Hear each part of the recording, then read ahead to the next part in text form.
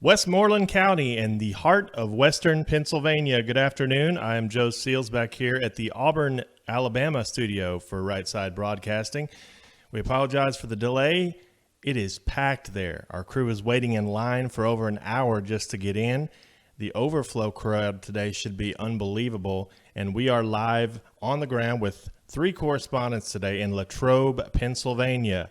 This is Trump country, and we are excited to bring you this action-packed Trump campaign, not rally, but peaceful protest today. We want to thank all of you for tuning in, joining us, and choosing Right Side Broadcasting. You can share this stream. Let's get these view counts up today. We appreciate all of you, and we're gonna give you coverage like nobody else today. You will love it. So stand by for Liz Willis, Alex Caldwell, and Mike Dinwiddie live in Latrobe.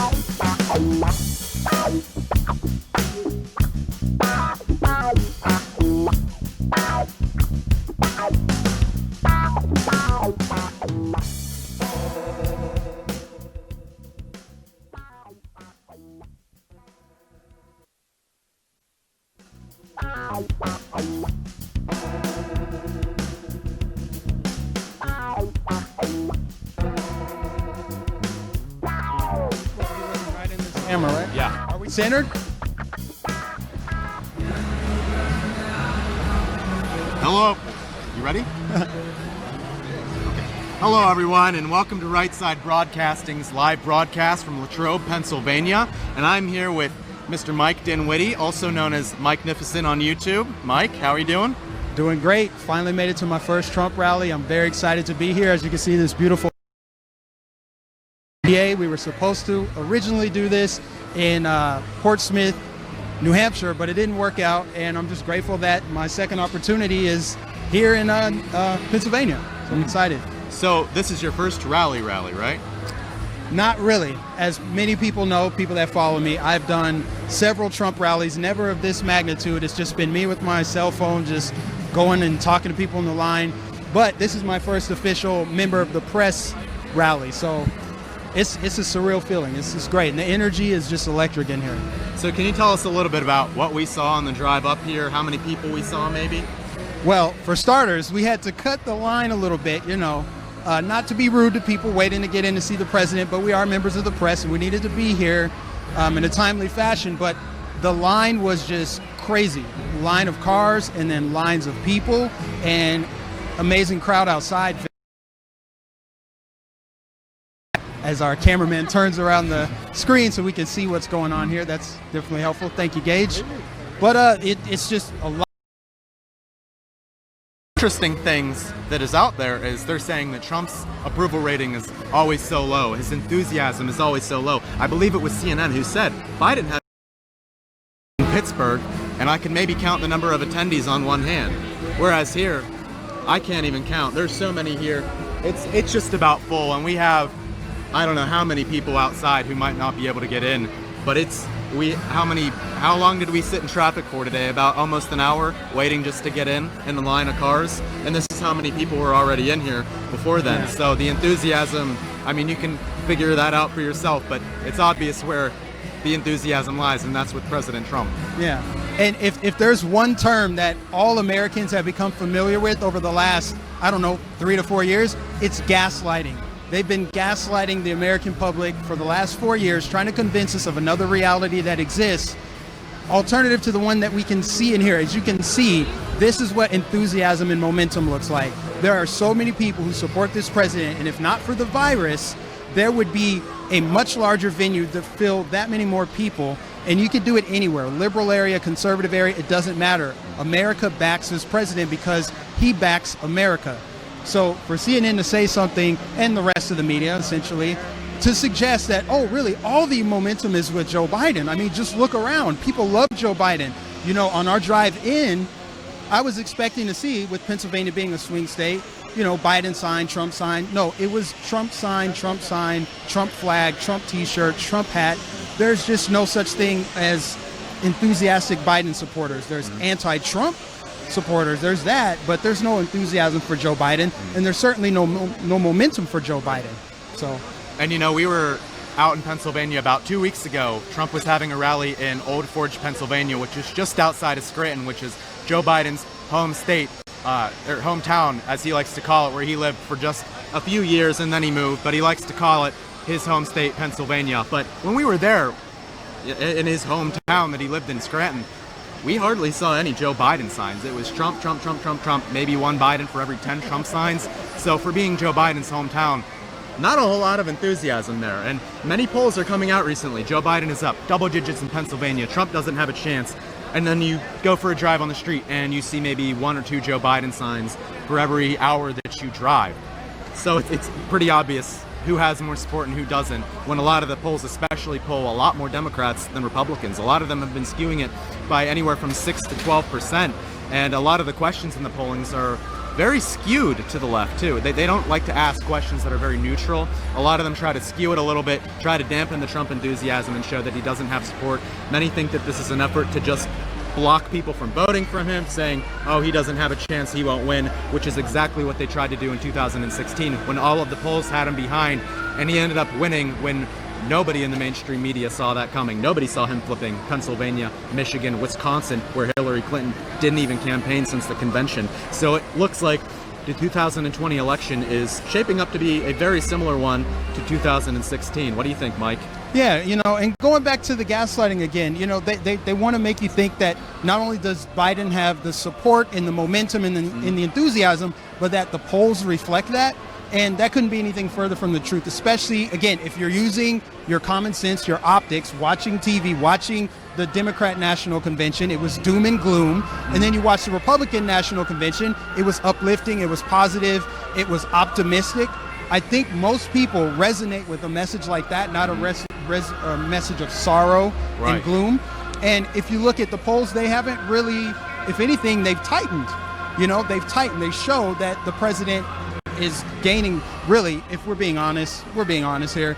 Trump is probably winning in the polls. He's leading in the polls. Let's just be real about it. I mean, there's so much enthusiasm no matter what state you go to. And even though the media tries to skew it to the left, at the end of the day, he's going to win re-election. I think that's what we all pretty much know. And yeah, we just got to just sit back and enjoy the ride and continue to report the truth. Like the crowd size here. We're the only broadcasting network that's going to show you the actual crowd size. That's what we do here at Right Side Broadcasting. Right. And I think it's a very interesting point that you bring up about the differences within the conventions, where the Republican National Convention was very uplifting, a lot of messages of hope. And the one thing that I think differentiates the two more than a lot of things, the kind of people that they had speak at the convention. So the Republican National Conventions, you had people who were victims of cancel culture, such as Nick Sandmann, Mark and Patricia McCloskey. You had everyday Americans there. You had patriots there. You had people who served. The one gentleman had escaped from Cuba, and he was speaking there. You had everyday Americans there. You had average Americans there speaking their experiences, telling what happened to them. And then the Democratic National Convention, you had celebrities. You had people like Billie Eilish, Julia Louis-Dreyfus, people that don't connect to average everyday Americans. I mean, can we really connect to them when they're sitting in their Hollywood mansions, living with millions and millions of dollars, and then talking down to us on how we need to fix ourselves and why we're so racist and all of that stuff? I think that's the two differences between them. And I think more people could connect, even if they didn't agree with President Trump. I think people can connect with it. And I think after watching the Democratic National Convention, I think more people are going to go to Trump. And another thing is the Democratic National Convention doing things such as taking God out of the Pledge of Allegiance. I think Christians everywhere, when they hear that God is taken out of the Pledge of Allegiance, I don't think that that's going to get them to go over to Biden. I don't think that's going to create any enthusiasm. Saying things, the one woman said that we need to get rid of the police. We need to abolish the police, not defund, abolish the police. I don't think that's going to connect with a lot of the people and a lot of the American values that we have. Exactly. You should never take God out of anything, especially a message that's supposed to uplift and give people hope.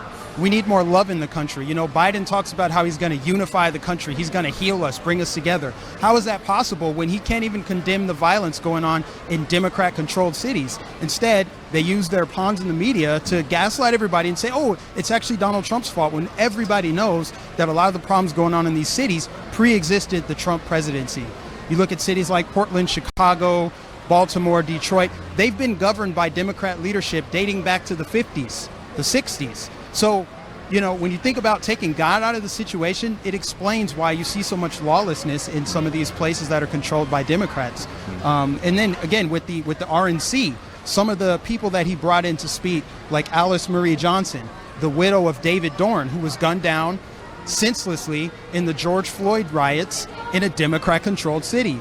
So it's like either the truth is stranger than fiction, or the Democrats are lying to us and the media is lying to us. I mean, taking God out and all the lawlessness and everything that we've seen just shows why Trump's support is growing, why more people, Black Americans especially, can see what's going on. They saw what the unemployment rate was before the COVID shutdowns, and now people are wanting to go back to normal. Like, what is it going to take for us to get back to any semblance of normalcy, law and order specifically? And President Trump brings a strong message of law and order.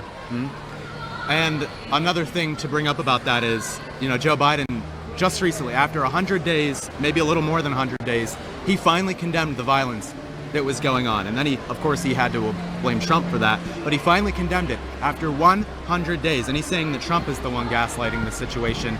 And, you know, the media always likes to get on President Trump's case because they say that he doesn't always acknowledge or condemn every instance of violence. Yet they don't hold Joe Biden to that same standard. Where was Joe Biden when the little boy, he was 5 years old, was gunned down in his front yard riding his bike with his two sisters? Where was Joe Biden condemning the violence of the Trump supporter who was shot down in Portland and everybody was celebrating his death? And then Joe Biden went on to say that he incited his own death. And, you know, the media doesn't hold Joe Biden to that standard. And it's complete and utter hypocrisy. And another thing with Joe Biden, him saying that he's a very selfless person, that he's not going to think of himself when he's president, he'll be thinking of all of us. Well, when he was vice president, he held Ukraine, he held their foreign aid hostage until they did his bidding for him. And then his vice presidential candidate, Kamala Harris, she is releasing with bail, she's paying for the bail of the criminals, of the people he's now condemning after 100 days. So I think it's complete and utter hypocrisy. And if you want to really talk about somebody gaslighting violence, I think it's not Donald Trump. We know who it is. It's Joe Biden. Yeah. And with that said, we want to tell you guys that we are authentic media. You know, the media wants to gaslight you. They want to lie. They want to use double standards. It just shows fakeness. It shows that they lack authenticity and that they don't actually care about seeing a better country. They don't care about bringing you the truth. They care about bringing you the narrative. Right Side Broadcasting is going to bring you the truth because we are on the right side of history. And with that said, we are viewer funded 100%. So your donations, your sponsorships go a long way. So we really appreciate everyone that sends super chats, everyone that donates to us via our other sources, which I am still learning. I'm just going to let you guys know I'm new. But super chat, also our P.O. box. There's plenty of ways. Alex, you want to help me out here? I believe you can go to rsbnetwork.com/donate if you would like to donate through our site. Again, like Mike said, we are viewer funded. We rely on you guys. If you guys want to see us keep going to places, show you the crowd size, show you what actually happens without the media putting a spin on it like they always do, we highly encourage you all to donate to rsbnetwork.com or rsbnetwork.com/donate. So please, again, help us out here, guys, so we can keep going to these things and showing you guys the news straight up front. So, Mike, how excited are you to see the president today? I'm very excited. You know, this will be the closest I've seen him in person, and also to be able to report on his speech, you know, before and after, it's exciting. You know, he has just a certain energy about him, and he delivers the truth. He tells the truth. And you know what? He shoots from the hip, and most people do that. Most people can relate to someone who's not polished, someone who's going to tell it like it is. Yeah, someone who's going to tell it like it is, somebody who's got a message of hope, a message that people can get behind. And I'm just excited to hear his remarks regarding everything going on in our country. You know, we've got 2 months until the election. I believe 2 months to go, and we're going to find out what this country is made of and how resilient we are, how we can bounce back from turmoil and tough times. You know, we're a strong nation, unified, not by race and gender and all of the intersectionality of the left, but just by being an American, just by being a child of God. We're children of the Lord, and you just feel the love and energy when you come to Trump events like this. So, Mike, I do have a question for you. You know, Joe Biden claims to be this champion of civil rights. I mean, he has been called out on it before by his running mate, in fact, Kamala Harris, who went after him for opposing desegregation busing. And then all of a sudden, once he offered her a position of power, she, of course, jumped on Team Biden right away without second guessing. But enough about that. Mike, do you think that Joe Biden, with his record on civil rights, do you think he can heal the country in terms of race relations? No, absolutely not. I mean, in fact, we have recent examples of Joe Biden doing the exact opposite. Prime example, if you don't know if you're voting for me or Trump, then guess what? You ain't black. It's not even just that he said that black people need to use their skin color to dictate their political alignment. It's that he talked down to black people. He said, you ain't black. So he's acknowledging his belief, his very bigoted belief, that black people aren't smart enough or intelligent enough to decide what's best for us based on our values. So I can't understand how that is a message of unity. And that's before we get to his record, you know, his crime bill, his 1994 crime bill, which he so passionately gave a speech on the Senate floor about. He also talked about how he didn't want his kids going to school in a racial jungle. He said Barack Obama was the first mainstream African American, you know, that is articulate and clean cut. Who says that? You know, these kinds of things, people don't forget about it. And then when you turn around and say you're going to heal us from Trump's division, when you've been in politics 47 years, sorry, that's not going to work. People can see right through that, and it reflects in the polls. Trump is going to get more black support than he got in 2016. That's just a fact. They think that by bringing in someone like Kamala Harris, that's going to appeal to people because, again, they've reduced us to our skin color. They have a horrible record on civil rights. They've always been on the wrong side of history as it relates to black people in this country. We want to be treated equal, not special, you know? And that's why Joe Biden it's hilarious. It's laughable at this point. On top of everything else, the gaffes, you know, the inappropriate videos of him in the past, everything else, the sex assault allegations, I could go on and on. But I just think that in 2020, people are going to pivot towards a message of truth. And that's under this president. And really just under conservative values. Well, you know, and you're right. He's been in politics for 47 years. And when I watched the Democratic National Convention, and believe me, it was hard to watch that show. But when I watched it, I heard a bunch of promises from a man who has been in power for 47 years, saying what he is going to do. Trump has been in power for 3 years now, and he is running on his accomplishments of 3 years. He has done more than any president probably since maybe Ronald Reagan or Abraham Lincoln. President Trump has made promises. He has kept those promises. You talk about the wall. The wall is being built. Congress wouldn't work with him on it, so he did it himself. You talk about tax cuts. He did those. You want to talk about slashing regulation. He did those. The First Step Act. He did that. Recently he brokered a peace deal between Israel and the United Arab Emirates, which he should probably win a Nobel Peace Prize for, but we'll see whether or not that happens because who knows how that place is run, whether it's from anti-Trumpers or not. But President Trump is running on what he's done. Joe Biden is running on 47 years of experience where he has done nothing except negatively impact the lives of every American out there. Yeah. Joe Biden has a terrible record stamped all over him. His track record is horrible, not just with the black community, but with the American worker. I mean, he voted for NAFTA. He was against the troops. Like, he sent troops into battle. He voted for the Iraq War, you know? So, you know, it's insane. And when you talk about his partner in crime, and I do mean that, crime, Kamala Harris, she locked up nonviolent drug offenders, but then she went on the Breakfast Club to talk about how she smoked weed and listened to Tupac in the 1990s, you know?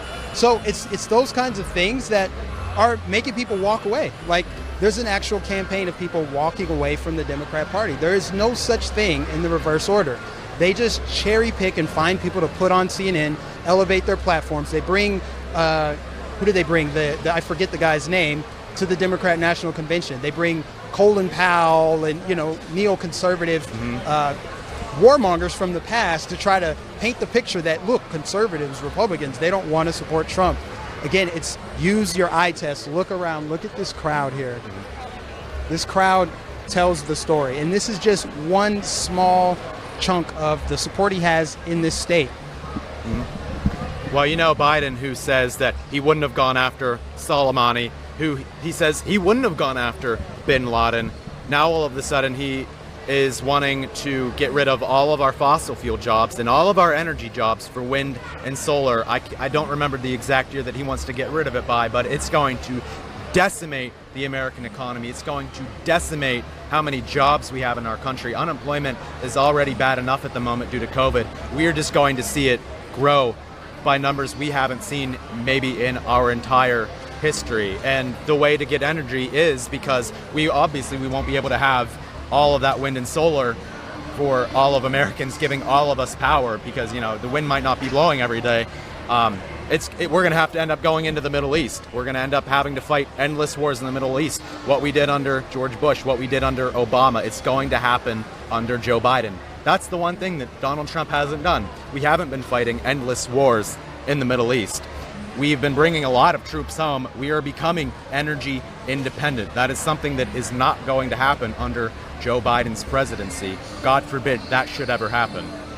I want to take a pause and pivot real quickly and give some shout outs to our super chats here. We've got some people sending donations. We appreciate every last one of you that is sending us super chats.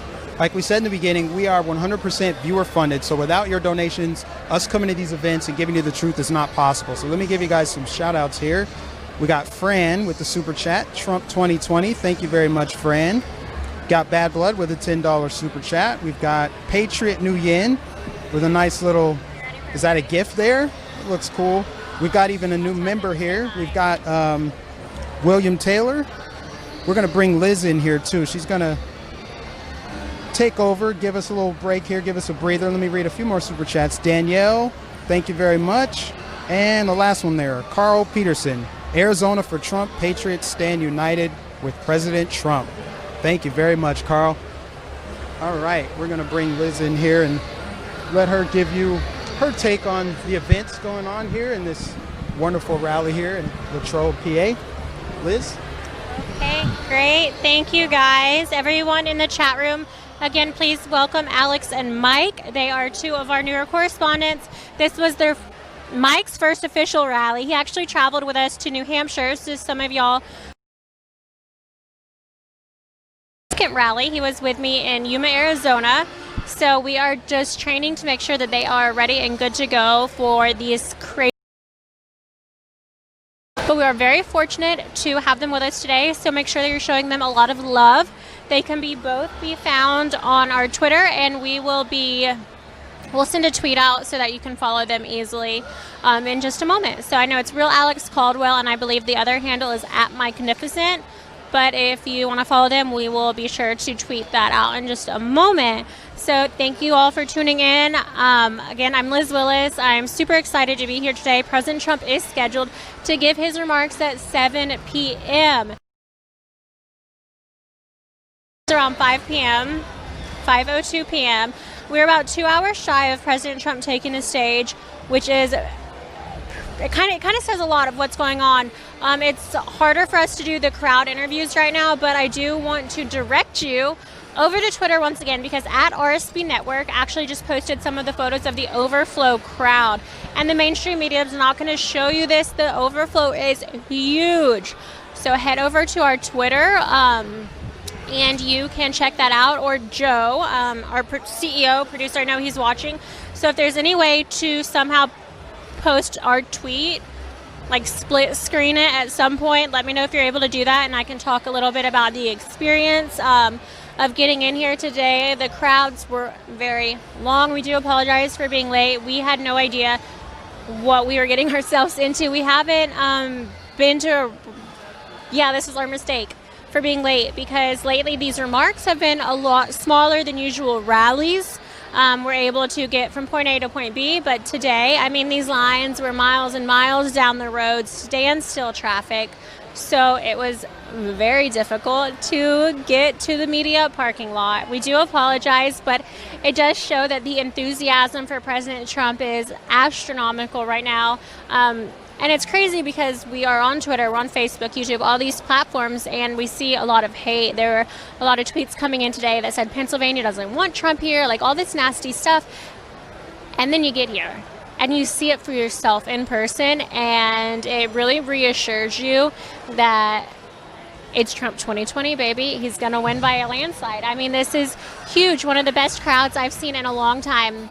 So far, we were driving in yesterday. We had about an hour drive from the Pittsburgh International Airport to Latrobe, which is the town that this rally is in. And we saw so many President Trump signs. I'd say it's about 100-to-1 ratio when it comes to yard signs. We saw one Biden sign. Again, that's one Biden sign to roughly 99 Trump signs. So absolutely phenomenal show out.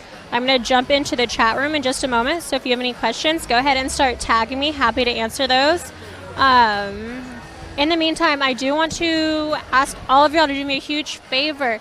We have a partner that's been with us for years. You guys probably know who I'm about to talk about, but Disney Coins. That's DISME Coins.com. They've been absolutely phenomenal. They use machines that are made in America. They hire America. I mean, this is one of the most conservative businesses that you could possibly find. Looks like we have a special guest in the audience. And That is Sean Parnell. He is running for Pennsylvania's 17th Congressional District against Connor Lamb.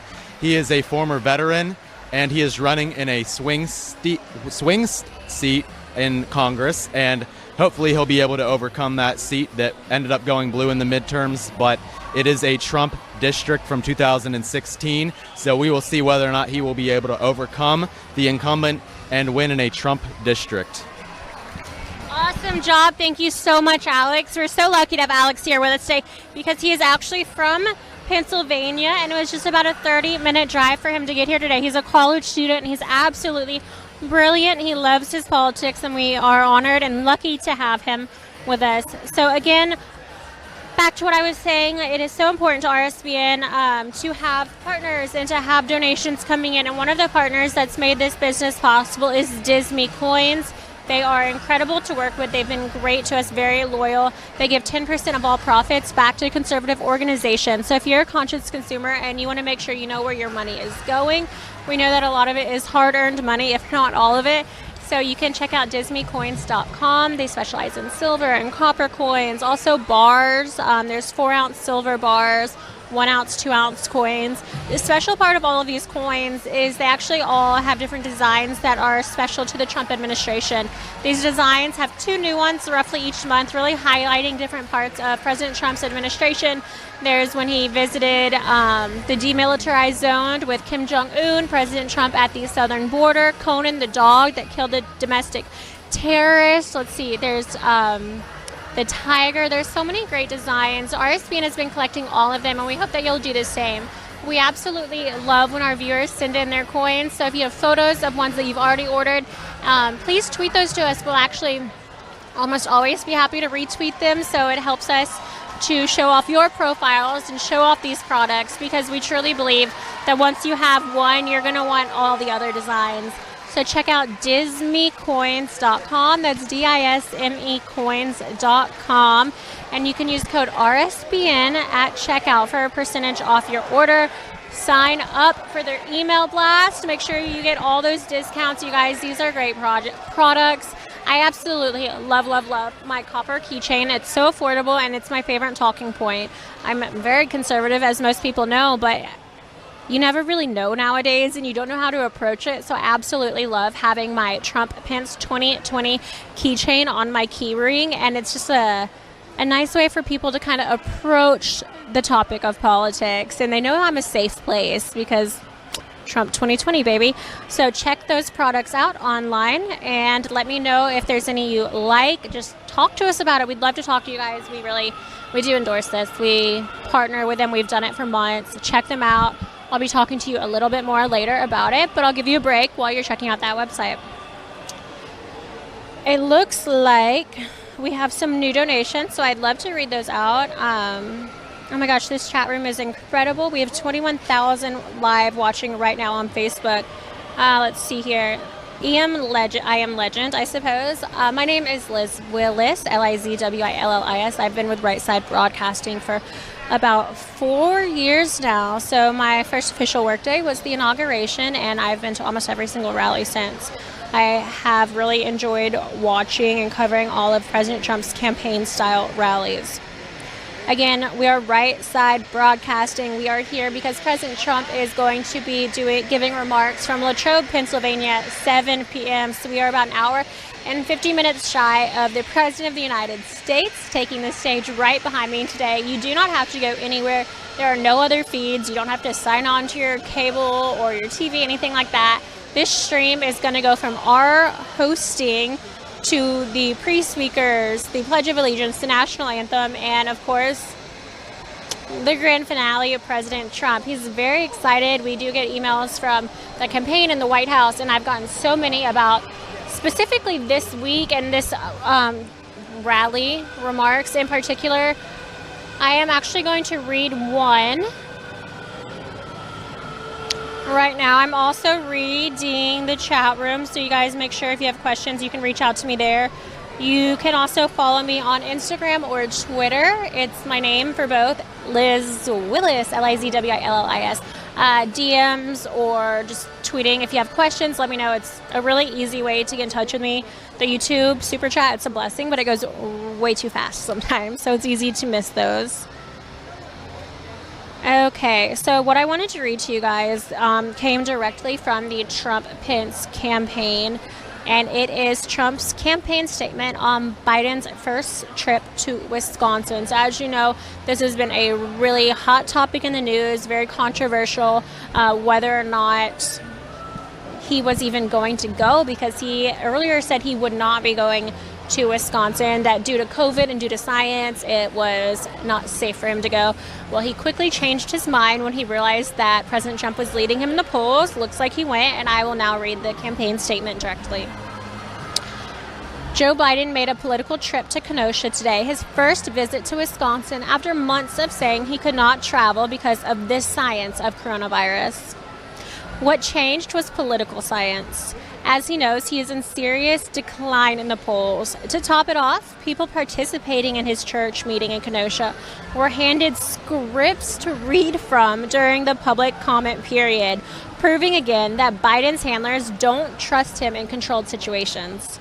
Nevertheless, Americans didn't hear any denunciation of Antifa or any other left-wing agitators who have rioted in American cities from coast to coast. He said nothing about Wisconsin Governor Tony Evers' acceptance of federal assistance from President Trump to quell the riots, and did not explain that he opposed calling in the National Guard to protect Americans from violent left-wing rioters. Joe Biden made his above-ground excursion from his basement for purely political reasons, and it shows. I'm going to just emphasize that last sentence again really quickly. It's one of my favorites. Joe Biden made his above-ground excursion from his basement for purely political reasons, and it shows. This is from Tim Myrtle, Trump 2020 campaign's communication director. Really hits the nail on the head if you think about Biden, or as President Trump likes to call him lately, Joe Biden, because that's what he's been doing. It's interesting. So there was the DNC and then the RNC, which, I mean, just kicked it out of the water. There's no comparison between those conventions, and now it is game on. So we have a feeling it's going to be hard-hitting, crazy stumping leading up to November 3rd right now. We have some rumor mills of other rallies that should be happening soon, so we're excited to just get back out on the road. We've actually been traveling through a lot of the past few months with this pandemic going on, and knock on wood, but our team has all remained healthy and safe, and it's been a great experience. So we're just very fortunate to be able to get back out on the road and help President Trump get reelected. I get messages all the time. They want to know, how can I help? How can I support President Trump? I just feel like there's not much I can do. I'm quarantined in my house. My state is shut down, situations like that. So we actually are donation based, and we rely on your donations to get from rally to rally. So despite a lot of you not being able to get out there yourselves and go door knocking or whatever it may be that you usually do, we are out here, baby. We are going to all of these rallies. We will go to every single one that's physically possible, and we will broadcast them out to the world for hundreds of millions of people to see. So if you'd like to donate to us and help keep us going from rally to rally, you can do that by a number of ways. The first way is by clicking that $sign in the bottom right hand corner of the YouTube super chat. You can donate absolutely any amount. I will actually be reading those shout outs as soon as I finish this hit on how to donate. So if you want your name read, then get those in right now. Going to be reading all of those. And the second way is by going to our website.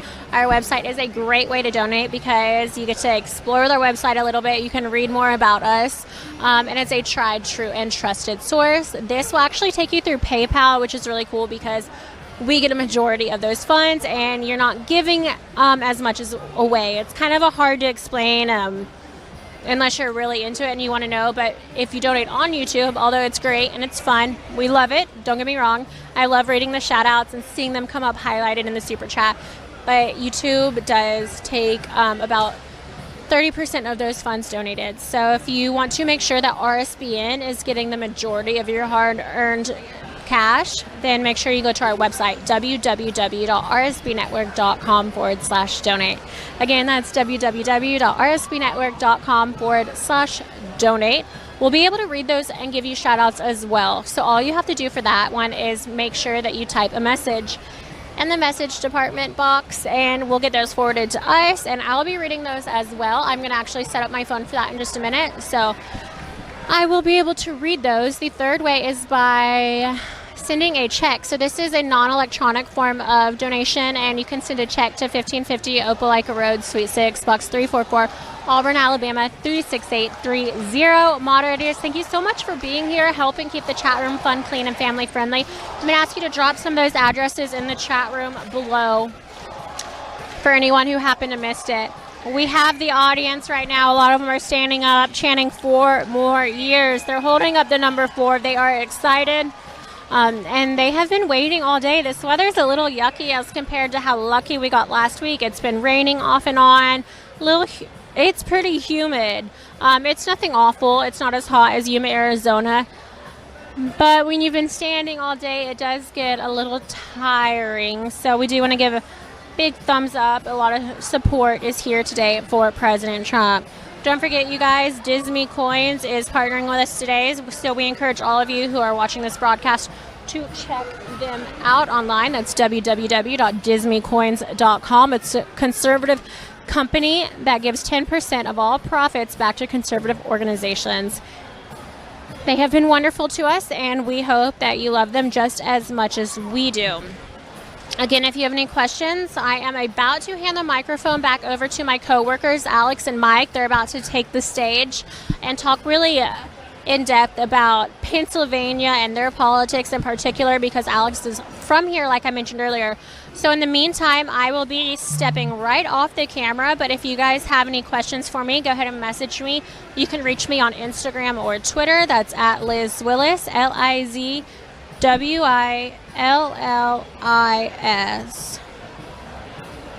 We're actually going to let Joseph Seals talk. He's our CEO, so he's going to be hopping on in just a minute as well, and then the other boys are going to take it away. I will be back as soon as they're finished. Again, make sure you get your questions in and your donations in so I can be doing some shout-outs when I get back. Thank you, guys.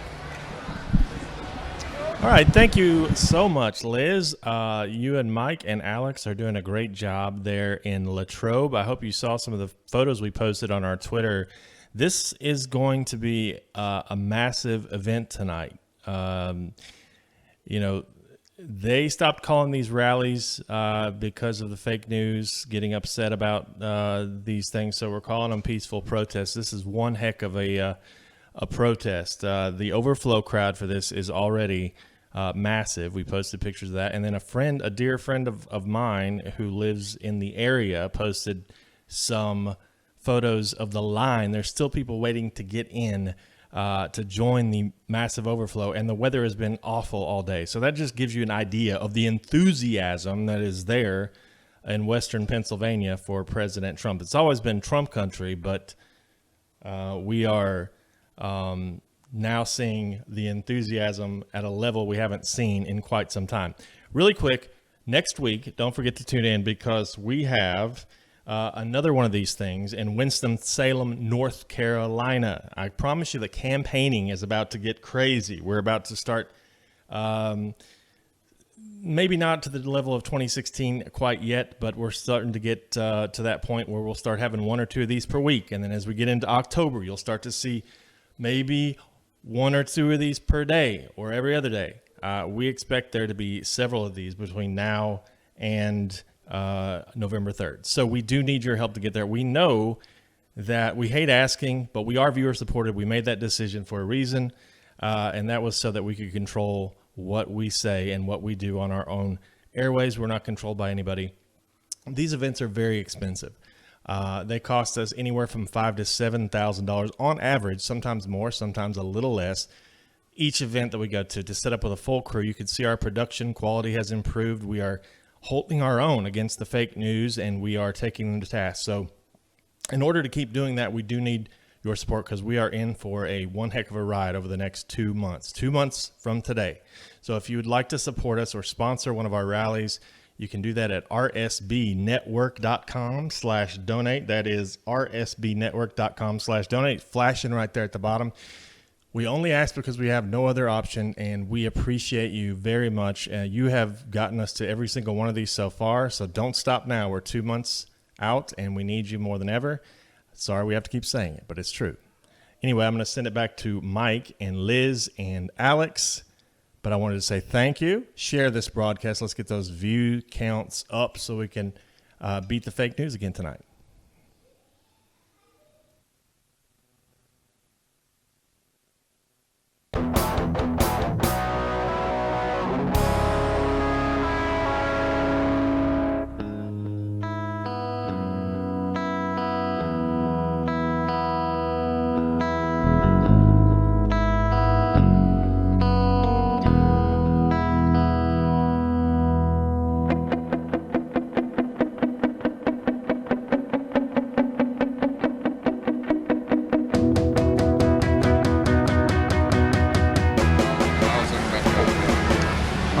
So, guys, the crowd is starting to fill in here. As you can see, we're just hours away from President Trump taking the stage here in Latrobe, Pennsylvania, and it's going to be an exciting, energetic speech. What do you think? Well, President Trump always knows how to speak to a room. He knows how to entertain his crowd. He has always been a very good public speaker. He knows how to get everybody energized, so I'm expecting him to do exactly that when he comes in here. Every rally, whenever he comes in, the room goes crazy. Everybody starts screaming 4 more years, make America great again.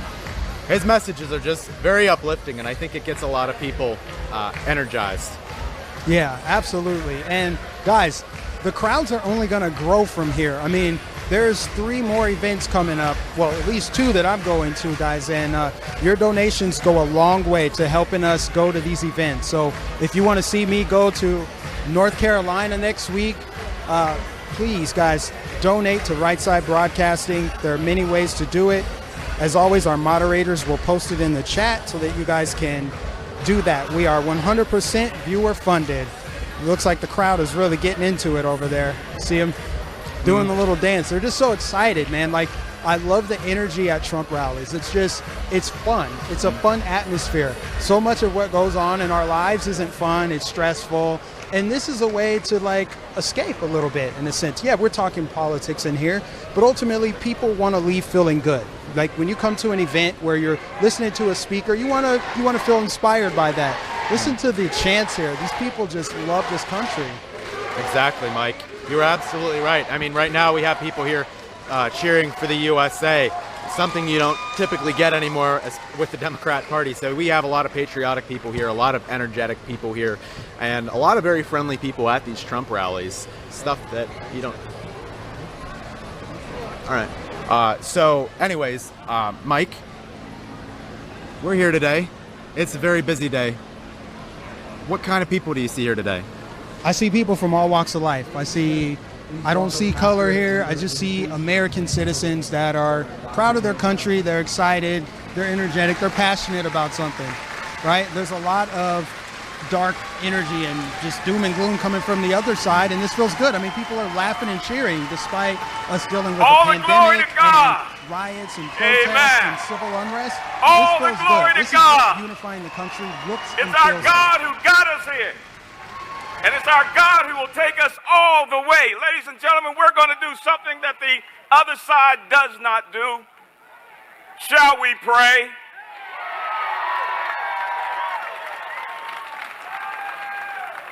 Amen. For those of you who can rise in honor of our most holy and blessed Savior. Amen. If you cannot rise, he loves you anyway. Amen. To the God of Abraham, Isaac, and Jacob, to the God of the founding fathers of this country, to the God of our president and vice president, and to the God of the United States of America, in whom we trust. We come before you this afternoon, O Lord, unashamed, to proclaim before all that you are the God of yesterday, today, and tomorrow. That you are he who has no beginning and you have no end. You have always been and you shall always be God. And to thank you for allowing us to live in the greatest country on the face of the earth. A country where your servants salute the flag that you gave us and bow their knees only to you. A country that listened to you 4 years ago and elected the greatest president that this country has ever had.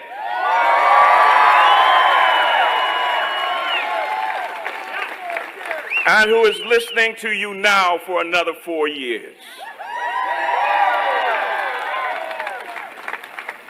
Oh Lord, we come in repentance for any and all sins that we have committed as an imperfect people. Any sins that we have done which have been offensive to our perfect God, and to ask your forgiveness for those sins. We come as your people, humbly seeking before heaven and the world in this prayer, your face, that you would hear us from your throne, forgive us of our sins and heal our wounded land. We come asking for you to bless, lead, and guide us by blessing, leading, and guiding our president. That you would assure him when his enemies rise against him of your words that you gave to the prophet Isaiah, no weapon that is formed against thee shall prosper. And every tongue that shall rise against thee in judgment thou shalt condemn. This is the heritage of the servants of the Lord, and their righteousness is of me, saith the Lord. Lord, we ask that you may always see us as your people, and that we will always see you as our God. These blessings we ask and give thanks for in the name that is above all names, our Lord and our Savior, Jesus, who is the Christ. Amen.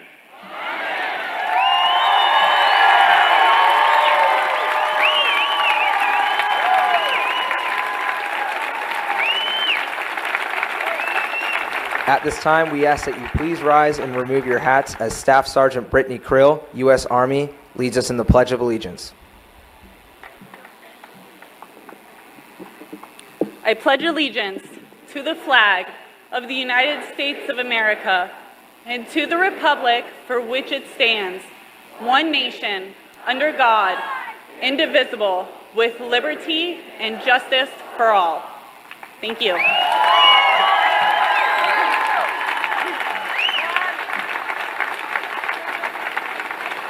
To further honor our country, Please welcome Lower Burrell City Councilwoman Rosina Albanese for the singing of our national anthem.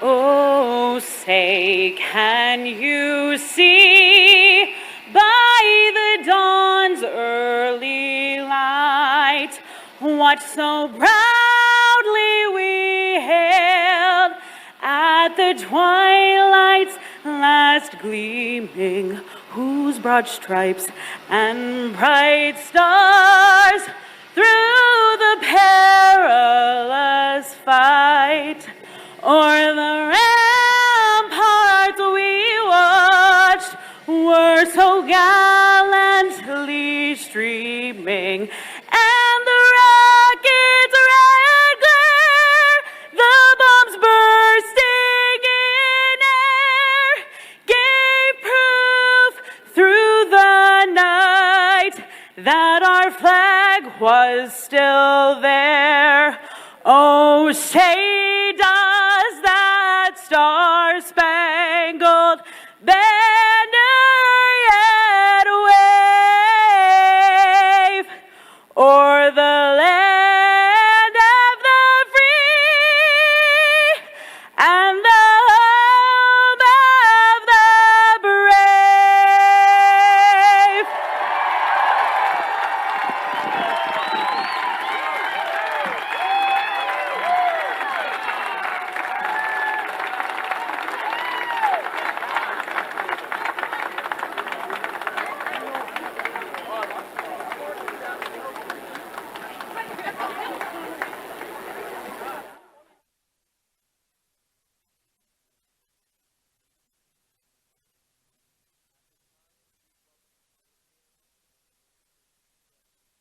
Dr. John Joyce.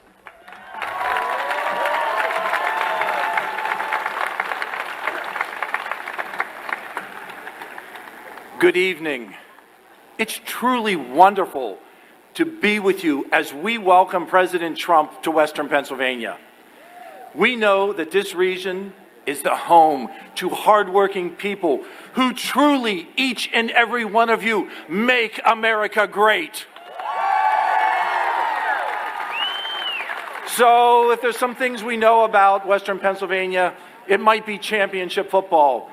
And I'm hopeful that the Steelers are on the stairway to 7 this year. But my other hope is that President Trump returns for 4 more years. Let me hear it. 4 more years. 4 more years. 4 more years. Okay, let's talk about them. Joe Biden and Nancy Pelosi want Biden and Pelosi want nothing more than to keep everyone at home while they continue pushing their job-killing agenda. Make no mistake about it. They want to destroy the energy jobs here in Western Pennsylvania. Sleepy Joe, he wants to end Medicare as we know it. He wants to raise taxes for our families. He wants to take away your Second Amendment rights. Joe Biden can't do this alone, especially if he's not awake. So he's invited Kamala Harris along. Let's make this clear. Joe Biden is controlled by the extreme socialist left wing of the Democratic Party. The Democrats want to defund, dismantle, and destroy our democracy. Now just think about this for a second. Can you believe in the year 2020 that we're actually talking about defunding the police? Frankly, this kind of talk is absurd and not constructive to the issues that we know we face. I'd like to give every one of those who serve and protect us a round of applause. If you are one of the heroes who protect us, please stand. Please stand. If you protect us, please stand.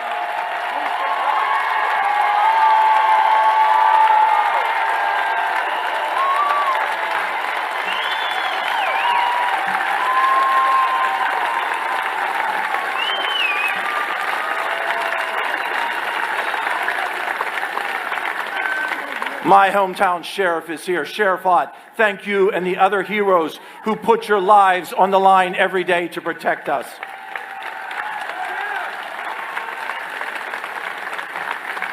Now, you might have figured by now that the soft-spoken doctor is impassioned about the re-election of President Trump. And to put it bluntly, in Pennsylvania, we do not want the radical Biden-Harris platform. Listen clearly. In Western Pennsylvania, we are the steel curtain behind President Donald J. Trump.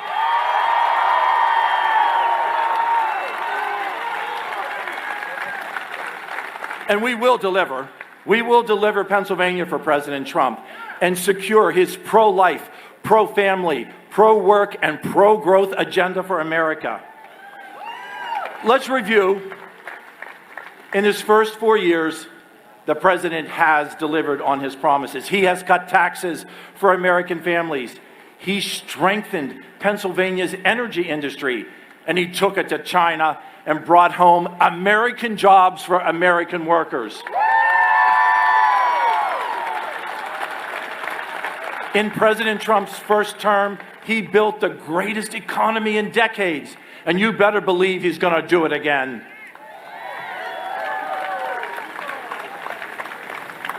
As a doctor, I know that it's hard to fight this coronavirus, but President Trump is the right man to continue to lead us on that road to recovery. President Trump's administration started Operation Warp Speed, supporting to produce safe and effective therapies and vaccines. This is occurring in record time. And through the work on Operation Warp Speed, we're going to see a vaccine a lot sooner than the Main Street media want you to think. In Congress, you have a great team working for you. We have G.T. Thompson, who's going to be the next chairman of agriculture. He's fighting along my side for the farmers in Western Pennsylvania.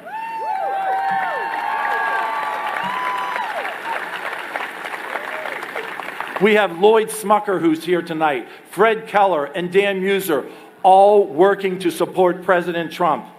Following me speaking, you're going to hear from native son Guy Reschenthaler. Let's hear it for Guy, come on.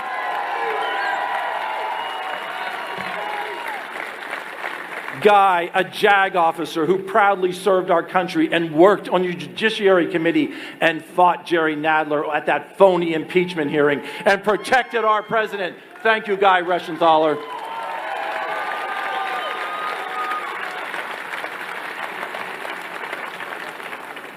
And another homegrown entity is with us here this evening. We are going to elect Sean Parnell, who is going to help us fight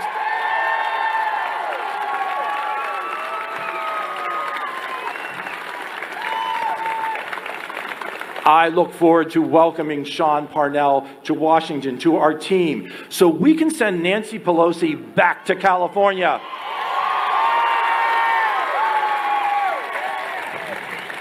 Let her eat that $50,000 worth of ice cream and get her hair done in the salon. Now, I know from my wife that Pennsylvanians were not even allowed to go to their salons. But it's okay for Nancy Pelosi to do that.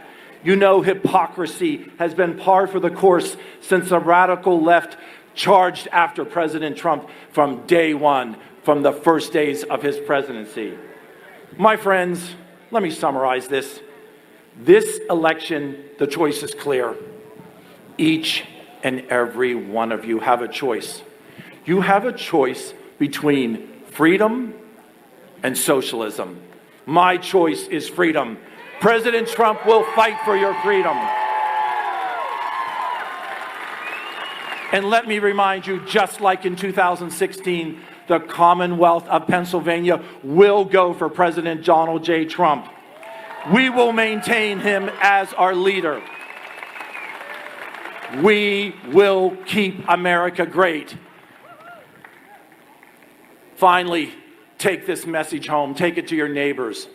We are the steel curtain behind President Trump. God bless you and God bless America. 4 more years. 4 more years. 4 more years.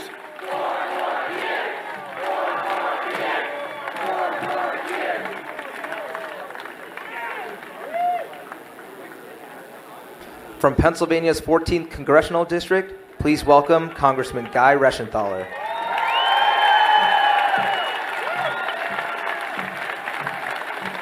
Who's ready for 4 more years?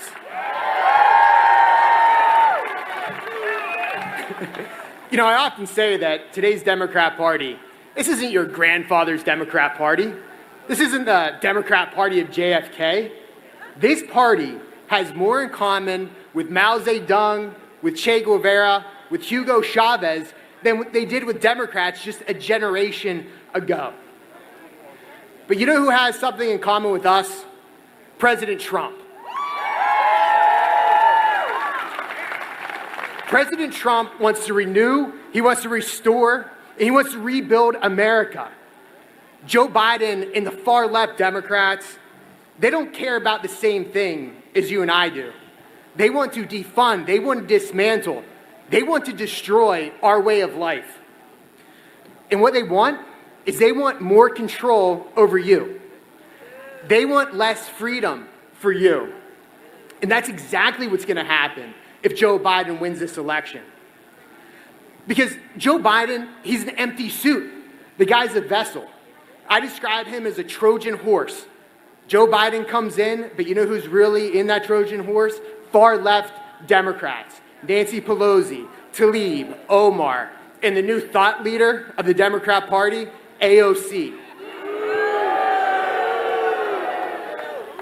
These are social justice warriors who want to change our way of life. If you don't believe me, think about what they want to do to fracking. They want to ban fracking. They want to ban all fossil fuels. That would kill literally hundreds of thousands of jobs just right here in Pennsylvania. And this is the Green New Deal playbook. That's what this is. But don't be fooled. When they talk about the Green New Deal, when they say it's going to help the environment, it's going to do nothing other than help the Democrats consolidate power and exert more power and influence over us. That's what the Green New Deal is aimed at doing. So Joe Biden might come here to Pittsburgh. He might have the audacity to say he doesn't want to ban fracking, but we're smarter than that. We have him caught dead to rights. 6 different times he's on camera saying he wants to ban fracking. He's dead to rights caught saying he wants to eliminate. He doesn't believe that. He's not going to be the ones calling his shots. The only decision they let Joe Biden make every day is how he wants to take his coffee in the morning.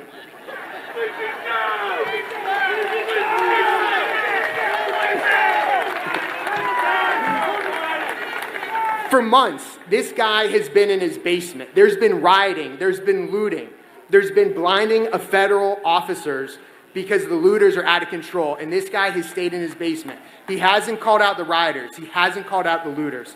And just the other day, the rioters and looters were on film chanting, "Death to America." You know, are these Democrats? Are these members of the Iranian Revolutionary Guard? But whoever they are, Joe Biden won't call them out. So if you're worried about what our neighborhoods are going to look like, if Joe Biden wins, what your community is going to look like, you don't have to imagine anything.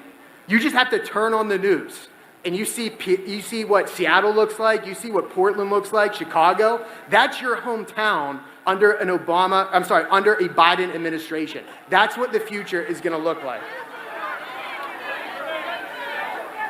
And let's talk about China. Just like Biden won't call out China, like we won't call out the far left rioters and looters, he won't call out China either. You know, our biggest threat is China, the aggression of China. And Joe Biden has been doing nothing but kowtowing to China. I often wonder what the Chinese Communist Party has on the Democrat Party, because it's got to be something, because they will not speak out against the Chinese communists. But you know, I think I figured out what it is. Nancy Pelosi said it. It is that China and the Chinese Communist Party would rather have Biden win than Trump. And it makes sense because the CCP, frankly, has more in common now with the Democrat Party than we have in common with the Democrat Party. That's how far they've gone. So this fall, I'm voting for President Trump. He's going to renew, rebuild, and restore America.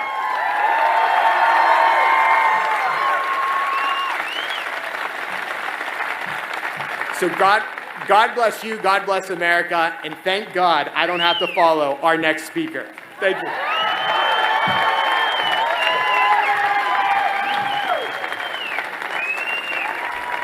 Ladies and gentlemen, please welcome retired Army captain and Republican candidate for Pennsylvania's 17th Congressional District, Sean Parnell.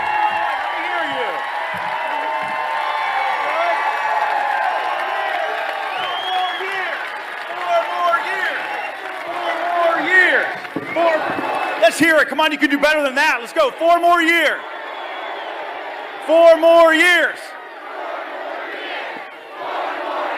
You can do it. I love it. I love it. Wow. It is an awesome day to be an American, is it not? Woo! So for those of y'all that don't know me, my name is Sean Parnell, and I am running for Congress in Pennsylvania's 17th Congressional District. And I gotta tell you, I cannot wait to take the gavel back from Pelosi and give it to the people where it belongs. I can't wait. So for those of y'all that don't know me, you know that I'm not a politician, right? That's not how I roll. My journey to this spot is kind of crazy. You know, I was an infantry platoon leader at the height of the hunt for bin Laden in Afghanistan, and in 2006, our mission was just to find him. Guess what? We didn't find him. Found a lot of bad guys, and in the process, my platoon, well, we took an 85% casualty rate. Some of my men were wounded twice. One of my men was wounded 3 times, and I was wounded as well. I got blown up by a rocket-propelled grenade, and I learned a lot of things in Afghanistan, a lot. I learned that when the rubber meets the road and people's lives are on the line, it didn't matter what color your skin was. It didn't matter what God you worshiped. It didn't matter where you came from or how much money you made, or whether you lived in the north or in the south. Guess what? In Afghanistan, in my infantry platoon, there were no hyphenated Americans, just Americans. And what I learned is when Americans come together, united in purpose, we are unbeatable. I mean, think about it. We went to the moon with less technology than you have in your pockets right now. We are Americans. We're the people who stormed the beaches of Normandy, scaled the cliffs at Pointe du Hoc, and liberated concentration camps all over Europe.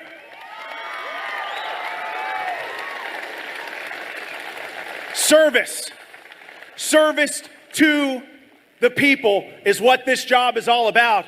And when we beat Connor Lamb in November, that's what I'm going to do. You know, Connor Lamb, when he ran in 2018, I had high hopes for him. He said that he was going to be pro-gun. He even posed with an AR-15 in an ad. But guess what? He has an F rating with the NRA today. Connor Lamb also said he was going to be pro-life. Then he voted against the Born Alive Act not once, but twice. One of the first things that Connor Lamb promised when he got to the podium when his victory in 2018 was that he said he was going to look forward to supporting the conservatives and Trump supporters that put him there. And then he voted to impeach the President of the United States of America. Connor Lamb said that he was going to oppose Pelosi, but guess what? He votes with her over 93% of the time.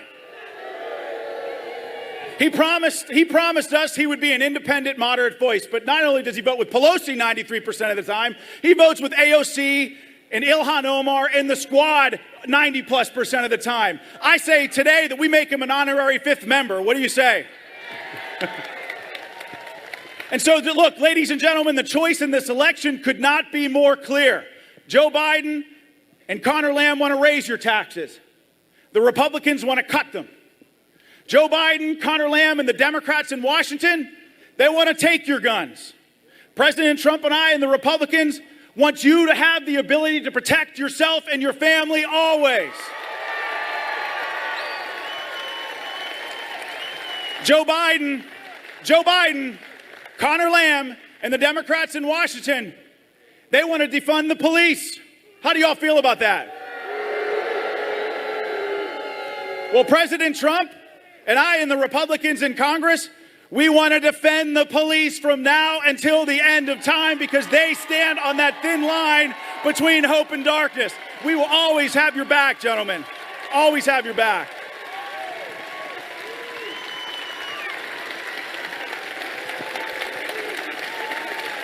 I mean, think about it. Liberals want to tell you what to eat, where you can work, how much money you make, what kind of car you can drive, where you can live. They want to tell you how you can defend yourself and your family. But guess what? All that control, it is exhausting. It is exhausting. How about this? We just defend freedom, right? How about we defend the American way of life? And that means life, liberty, and the pursuit of happiness for everyone. It doesn't matter what color your skin is, who you love, what your gender is. It doesn't matter. The Republican Party is the big tent party from now on, right? So we are going to fight. We are going to fight to elect President Trump for another 4 more years, and we are going to fight to defend this amazing country that we live in. You're all ambassadors for our campaigns now. So God bless you all, and may God bless the United States of America. Thank you. Thank you. Let's hear it. USA, let's hear it. USA, USA, USA. I love it. USA, USA, USA, USA.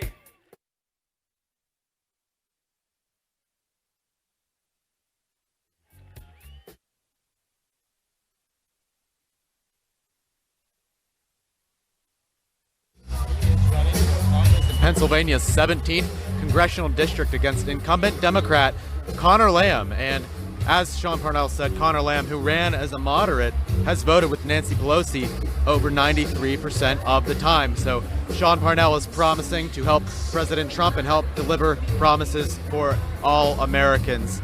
I actually got the chance to meet Sean Parnell one time, and I can say that he was a very nice gentleman, a very genuine guy, and he would do a fantastic job in Congress. All right. So we had a few speakers we just had. We also, aside from Sean Parnell, we had Congressman Guy Reschenthaler from Pennsylvania's 14th Congressional District and John Joyce from Pennsylvania's 13th Congressional District giving a message to make America great again, and that they will be supporting President Trump and they will not be supporting Nancy Pelosi and her radical socialist agenda, as well as Joe Biden's. Mike, what did you think about the speeches? I think they were powerful. I think they really spoke to what Pennsylvanian, how do you say it? Pennsylvanians? Pennsylvanians are passionate about, what's important to them. And the president represents their interests. And it's really just that simple when you think about it. And the fact that his opponent votes with Nancy Pelosi 90% of the time, it just speaks volumes to being out of touch again with the American people, with the people of Pennsylvania, with the rest of the country. The Democrat agenda is conquer, total domination, period, you know? And you know, the Republican Party is becoming the big tent party, where the Democrats used to say that they were moderate or they could appeal to liberals as well. Now it's, if you're not a socialist, well, you know, you're not with us. You're either with us or you're against us on socialism. The Republican Party is accepting more and more people now. And I think that's one of the big problems that Democrats are having, especially Democrats such as Connor Lamb, when he said, hey, look, I'll be the big tent candidate. I'll fight for the Trump supporters that voted for me, because a lot of people voted for him because he ran as a moderate. And then he never voted with them. He didn't stick up for their rights. So he's running again. He's running in a Trump district. Trump won the district. So we'll see if Sean Parnell can overcome that and beat him and win in a Trump district. Yeah, you know, the Democrats are in big trouble. As I open the Right Side Broadcasting live stream to read the chats, I'm bombarded each time with a Joe Biden ad, some kind of propaganda message from, you know, an organization on the left, and it just speaks volumes that they know that they're going to have a hard time winning, not just this county, but the entire state of Pennsylvania, and of course, the country. They're out of touch, and their message just doesn't resonate anymore. And when you talk about their intolerance of different ideas, their party, the Overton window has swung so far to the left that it is now the party of Karl Marx. It used to be the party of liberalism, even under Obama, it was still liberal. They still believed in borders, they still believed in the Second Amendment, freedom of speech, and now it's abolish the police, defund ICE, do all of these different things, and take away the Second Amendment. It's so radical now. You can't even support the American flag. I mean, they want to take down monuments. It's insane that we are even having to talk about it, because we could be unified if we could at least see that America's a great country.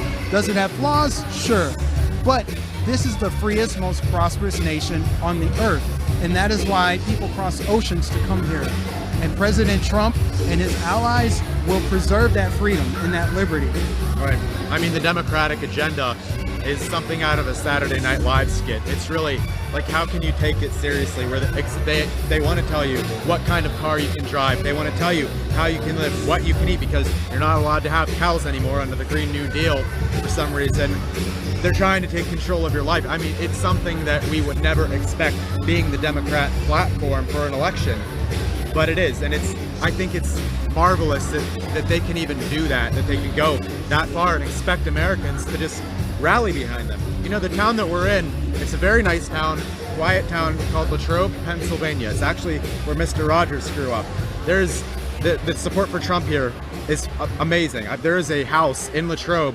It is themed like it's a Donald Trump themed house. It's painted red, white, and blue. Has a huge cutout of Trump standing in the front of it. I mean, I'm about 6 foot tall, and it's probably like 10 of me standing on top of each other's shoulders to get to the top of that thing. I mean, that thing is huge. And they sell goods and merchandise there, I think, for free. People really support President Trump around here. This is not Biden territory. We're not going to see Biden win this district. And a lot of districts around me, a lot of towns around me, I know they feel the same exact way, because the Biden agenda would just decimate them. You would not have any more energy jobs, and Biden's incompetence, who knows what else would end up going wrong.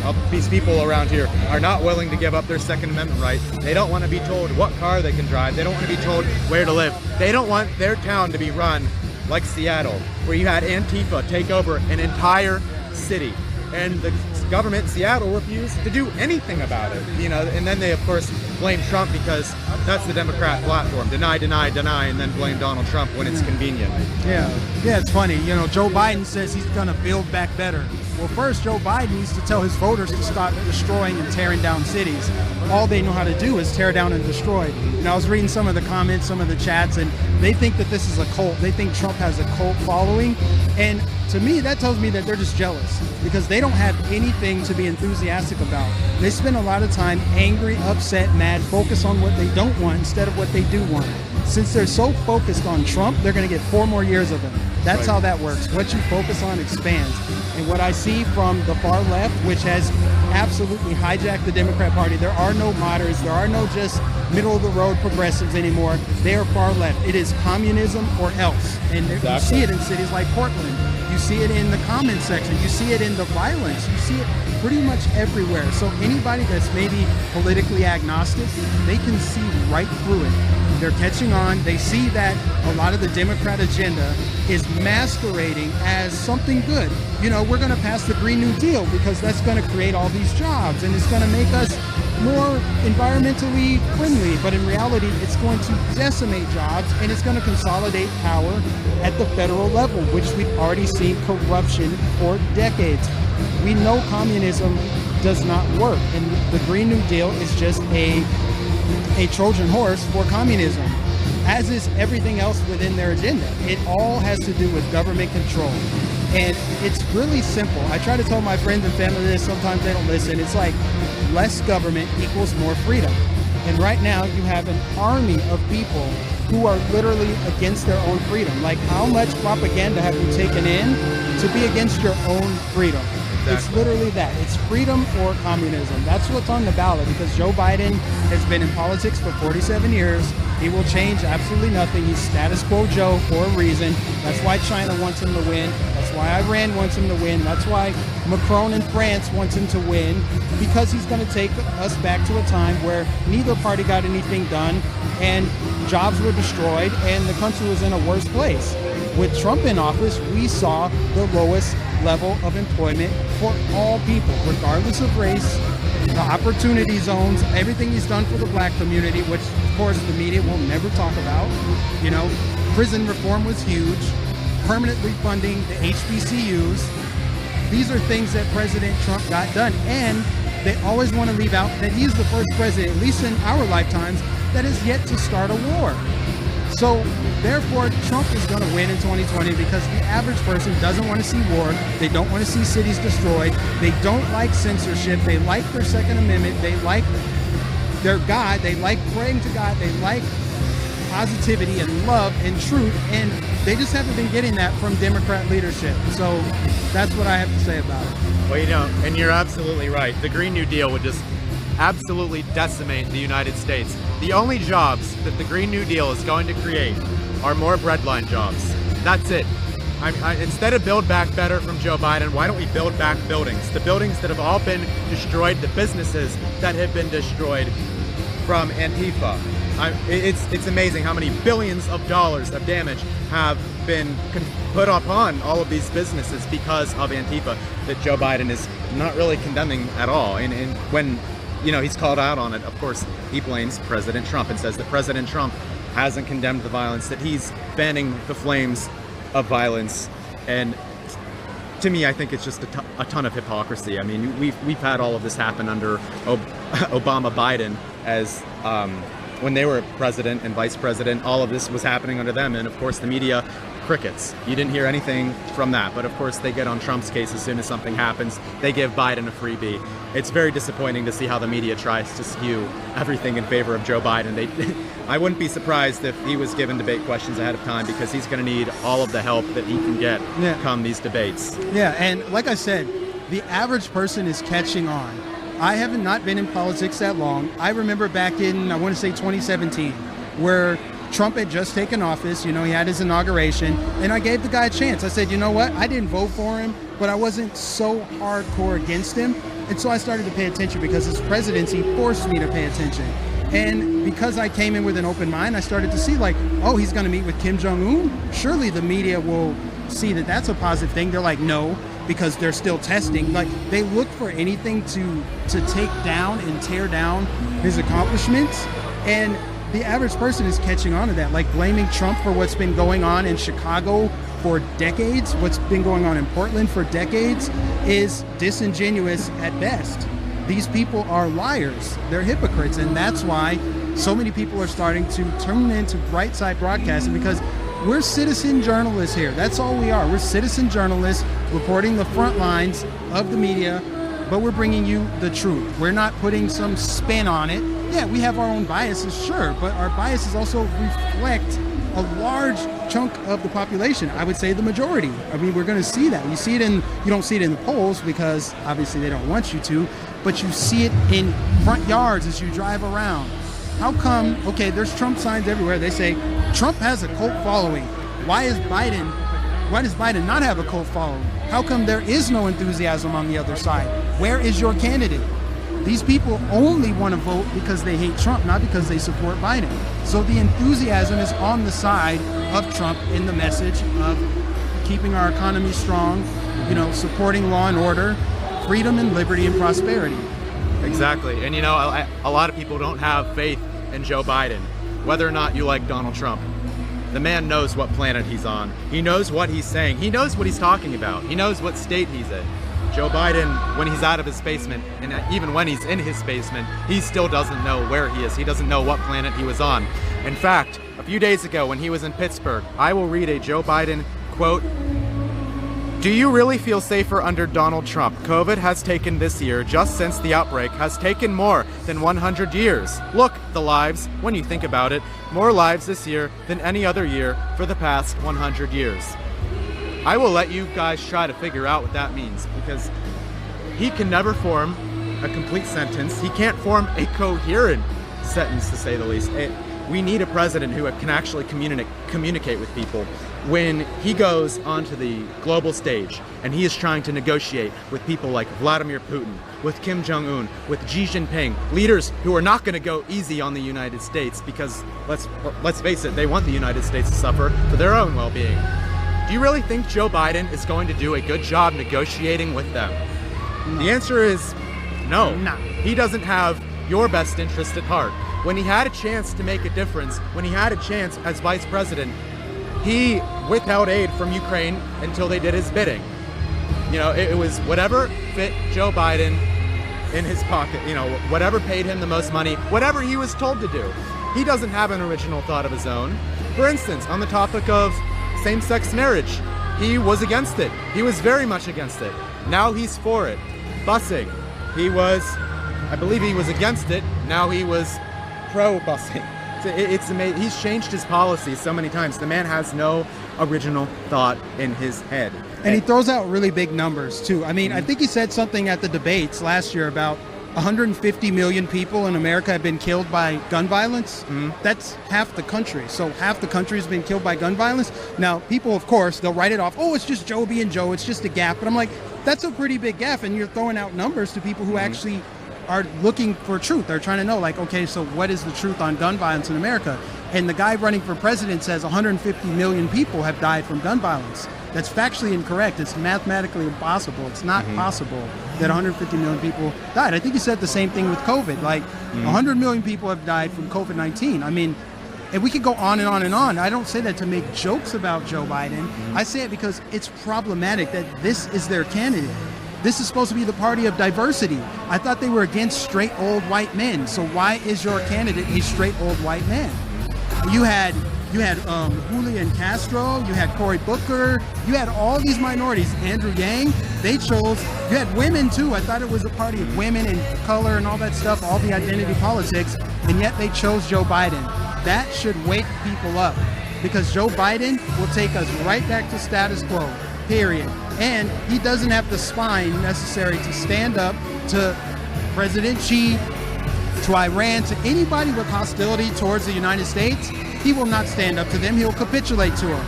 I mean, his son, case in point, Hunter Biden. There, I just had a Joe Biden gap. Hunter Biden, where's Hunter? Yeah, it's quite frankly, it's amazing. He's Hillary Clinton 2.0. I mean, they're basically the same exact person. They're both just about as likable as Hillary Clinton was in 2016. He's not very likable. They get the same sized rallies. You get about 5 to 6 people at the rally. They're both a little bit annoying. So not much of a difference. I remember when I was driving through Pennsylvania 4 years ago, seeing how many Hillary signs there were compared to Trump signs. And I fell for it the first time when the media said that Hillary Clinton is double digits ahead in Pennsylvania, and I believed it. And then I remember that night on election night when Donald Trump won Pennsylvania, and I was so shocked, and that was the last time I think I had ever believed polling. Because the media likes to say how much enthusiasm he had. It's the same exact thing with Hillary. They try to tell you one thing, and it's the exact opposite. What's such a shame is we went from having a media back how many decades ago saying what was actually happening. They told you what happened, and you tried to think about what happened. You got to think about it for yourself. You got to form your own conclusions. Nowadays, they tell you what to think, and you try to have to do research to figure out what actually happened. So it's quite a change in how the media is then versus now, and it's very sad that we've come to a country that is like that, to be honest. Look at this crowd. The crowd is just so enthusiastic. Exactly. Look at that. Look at the signs up. See? We're going to show you the crowd. We're going to show you the enthusiasm. The mainstream media is not going to show you that Trump has astronomical support and is growing by the day. Every new day that the Democrats lie, that the media lies and cities are destroyed, you're creating more enthusiastic Trump voters. Just an amazing crowd and atmosphere here. And you have people of all races, gender, all of ages. You have so many different people here. For the people who say that President Trump is a racist, that he's a sexist. And we see how many women are just in the front row right here. It's amazing how many people actually came out to support him in the midst of a global pandemic, and knowing that there's going to be limited seating, how many people just came here anyways. We passed so many people outside who aren't going to get in. And a lot of them probably figured that they're not going to get in. But they came anyways. And this is quite a patriotic crowd we got here. They've been screaming, USA, make America great again. They're holding flags, Trump flags, signs. Right now they're shouting USA. We have many cops in the crowd too, because let's face it, cops don't want to vote for the party that wants to get rid of their jobs. They want to undercut them, they want to defund them. And you know what happens when you get rid of your police, when you defund your police? Yeah, a lot of Democrats are saying too, oh, Joe Biden doesn't want to defund the police, he doesn't want to get rid of the police, he just wants to reimagine the police, which is basically the same thing. But when you defund the police, because they think it's going to make the police better, when you have less police with less resources, do you think you're going to get better police looking after you? Or do you think it's going to get worse? And the answer is, it's going to get worse when people don't have that incentive. I mean, that's economics 101. That's what you'll learn in that class, a class that Bernie Sanders and AOC obviously never took.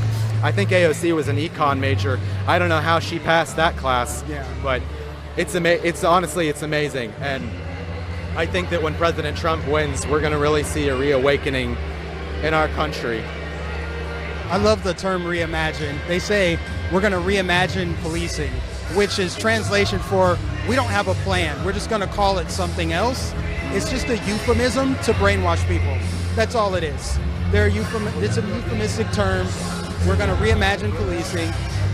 The bottom line is he's going to do the bidding of AOC and Bernie Sanders and Ilhan Omar and Rashida Tlaib and Ayanna Pressley and all these other far leftists that are out of touch. They are the minority. That's why they're shouting through a megaphone right now. That's why they're using Hollywood actors to sell their ideas. They have to hard sell their ideas. If their ideas were so good, why do they require force? If the Democrat agenda is so good and it's for the common man and it's for the Americans and it's going to bring us together, why is it dividing us?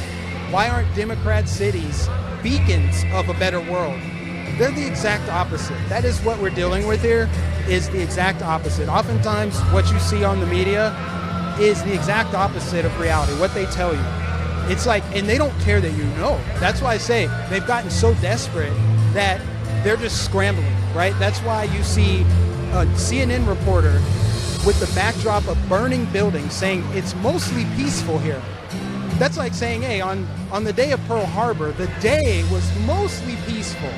You know, that's gaslighting. That's what they're doing, and they're doing it in overdrive now, which to me I find comforting, because that means it is waking more people up. They're seeing what's going on while Trump is delivering his message, and it makes the decision for 2020 that much easier. If you want to see just what Joe Biden and his America is going to look like, take a walk through San Francisco, where you'll see people doing drugs in the street, defecating in the streets, all of the homelessness in the tents. If you want to see what his America would look like, walk through Minneapolis, see the burning buildings, walk through New York City, walk through any one of these squad members' districts, and that will show you just what Joe Biden's America will look like. Higher taxes, higher homelessness, more crime, all of it. All of your biggest fears coming true. You want to have a right to your Second Amendment? You won't be allowed. Look at what happened to Mark and Patricia McCloskey in St. Louis, where you had Antifa break down their iron-gated community, and they broke in, they threatened to kill them, they got Mark and Patricia McCloskey, they got their guns, they stood their ground, they said, hey, if you come any further, we'll be forced to shoot you guys, get off of our property. And you know what the Democrats did? They took their guns. They tried to go out there and ruin their lives. And, you know, if they can do it to them, they can certainly do it to you, because there's only one man standing between you and your freedom. And that man is going to be speaking tonight at 7 o'clock. His name is President Donald Trump. And hopefully he'll be elected for 4 more years. Otherwise, Joe Biden's America, not looking too good. A lot of promises and a lot of failure coming your way if he is elected. So we'll end up to see what happens soon. One of the things that I love that the Democrats always talk about, that Donald Trump is a threat to our democracy. If we can remember back in 2016, they said that if Donald Trump doesn't accept the results of the 2016 election, then he is threatening our democracy. Well, you know who just said that Joe Biden shouldn't accept the results of the election? Hillary Clinton. guess who also didn't accept the results of the 2016 election? Hillary Clinton. So, you know, what can you expect if Donald Trump wins again? You can expect the Democrats to fight back hard. You can expect them to probably pull some tricks, especially with mail-in voting, where we've seen a lot of mistakes happening. People getting more ballots than they need, people getting ballots for the previous occupants of the House. I think a family in Atlanta got a voter registry for a dead cat who died 12 years ago. So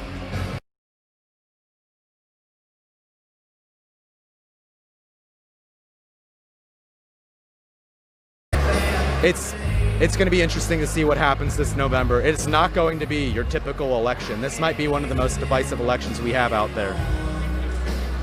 All right. Now she's going to speak for a little bit. Thank you, Liz. Thank you, guys. Great job. This crowd is absolutely insane here in Latrobe, Pennsylvania. I just stepped outside. Went in, actually, and it's absolutely insane. I don't think anybody, not even the campaign, was prepared for how many people are here today. Massive groups of multiple overflow locations. So I think it says a lot about Pennsylvania and President Trump's support and enthusiasm here. I'm going to say thank you to everyone who's donated. We have a couple of shout outs that I wanted to mention, and then I'm going to answer some questions about how you can donate. So thank you to everyone in the chat that has just been typing away. You guys have been awesome. I guess my donations went away. Let me hop on over to the email for a second. Okay, I will fix that. But thank you to everyone who's donated. There are so many questions about how can I donate, how can I support RSBN, or what can I do to help get President Trump reelected. The best advice we can give is to support us by donating.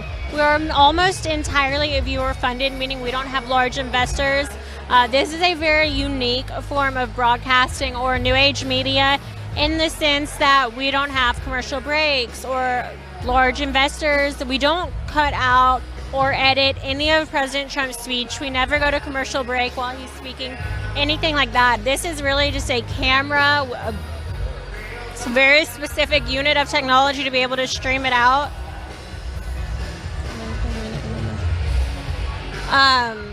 So it's unique, it's new. We don't have a SAT truck. We have a great team of really dedicated individuals who are all strong-willed and ready to help fight alongside President Trump and make sure that he wins in 2020 this November. So the first way you can donate to Right Side Broadcasting Network is by clicking the dollar sign in the bottom of the YouTube. So this is called Super Chat.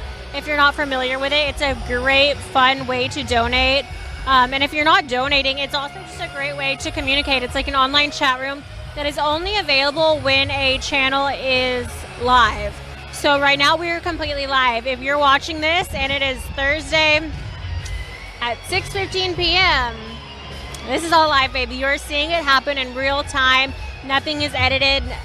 This is it. You can watch and form your own opinion, see exactly what's happening.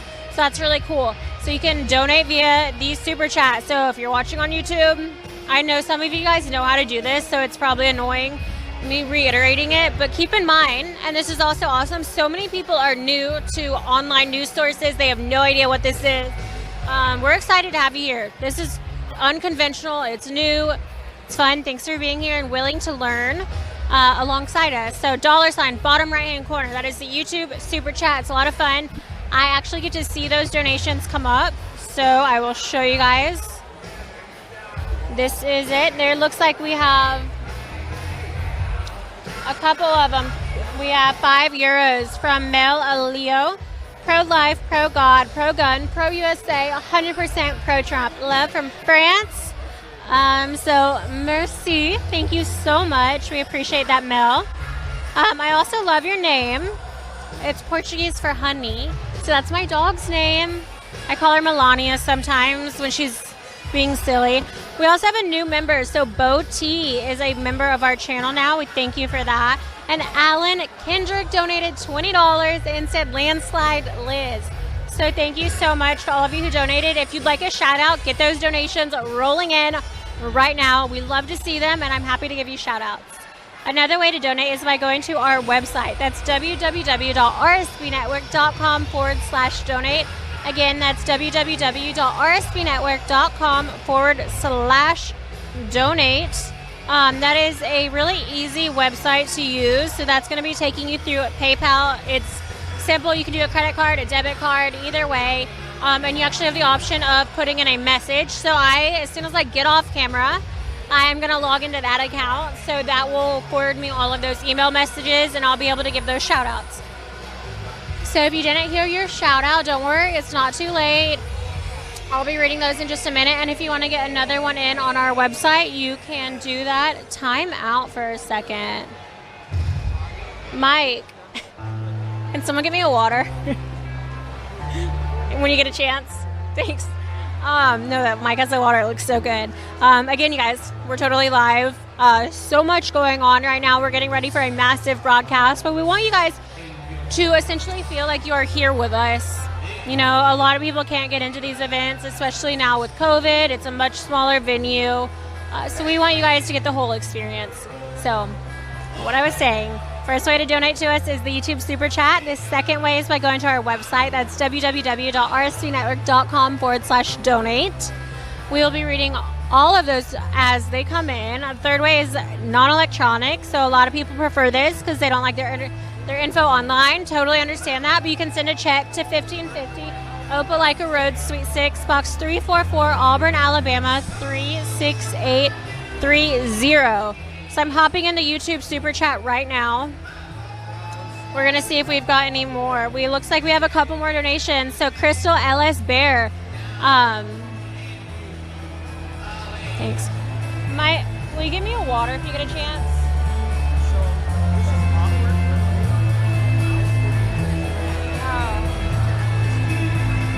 Oh no, it's fine. Okay. Weird. They're so strict, we can't even have water. So we had Alan Kendrick. Let's see. Crystal Ellis Bear said is now a member of our YouTube, so thank you. €5 from Kayla, who said hello from Finland. That's awesome. Finland, I want to go there. Buffy Mersch is now a new member, so thank you for that. $10 from Victoria Pendleton. Thank you for your donation. 20 from Doug Phelps, who said, enjoy watching this young lady. Keep bringing it, Liz. Trump 2020. Thank you. We love it.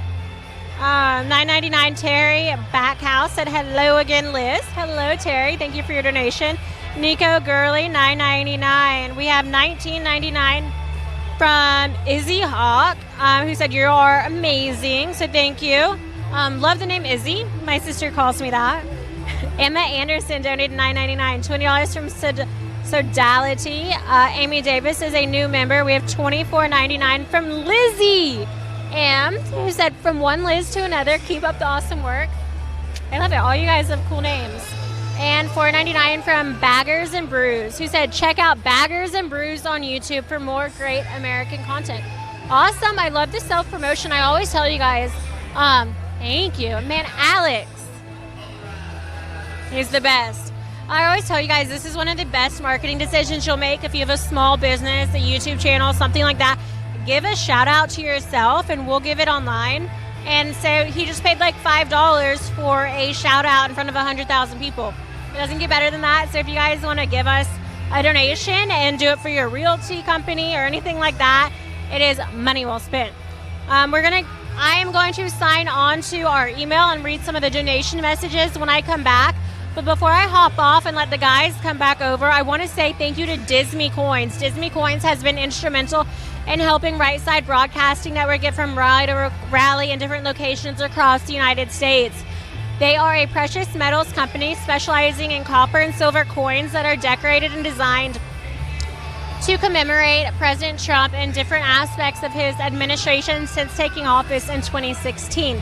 There are 2 new designs every single month, and they are absolutely beautiful. Here at RSBN, we collect all the coins, and we hope you'll join us in doing so.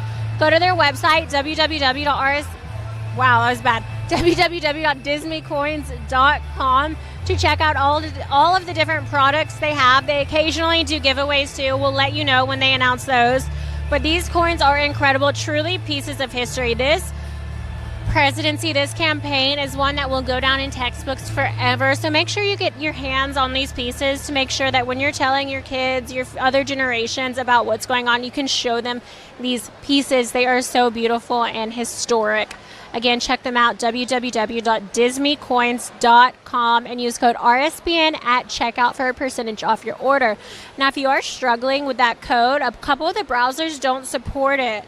So you can try either using a different browser, or if the code is not accepted, then email customer service and they will help you with a refund. They're absolutely incredible. I work with these people all the time, and I couldn't recommend them higher. So I'm going to hand the microphone back over to Alex and Mike, who are going to come back on, and make sure you get your donations into our website, because when I come back on, I'm going to be reading all of the website donations for the day. So get your shout outs in right now, www.rsbnetwork.com/donate.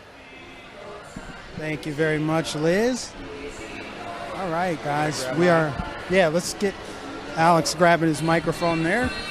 All right, guys, so we are just moments away from President Trump's speech here in Latrobe, Pennsylvania. We're really excited.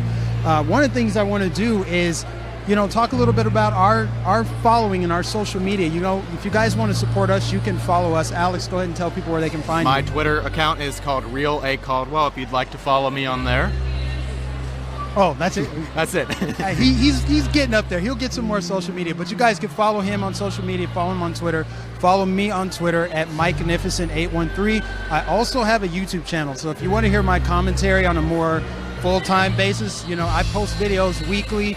Just type in Mike Nificent on YouTube. It's just like Magnificent, except Mike-nificent. Search for me on YouTube. I should pop right up. I'm also on Instagram and Parler and BitChute. Just search for Mike Nificent pretty much anywhere. I should pop right up, guys. Yeah. So, again, Mike, thank you for being here today. It's good to see you again, and I'm so glad you actually got to come to a rally where President Trump was actually speaking. It wasn't canceled this time, so thank the Lord that we're actually here That today. last time was fun, though, improvising in Port Smith, and the weather worked out. We thought it was going to be a tropical storm, and it just didn't. We just walked around and met people, and we made the best out of it. That's what we do. Right, and people were even walking around in Trump attire, people who had planned on going to the rally, but they weren't able to go because it was canceled. We still saw them walking around and supporting him, and it was a liberal area, so it was kind of surprising to see people walking around in MAGA attire in a liberal area. But at the same time, it was kind of nice to see that, because that's not something you typically see. That's not something you hear about. These liberal places, a lot of them, being a conservative is not a welcome thing. Being a Trump supporter, really not welcome. So it was kind of nice to see that, and people accepting others. It was a really nice sight to see. Yeah. If we had gotten here a little bit earlier, we did try to get here early, guys, because we wanted to get outdoor footage of the crowd and interview some people, but it's that jam-packed outside. Right. We're not just saying that. It's literally jam-packed outside. Traffic was crazy. We would love to be out there and interview people and, interact with the crowd as much as we can. So we're looking forward to doing that at our next event. We have an event next week coming up in North Carolina, Winston-Salem, I believe. I'll also be in Washington, D.C. this Sunday for a boat parade.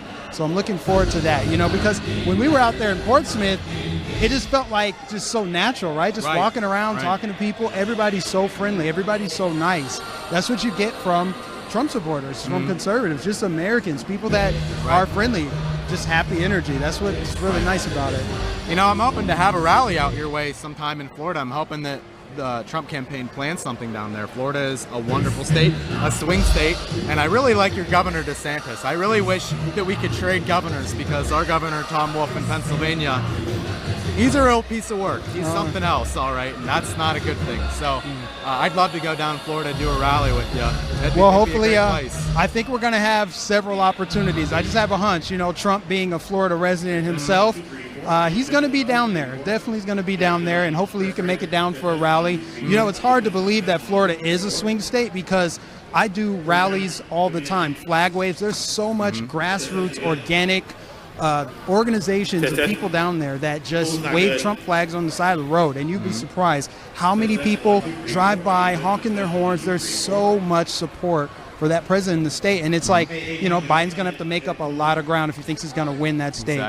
Exactly. And, I watch a lot of your videos on YouTube. Big fan, by the way. You have a lot of really good content on there. A lot of the content I see, it's not just a bunch of old white people that the media always says that's Trump's core base. I've seen a lot of black Trump supporters on your channel. So can you tell us, what kind of support does he have in the Florida black community? He has a lot. He really does have a lot. The thing is, though, in the black community especially, there is a lot of intolerance. We all grew up, the majority of black people have grown up voting Democrat. I mean, for the last, 50, 60 years, ever since the so-called party switch, you're not allowed to think different. You're not, look how they treat black people. Look at Kanye West. Look at Thomas Sowell. We get called all these names by people who are supposedly trying to be tolerant. They're trying to be loving and accepting, But there is black support for Trump. It's everywhere. You can see it. I mean, he invited 400, 500 black conservatives to the White House 2 years in a row. We weren't able to do it this year because of COVID, but each year there's black leadership summits. There's black voices for Trump. They try to, squash it, make it seem like it's non-existent, but it's absolutely real. Right. And I think it's a real awakening for the Republican Party that we're actually starting to get a lot of these people who were not traditionally Republicans. And like Sean Parnell was saying earlier, the Republican Party is a big tent where we're getting a lot of different people now. We're accepting a lot of people that we didn't used to have, and the Democrat Party is losing so many people. The Brexit movement is just growing more and more day by day. I think as people start to realize just what Democrats have done throughout their entire history, from their founding, from Andrew Jackson to present, where they have never been the party of civil rights. They have always been the party that was against civil rights, and then conveniently when history reminds them that that's what they did, they blame the Republicans, and they say there was a party switch, which has been debunked time and time again, that they just conveniently say didn't actually happen. So it's quite a thing to see all of these people fleeing the Democrat Party in droves, and I think that that's really going to help Trump in a landslide victory. If you look at some of the polling out there, which you got to take with a grain of salt, but a lot of his approval rating in the black community going up to double digits, anywhere from being in the late teens to the mid to late 20s. That's huge. That's huge. That could deliver him so many states that we didn't even maybe think were in play, because the black community has such a powerful and big effect on elections that we might get to really see that effect, especially in this election. Yeah. Democrats are so lazy. They just assume the black vote is going to be gift wrapped and served up on a silver platter for them. They don't think that they have to compete for our votes. They absolutely do.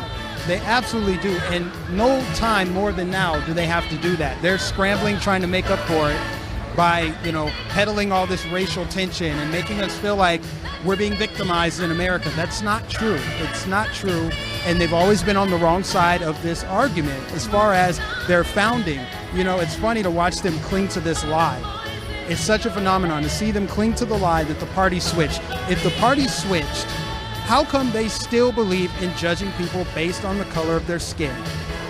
There was no party switch whatsoever. There's no evidence of it, past, present, and I don't see it happening in the future because their entire doctrine is based on your identity. Joe Biden literally chose his running mate because she is a woman and because she is pigmented. That's literally the only qualifications needed. She didn't have to be talented. She didn't have to be good at her job. She just had to be a woman and a woman of color. How insulting is that, right? That's the whole thing.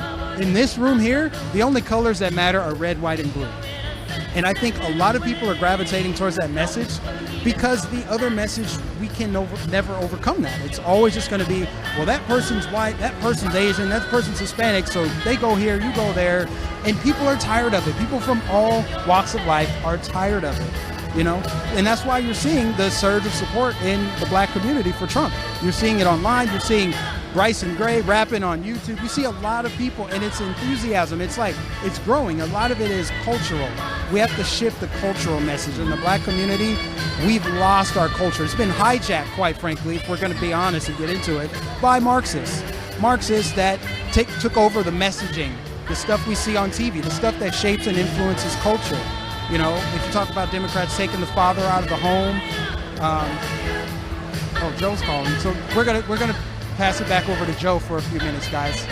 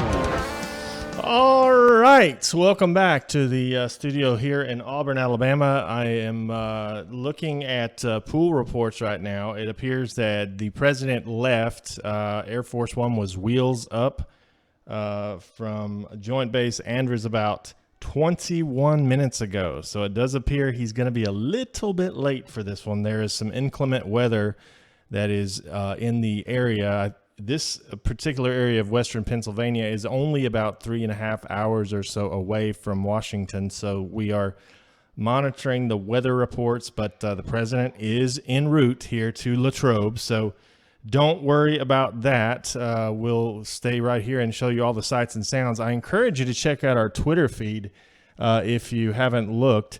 I've actually got a friend there at the venue outside that's taking some pictures of the overflow crowd there, and it's pretty unbelievable. There's still people pouring in, and they are turning people away.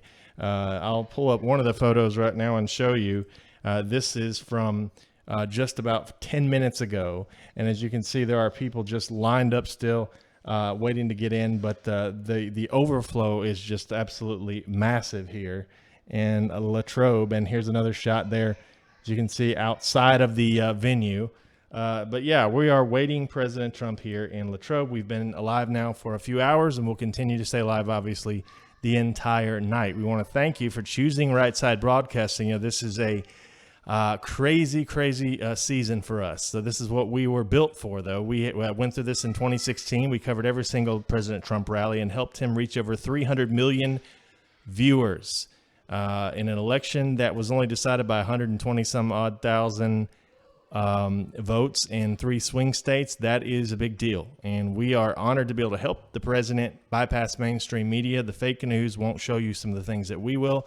They like to take the president out of context and cut his speeches up, and we just want you to hear the whole thing yourself and make up your own mind. We think you're smart enough. The greatest insult to me is when somebody tries to tell you how you should think, what you should believe, what you should wear, all those things. We don't do that here. We just simply show you what is going on. Of course, we have our beliefs and you know which side we're on, but we believe that you're smart enough to decide on your own. Eventually, if presented with all the facts, you will come to the same conclusion that we have, which is that President Trump needs to be in there for 4 more years. We simply can't have Joe Biden and radical leftists running the country. We say it all the time that we have one chance to save America. This time we actually really mean it, right? So get out and do whatever you can, make a difference. If you want to help us, that will be making a huge difference, because our broadcasts bring millions of people together to see the president every night. So if you want to support us, help us get to these events. We're going to North Carolina next week. We are hearing rumors of a Las Vegas rally coming up, and we are going to be going to a lot of places. These things are going to start turning into twice per week, and by the time October gets here, we might be seeing once, twice per day. That's the way it is in campaign season, and we're thankful it's here. We appreciate y'all tuning in. I'm going to send it back to Liz Willis. rsbnetwork.com/donate is the best way. We appreciate all the support. You have enabled us to do the unthinkable. As a small little company like us, routinely beats the big mainstream media, fake news companies in the streaming numbers every night. And it's all thanks to you. I'm going to send it back to Liz in just a second in Latrobe. Enjoy the sights on the ground.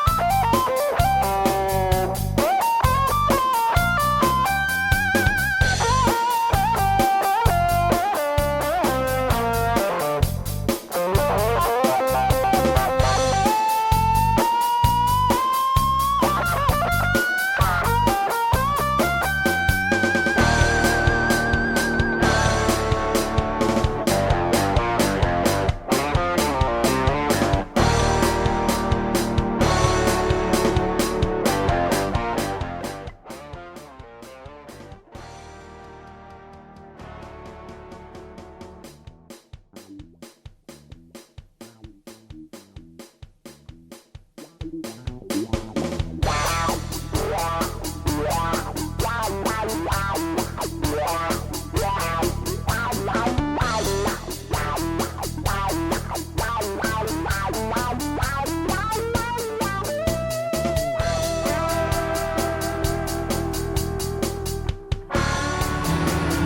everybody, and welcome back to Right Side Broadcasting Network. I'm your host for today's event, one of your hosts. Sorry, getting used to having these coworkers here with me. Super excited to have them, but I'm one of your hosts for today's events. My name is Liz Willis. I've been with Right Side Broadcasting Network for about 4 years now, so it's been a really great time leading up to this moment. The campaign, despite all of this craziness that's been happening in the past 6 months, is finally getting into this stumping, this really busy campaign season is a great way to put it. We are looking forward to no longer having 2 weeks in between rallies or something like that. At this point, we have 2 days between big events. So that's something I wanted to talk to you guys about. We are really excited because there's going to be another rally in Wilmington or Winston-Salem. I guess it's kind of the same thing. North Carolina. So that was announced yesterday. That is going to be Tuesday at 7 p.m. Right Side Broadcasting Network will be there. It will be at me, Mike, also known as Mike Magnificent, and Gage. Unfortunately, Alex has school, so he won't be able to join us at that one, but hopefully we'll see him again soon. So these rallies are really picking up. Joe Biden has finally emerged from his basement, and I think that was also the campaign. President Trump's not just going to sit back and watch Biden get out and campaign and say, he was campaigning anyways. He absolutely loves it. We're ready to go. The campaign is ready to go. So thank you for everyone who's donated. With that being said, I do want to jump into, sorry, one moment. Okay, sorry about that. I was reading a few messages about some logistics, but with all that being said, I want to say thank you to those who have donated via our website. Our website is a great way that you can help support Right Side Broadcast Network. We're almost entirely viewer funded, as I've said before. So by going to our website, that's www.rsbnetwork.com/donate. You can donate using a credit card or a debit card, and we get the majority of those proceeds, which covers a lot of our travel costs and our equipment costs that help us go from rally to rally, location to location. And really our goal is to just continue spreading President Trump's message to as many people as possible. When you donate via our website, you do have the opportunity to choose if you would like to give a shout out or a message. A lot of people love shout outs. I, for one, completely understand. When I'm not at a rally and my friends are hosting, I'll message them or donate. Like, can you give me a shout out? So it's a lot of fun to hear your voice, your name being read. We have one from South Reinhold who said, proud of our president, can't wait for another 4 years. I support our troops, our police, our first responders, and all the patriots out there. If you're looking for a new website, visit www.webstract.com and we will help you out. God bless America. I love it. I always say that donation messages are a great way to promote your small business or anything like that. You get a lot of bang for your buck. Alexis Levia said Trump 2020, MAGA America first. We have another promotion from a small business. You guys are catching on. I love that. This is from Brad Nelson who said, this donation is from Showcase Tile and Marble in Jackson, Tennessee. So you guys, if you're conservative, you love President Trump, you want to support other conservative businesses, when I'm reading this out loud, think about writing them down or putting them in the chat room so you can support fellow conservatives and small businesses. This time with COVID, coronavirus, whatever you want to call it, is difficult for everyone. And we want to make sure we're putting our hard-earned money into other pockets who are going to vote this November with your small business, your family, your values in mind. So this is a great way to make sure that you're supporting another conservative organization. If that makes sense, I think it does. James Kruger said, keep up the great work. Linda Shade said, we love Donald Trump. Thanks, RSBN. You're greatly appreciated. Carrie, wow. Otterman said she just gave $500 for a billboard on I-40 entering California. that says Make America Great Again. We have Robert Lawrence, who said, airline pilots for Trump, obtain my great looks at howtobecome-an-airline-pilot.org or robertlawrence.org. I wrote Happy Wife, Happy Life, a day in the life of an airline pilot, and how to become an airline pilot. So thank you very much, Robert. Lenny said, keep up the good fight for good life. Love from Saskatchewan, Canada. Go Patriots, go Donald J. Trump. That was bad. I acknowledge that. Thank you. Brad Nelson said this donation is from Showcase Tile and Marble in Jackson, Tennessee again, so thank you. We have Marty who said churchbuilders.us is a pro-life nonprofit in Idaho and will be casting a vote for President Trump. God bless our president and the great USA. Michelle Pennell said, now more than ever, you need to fix your credit. Credit is power. I'm helping families nationwide.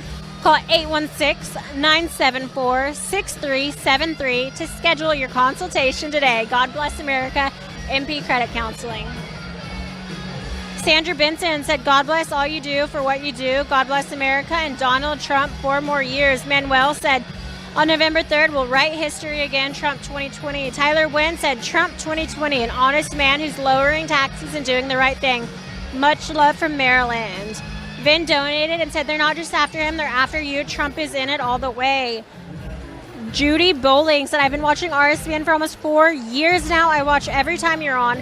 Y'all do a great job, especially Liz. Everyone, support RSBN to hear the truth and help them to keep broadcasting RSBN. Tony and Bill said, Trump 2020 from Beatlemania Magic, a tribute to the Beatles. Robin said, aloha, Hawaii for Trump. Esther Thompson said, Trump forever. Kent Black donated, said, God bless all your broadcasts and God bless your support for our president, Donald Trump. Elias Gomez said, I am an immigrant, a proud and grateful U.S. citizen, and 100% support President Trump. Trump 2020, more power to RSBN. I love that, so thank you so much. We have Jimmy James who said, hello all. Not all Californians are Democrats. Love being a proud Republican living in Southern California, Trump 2020 and beyond. John Obert said, thank you for being commercial free. California for Trump. Thank you, John. Your donation allows us to be commercial free, so we appreciate it. Carrie Miller said, I'm riding the Trump train all the way through November 3rd. 4 more years. Christian Torres said, Christian from Tampa finally agrees with Obama. Our entire democracy is on the line. Independence, if you enjoy your position, you know what to do. God bless Trump in America. Clifton Walker said, the best broadcasting network ever, Trump 2020. Harvey Rock said, a small maple and honey business right down the road from Latrobe. Give us a shout out for a small startup company during the pandemic. Oh my God, I love honey. So if you're anywhere near Latrobe, Pennsylvania, check out Mountaintop Maple Company. Again, that's Mountaintop Maple Company. A small maple and honey business. Oh, I want some. Mark said, Big MAGA 2020 support from the Shots and Drops crew. Creep bringing it. Rachel K said, God bless your network and may the Lord protect you and guide you. Maxine said, you're doing an amazing job, Trump 2020. We have Maribel Holloway who said, Trump 2020 landslide, baby. Marty said, you're my first choice when watching commentary. Jackson McCullough said, follow us on Instagram and Facebook. Donna Dingman said, we love and honor President Trump and Vice President Trump. You are a power team. James Hudson said, please give a shout out to all the patriots and veterans of our great nation. Thank you, President Trump, from this Texas veteran. Kevin Baker said, I'm a great Trump supporter and I love America and I will always stand against socialism. Ash Vaughn said, shout out to my classmates at Monterey Peninsula. Shelley Finning said, Trump 2020, we love you, Trump, from Minnesota. Jackson said, from Placer County gold miners in Auburn, California, make mining great again in California. California gold miners are for President Trump. We have Jessica Pennell who said, we love Trump at Arizona Specialty Motors in Tempe, Arizona. I hope that's not Tempe. Y'all let me know. I'm sure you will. Charles Stadnick said Trump 2020 from Texas. Flora said thanks for all you do. Red all the way. Gary said aloha from Hawaii. We are in unjust lockdown here, but pray President Trump will help expose and alleviate our suffering. Trump 2020 and make Hawaii great again. Sheldon Toes said keep up the good work. We have Donna Dingman who said we are praying for President Trump daily. Jacob said verify your CDBs. Hoo-yah. We have Lance Cohen who donated, as well as Sharon Sinopoulos, who said thanks for allowing us to enjoy seeing and listening to our amazing Trump. Jason donated and said do not let the radical left agenda take over this country. Nick Gombach said Trump 2020. Joseph Pena said get Liz some water. Thank you, Joseph. I appreciate that. Donna May said Texas loves you, President Trump, and Vice President Pence 4 more years. Duet Tran donated. Bonnie also donated and said, God bless your work. If it weren't for RSBN, I wouldn't be able to see these rallies. Ron donated and said the same thing. Thank you, RSBN, for giving us a venue to see the election. So thank you, Ron Northrop. From Joy in California, thank you for your donation. Angelo said, love what you guys are doing in New York City. Cynthia Duort said, my husband and I love Trump. We also have Fire Eyes, who said America's coming back like Rocky in the Eye of the Tiger. Trump is gonna win. Wayne said, I am a Canadian and wish President Donald Trump another 4 years. I'm 67 years old, and I have to say he's the most productive president your country has ever had. I'm watching your live stream, and I really enjoy it. God bless you and the United States of America. We have Judith Pye, who said, I'm absolutely proud of each of you. Mike is my favorite and exceptional in this field as a news reporter. He will go very far. If it's the profession he wants to pursue. Alex is exceptional, too, and extremely smart. He seems like a politician and would go very far. Liz is a great one. I hope she pursues journalism as her profession. Thank you very much, Judith. We have CF, who said support from Leipzig, Germany. Rick Graves said, please come to California. We love the president. Larry Collins donated and said the new commentators are excellent. I agree. Jeff and Colleen are watching from Wake Forest, North Carolina, working to make North Carolina totally red. Deborah Dyke donated and said thank you for always being there. Thank you, Deborah Adore, as well. We have Nancy Moy, who said, love you, RSBN. I'm spreading the word about you to everyone and happy to donate. I love watching you, Liz. The pre-rally experience, the interview, the energy, and seeing the entire crowd. Thank you so much, Nancy. It's very sweet of you. Nigel Lewis said, love Trump and what he's doing for the world. You guys are killing it with these donations. I'm almost out of breath. Auburn Tower, Air Force One. Air Force One, Auburn Tower. Air Force One is on the approach. Again, Air Force One is on the approach. We'll be seeing it shortly. Ladies and gentlemen, Air Force One is on final approach. Philip Wynn donated. Donna Campos, Kevin S., John D., H. Craig, Michael S., Tom and Diane Wilson, Pierre Denizard, Maureen McGrath, Jerry Stuber, Jackson Michael McCullough, Cheryl Horn, Editha Remy, Sean Tucker, Jared Darley, Lavina Myers, Elaine, Judith Leonard, Bobby and Pizza, Tyler Prabhu, Kareem Reams, Janet Rice, Cindy Maddox, Charlotte Patterson, Chuck Hinshaw, Melissa Manuel, True Red Servant, Daniel Stadfield, Debbie and Tom Collins, Ken Frazier, Richard Sire, Stanley Miller, Aurora Lamato, Paul Seymour, John Shua. We are all caught up on today's donation so far. A couple more that we will read. Let me make sure I haven't already read them. Glenn Armud said they're on our right, they're on our left, they're in front of us, they're behind us, they can't get away from us. John Kramer said together we are great, divided we are doomed.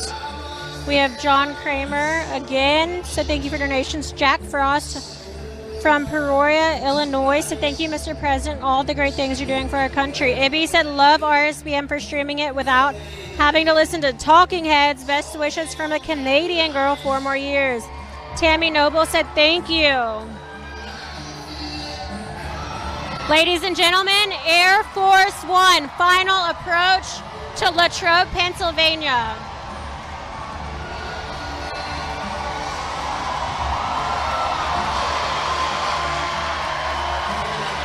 The crowd is going wild. For many people, this will be their first time seeing Air Force One. You see the motorcade coming in behind it, getting ready to swoop in there. Make sure everybody gets off Air Force One safely. Eventually, you will see them as well. Right now, Air Force One is taxiing down the runway. They will turn around and you will see them parked immediately behind the stage. So if this is your first rally, you will get really great images of Air Force One here shortly. So you'll be seeing that in just a minute. It's a great time to get your donations in. I'm going to continue reading those in just a moment. So it is, if you want to go ahead and get those in, once Air Force One is parked, it is going to take a few minutes until Donald Trump actually takes the stage. So we have a few more minutes here for shout outs, donations, you name it. Again, we're Right Side Broadcasting Network. You can follow us on Instagram and Twitter at RSB Network. We post a lot of behind the scenes there as well. My name's Liz. I am one of the veteran correspondents. It is our job to get to as many rallies as possible, and your donations allow us to make that happen. If you want to follow me, you can do that on Instagram at Liz Willis, LIZWILLIS, or Twitter, that's at LizWillis_. We do really appreciate it. Given the opportunity right now, I want to say thank you to our partners at Disney Coins. Disney Coins has been incredible in helping us make this event possible, getting us to different rallies and supporting Right Side Broadcasting Network through the years. So thank you to Disney Coins. You can check out them, www.disneycoins.com. Here at RSBN, we're actually collecting all of their products. They specialize in copper and silver coins, 1 ounce coins, 2 ounce coins, silver bars, you name it. And they're all designed, this is the best part, with different highlights of the Trump administration.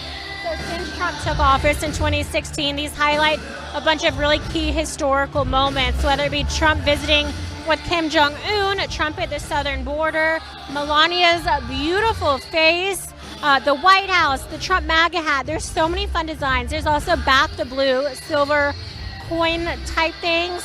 So whatever it is that you love about President Trump, they have a coin or an item for that. They're really affordable and they're great pieces of history that you can hold on to for the rest of your life. We are collecting them here at RSBN. We hope you'll collect all of them as well. Don't forget to use code RSBN at checkout. Again, that's www.disneycoins.com. How beautiful is that, ladies and gentlemen? That is Air Force One taxiing to our final. All right, it looks like they're going to do another U-turn, so stay with us here shortly, a few more minutes. This is actually 3 different segments of the runway. You can see the farthest one. They're now on the middle. They're going to come around, take a right, do a U-turn, and come back right behind that stage where Donald Trump will get off and eventually walk straight up to the stage where he'll be ready for his speech. So lots of exciting things here with Right Side Broadcasting Network. Again, great time to get your donations in. We're almost entirely viewer funded. We've got a rally on Tuesday in North Carolina, but only after a huge President Trump boat parade on Sunday that we're going to be live at. So we have a lot of really incredible things coming for you this week. Different content that other mainstream media networks aren't covering. So if you like what you see here, you want to see more of it, and you want to help us kick some butt on November 3rd, donate to Right Side Broadcasting Network and help us get President Trump re-elected. Help us keep America great again.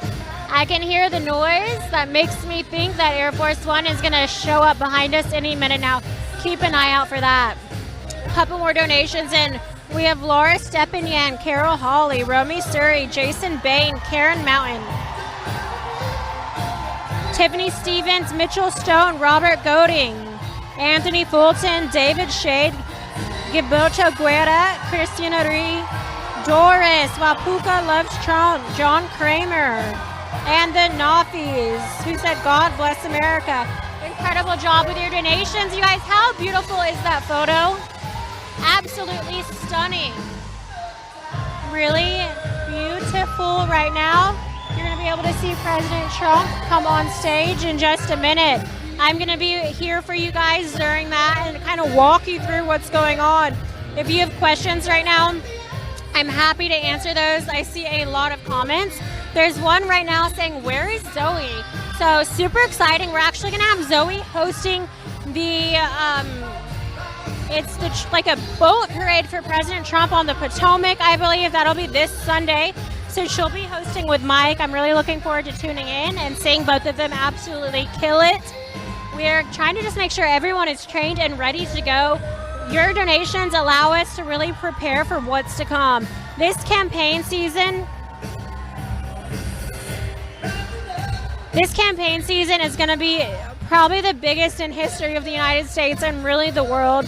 It is going to cost a fortune for us to cover it, but we're so excited, and you guys make all of that possible. So thank you so much for your donations, for allowing Right Side to continue being what it is. We are just really thankful to be here with you guys. Jeff Putney from Fairmont, Minnesota here. RSBN is my go-to for all Trump rallies and events. $49.99 from J. Pierce Bay, $5 from PA Jeeber 420.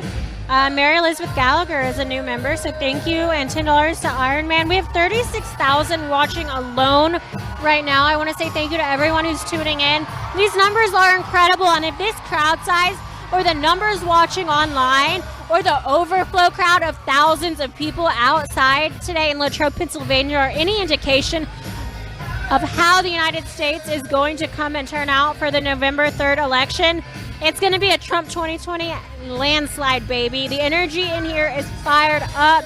President Trump supporters, you can actually see some of them just getting off the plane, some of the staff that was on the plane getting off and just fist bumping. I mean, the music is fantastic. It's loud. The energy is high. It is a good time, a great day to be American, and an even a great day to be a conservative here in Pennsylvania. The crowd is erupting in a USA chant, so it doesn't really get more patriotic than this moment right here. We're really glad to be able to bring it to y'all, and hopefully that 11 till dawn. I do want to say thank you for your comment. That is a great thing. I always like to point out, we do have to talk a lot. It's not because we like to hear ourselves talk. If we're not talking, you guys won't be able to see this stream because the music the campaign plays is not licensed or copyrighted by us on YouTube. If we are not talking, this music will cause our stream to get taken down. We don't want that to happen. We know you don't want that to happen. So that is why we have to constantly talk. It's just a way that we kind of make this system work, so thank you. Absolutely. All right, lots of great things coming in. Really excited to be here. 39,000, we love to see it. If donating financially is not an option for some of y'all, we understand that. We would love it and really appreciate it if you'd consider liking our YouTube stream or our Facebook stream, Periscope, whichever way you're watching. If you just make sure to go on over to our YouTube channel, give our video a thumbs up, comment, give us a follow at Right Side Broadcasting Network. It is really tricky having to compete against mainstream media, different news sources, and especially the censorship for conservative organizations that comes along with working with big tech social media platforms. So your comments, your follows, all of it really helps us to just beat that algorithm to get our stream and our content viewed by as many people as possible. That is the end goal here. We want as many people as possible to be able to see the truth behind what President Trump has to say, the unity that he's working on, the future of America that he's fighting for. We want as many people to see it as possible in its entirety without being edited or cropped or spun to fit the mainstream media's false narrative. That's what we do here at RSBN. We hope you enjoy it as much as we do, and it appears you do. We also want to say thank you to Diamond and Silk who are with us here today, virtually. So being able to live stream with them is always a lot of fun, so thank you for the opportunity to do that. We have $10 or 10 euros who said thanks RSBN. Liz, Alex, and Mike are awesome. We have Dan C, who's a new member, and Rob Beef, who's a new member as well. Party of Lions donated $17.76 and said shout out to the Donald on Reddit. We replaced the... All right, I need to actually do it. So it's /r/Donald Trump on Reddit. It's no longer the _Donald. So thank you for that. 41,000 viewers right now. Again, thank you all for tuning in. If you're waiting for President Trump with us, use this time. He is ready to disembark Air Force One at any moment. We'll be bringing that coverage to you live, uninterrupted. His speech will be completely live, uninterrupted. In the meantime, while we're waiting for him to get ready to join us out here, consider using this time to donate to Right Side Broadcasting Network. You can donate via the YouTube Super Chat. You can go to our website and use a debit or credit card. Our website is www.rsbnetwork.com/donate, or you can send a check. This is the non-electronic way to help us out. Send a check to 1550 Opelika Road, Suite 6, Box 344, Auburn, Alabama 36830. You can also check out our partners over at Disney Coins. That's www.disneycoins.com. They have silver and copper coins specializing in designs that come out every month, highlighting different aspects of the Trump administration and historic moments that have happened since President Trump took office in 2016. They're absolutely beautiful, and it's a way for you to own a piece of history. You can check out their inventory at www.disneycoins.com and use code RSBN for a percentage off at checkout. Let us know if you buy any. Make sure to tag us on Twitter and Instagram for a chance to be featured on our social media pages. Again, we are just moments away from President Trump disembarking Air Force One. You can see it says United States of America. It's the iconic baby blue color. Many people want him to repaint it red. I don't blame them. We love the color red here, as you can tell from the sea of red hats, red t-shirts, you name it. The only blue I see in this crowd is mostly for Back the Blue or Blue Lives Matter, or the red, white, and blue jerseys here. But this is a fired up conservative red crowd with their phones out, standing up, ready to support their president, and hopefully the president for the next 4 years, Donald J. Trump. If you have any questions, let me know. You can ask me via Twitter or Instagram. My Twitter is at LizWillis_, and my Instagram is at LizWillis, LizWillis. Looks like we have a few messages. Let me jump in and read some of those. So thank you to Pierce C123, to S period. Thank you very much. We have Robin Walter who's watching as well, asking about different rallies coming up. So yes, absolutely, there's going to be a rally on Tuesday in North Carolina. Thank you to It's a Veris Thing and Matthew Stanner. Ladies and gentlemen, the President of the United States, Donald J. Trump. And I'm proud to be an American, where at least I know I'm free. And I won't forget the men who died, who gave that right to me. And I gladly stand up next to you and defend her still today. 'Cause there ain't no doubt I love this land. God bless the USA.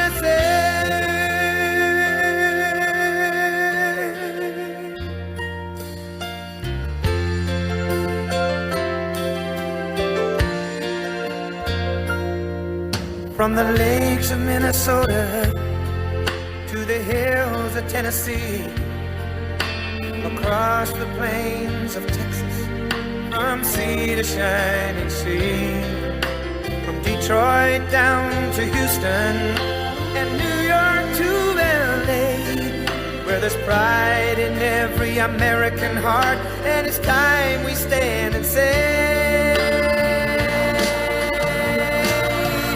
that I'm proud to be an American, where at least I know I'm free.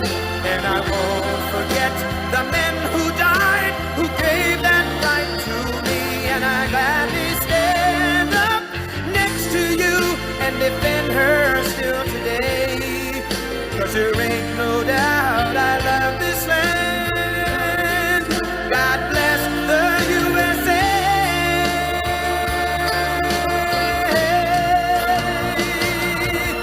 And I'm proud to be an American, where at least I know I'm free.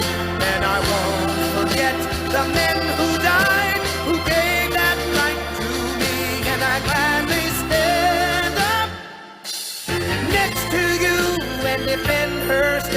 day. 'Cause there ain't no doubt I love this land. God bless the USA.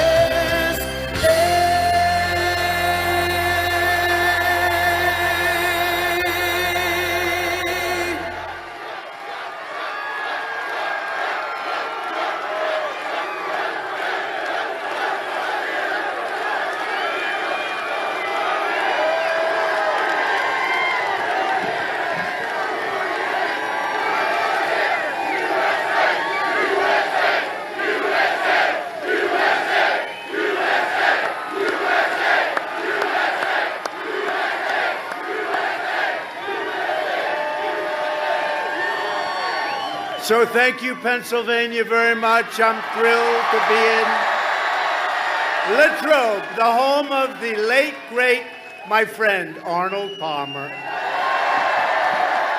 What a great guy he was. What a great guy. Thank you very much. 61 days from now, we're going to win the Commonwealth of Pennsylvania, and we are going to win 4 more years in the White House.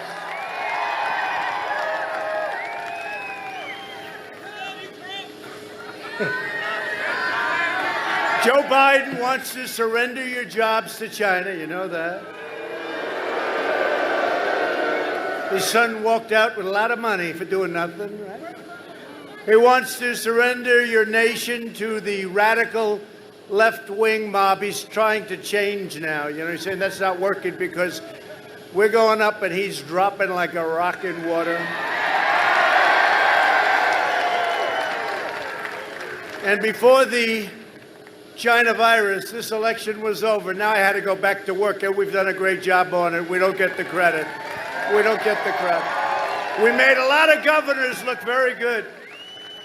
But I will keep your jobs in America, and I'll bring rioters, looters, violent extremists, anarchists. We will bring them to justice. That's what we're doing right now.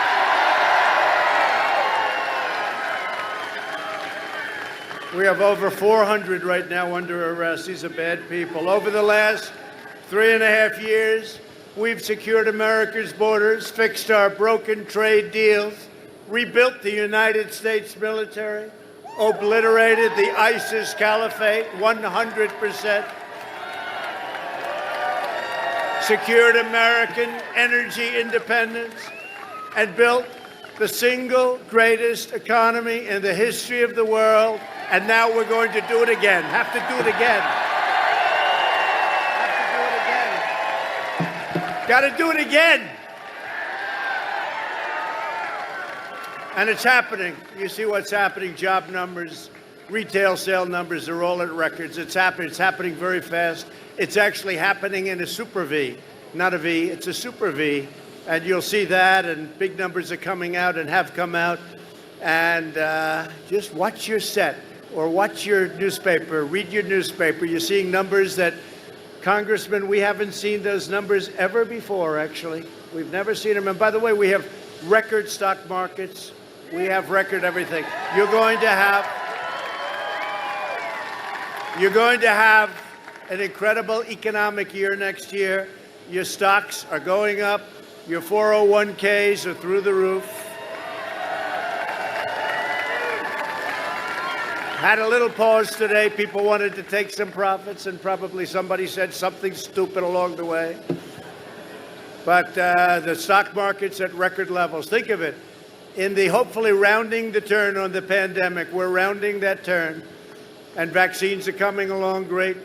You know that the job that they've done, the doctors, everybody else, we're years ahead of schedule. Anybody else as president, you wouldn't be talking about vaccines for 2 or 3 years from now. I'll tell you right now.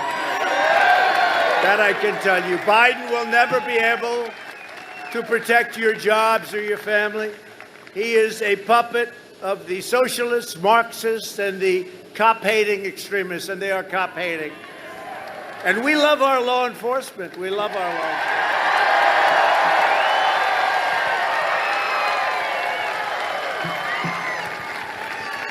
And by the way, we have, I don't know if you saw this, if there's any way of you seeing it, we have thousands of people behind this hangar, thousands, and we're trying to get them in. And I'd love to get them in. I mean, it's an airport. Let them go to the runways, okay? Let them in. We have, I mean, literally there, we landed. I actually thought that was the crowd. You know, we're doing the hangar thing now because the arenas can't do it because of the pandemic for a little while. But in certain ways, I like this better. I don't have to travel. I get off the plane, I make a speech, I get the hell out of here, right? Now these are great. You remember the last days before the campaign? I'd do a lot of them a day. Get off that plane. It was a little different plane. It was black and white instead of the blue and white. But we had some time, and that was an important day, and that was an important year, 2016. But I will tell you, the election that we have coming up is the single most important election in the history of this country. And we had a level of enthusiasm. I mean, even look today, with all going on, look at the kind of crowds we have. And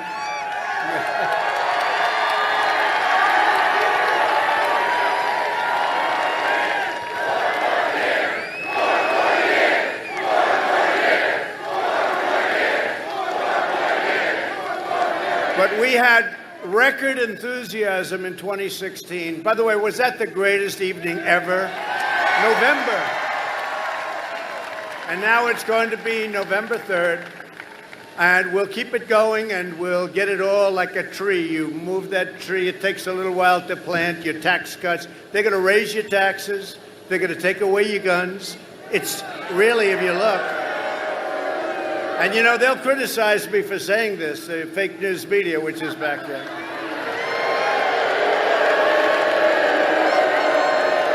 With their fake polls. The same as last year. We could just put it all on tape.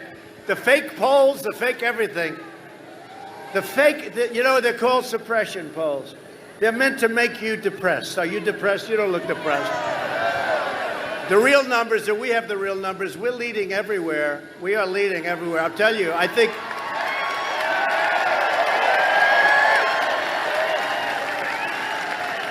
we're way ahead of what we were 4 years ago, and there's far more enthusiasm. Our base is bigger, it's stronger, and we've done the greatest job. Again, if we didn't get hit by the plague from China, this thing, we wouldn't have even, between us, I would have canceled, Mr. Congressman, most of the rallies. I wouldn't have needed a rally. That's a little bit unfair, but that's okay. That's what China's done to our nation. They've screwed us for a long time on a lot of different ways. No, never has anybody ripped off our nation like China, and I've taken in billions and billions of dollars. We never took in 10 cents from China, and I gave $28 billion, right? $28 billion to the farmers because they were targeted unfairly by China, and our farmers are very unhappy. I don't think we have too many farmers in this wonderful Pennsylvania town. I know we have a lot of Boilermakers over there. We got a lot of Boilermakers. I'll be talking about them. Look at those guys. Nobody going to mess with them, I'll tell you. We're going to be talking about them in a minute. But for the entire summer, Biden was silent as far-left rioters viciously attacked law enforcement in Democrat-run cities hall, burned down businesses, terrorized civilians, and just recently marched through the streets chanting, "Death to America." This is what we have, death to America. And by the way, we could end it like immediately. You saw what we did in Wisconsin. It ended. Took a while for the governor. You know, they have to ask us in. It's like otherwise we have to do something much bigger, and it's totally unnecessary. The National Guard's fantastic. I went to see him 2 days ago. Biden went there today. There was nobody there. There was nobody there. He was a little late. I was going to say, hey, listen, we ended that problem. But we could end it in Portland. Wise guys in Portland. Anarchists. They're agitators. They're looters. I'll tell you, we could end it in Portland in a half an hour. We did it in Seattle. We told them, we're coming in. You either end it or we're coming in. Congressman, we were going in the next day. We were all set. I was actually disappointed, to be honest. They ended it in Seattle.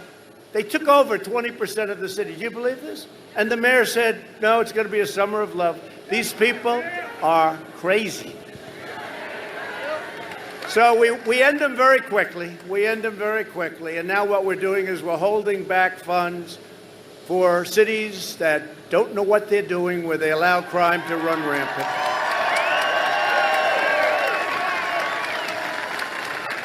And we put a 10-year prison sentence on anybody that knocks down a statue.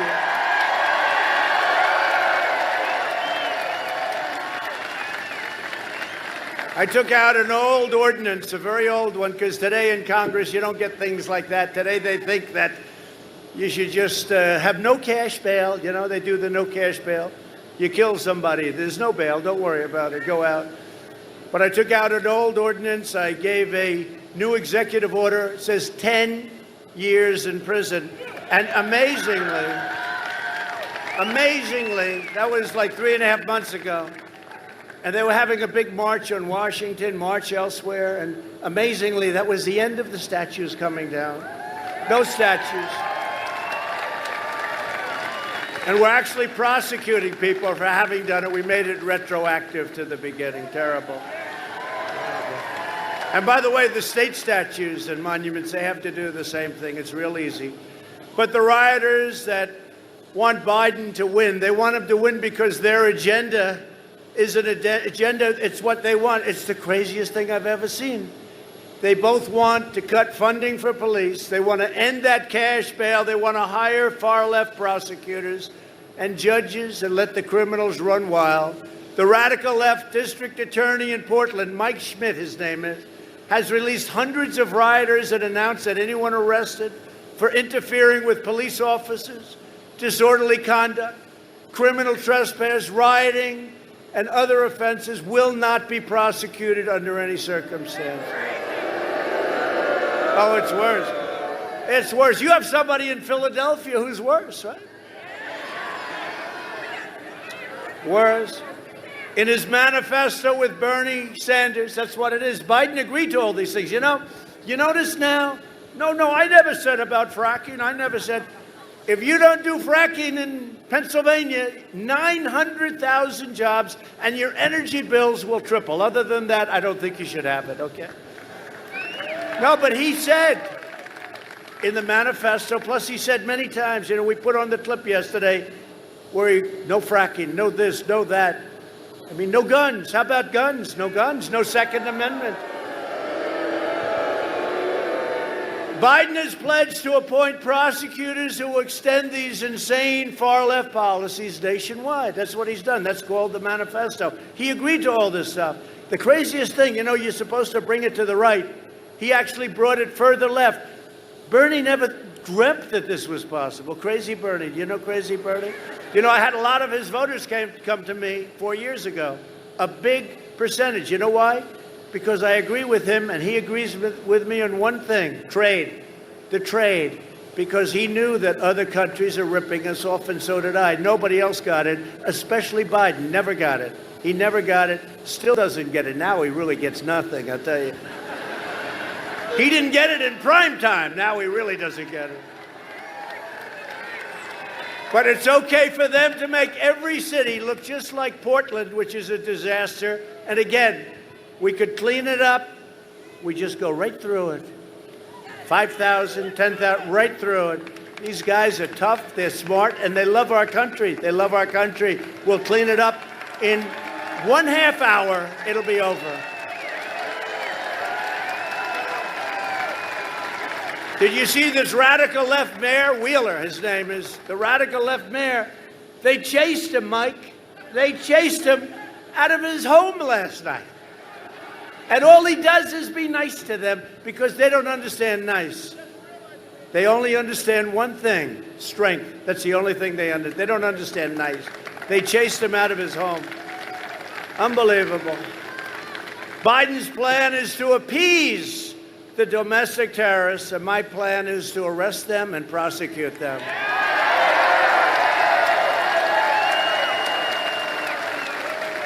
And I will always defend law-abiding citizens. That's why the rioters are voting for Biden and the law enforcement people. You know, we have it from everybody. We just got the sheriffs in Florida, all of them. We got Ohio, we got Texas, we got North Carolina, we got South Carolina, we got everybody. I don't know if there's anybody, and I see Rick Perry right there. Rick Perry, what are you doing here, Rick? Rick Perry, one of the greats. But they're all voting for me. This election is about safety, and this election is about jobs. Today, I'm delighted to accept a very, very special endorsement from people I like. Sort of grew up with these people. I don't know what it is, the relationship we have with all of us. But I'm getting an endorsement tonight from some very, very special people. They work hard. They do great. We really put them back to work because this state was in trouble. And last year, you had the single greatest year, economic year, in the history of your whole operation, right? Of your whole operation. You've never had anything like that. This has been your greatest. This has been, prior to the plague coming in, it's been the Commonwealth's greatest. Can we ever call the Commonwealth a state? You got two places. And you always have to say, well, wait a minute. Is this one a Commonwealth? Two places. You know what the other place is? Name it. Huh? That's right. How did you know that, Congressman? Huh? But this Commonwealth, it's a great Commonwealth. It's a great place. And the Boilermakers local union, it's local 154 of the Boilermakers. They chartered in Pittsburgh 125 years ago. None of you are around to see it. And it now represents members in Pennsylvania, Ohio, and West Virginia. And I want to thank John Hughes and the Boilermakers here today. It's a great honor to have you. Who's John? Where the hell is John? Stand up, John. John, we appreciate it. We appreciate it.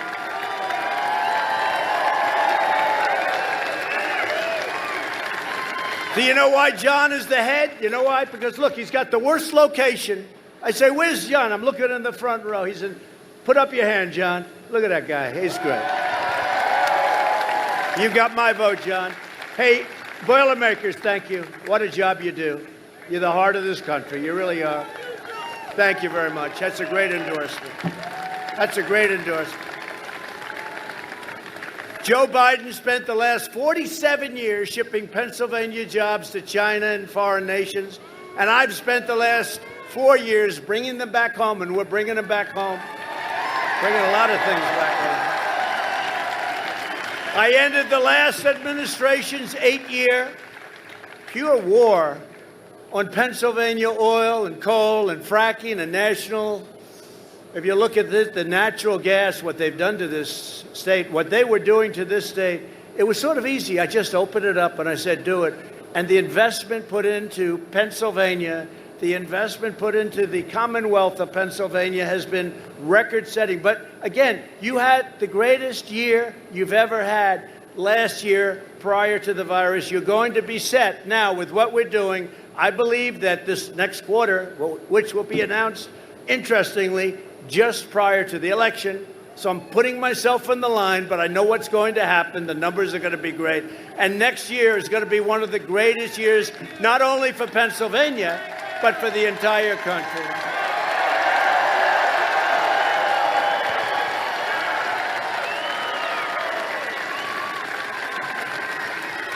So Joe Hayden, we have a new one, Joe Hayden. We call him Joe Hayden. I have all of them. What do you like better? What do you like better? We got a number. Let's do a little poll. Can we do a poll? I saved myself so much money. You know, I saved myself so much money. We do these polls with thousands. And those people are coming in from the back, are they not? Yes? They're coming in. I'm telling you, you wouldn't have believed it. I'm landing. I wasn't waving at you. I was waving at them. There's more. But I do these polls, right? And it's like a perfect poll. You know, do you ever see the companies, you give them $1 million and they do a poll, like 78 people were polled. Now you got thousands of people. So tell me, what's your feeling, first of all, in the name? What's it? You like MAGA, Make America Great Again? Yes? Huh? Oh, you are the one. You are a man. I made you famous today. You said the nicest things about me. Thank you. Did you see him on television today?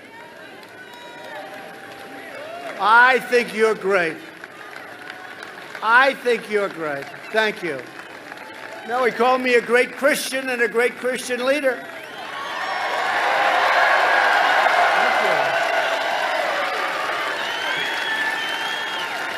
Thank you. But he did say I wasn't perfect. But that's okay. I said thank you anyway, right? No, that was really great. That was really great. But if you look at it, the things they've done, we're going to go through a couple of different polls as we go along because I love the people saying do this or do that. But one of the things I got you out of is this thing sounds so good, but it's so bad. It's a ripoff of our country, the so-called Paris Climate Accord. It's a disaster, a death sentence. It's a death sentence for your energy jobs. I took it out. I withdrew from that calamity. Biden pledged to reinstate it. It's going to cost you billions and billions of dollars.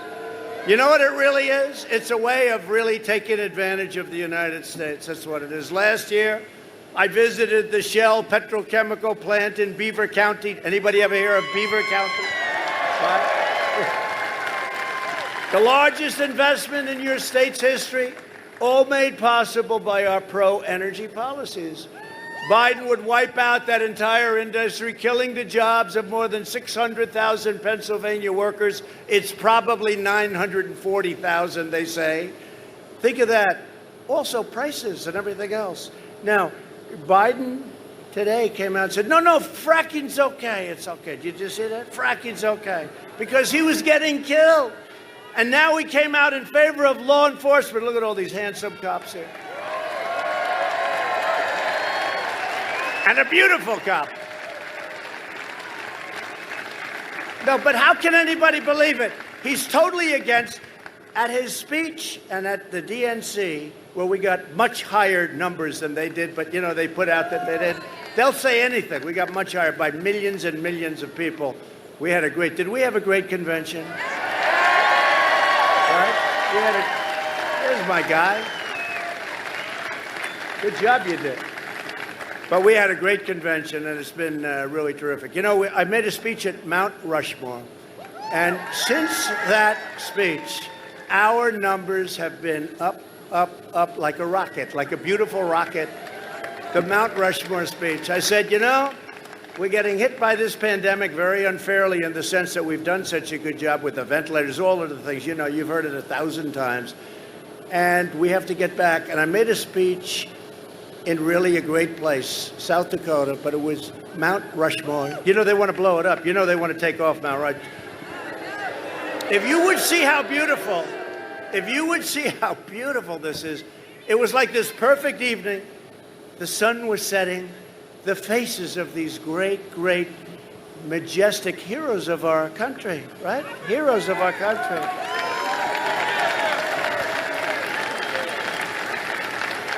And they want to blow up Mount Rushmore. But how about this one? The Democrats yesterday came out with a plan. Did you see it? Now, they're the D.C. Democrats. They want to change the name of the Washington Monument, perhaps take it down.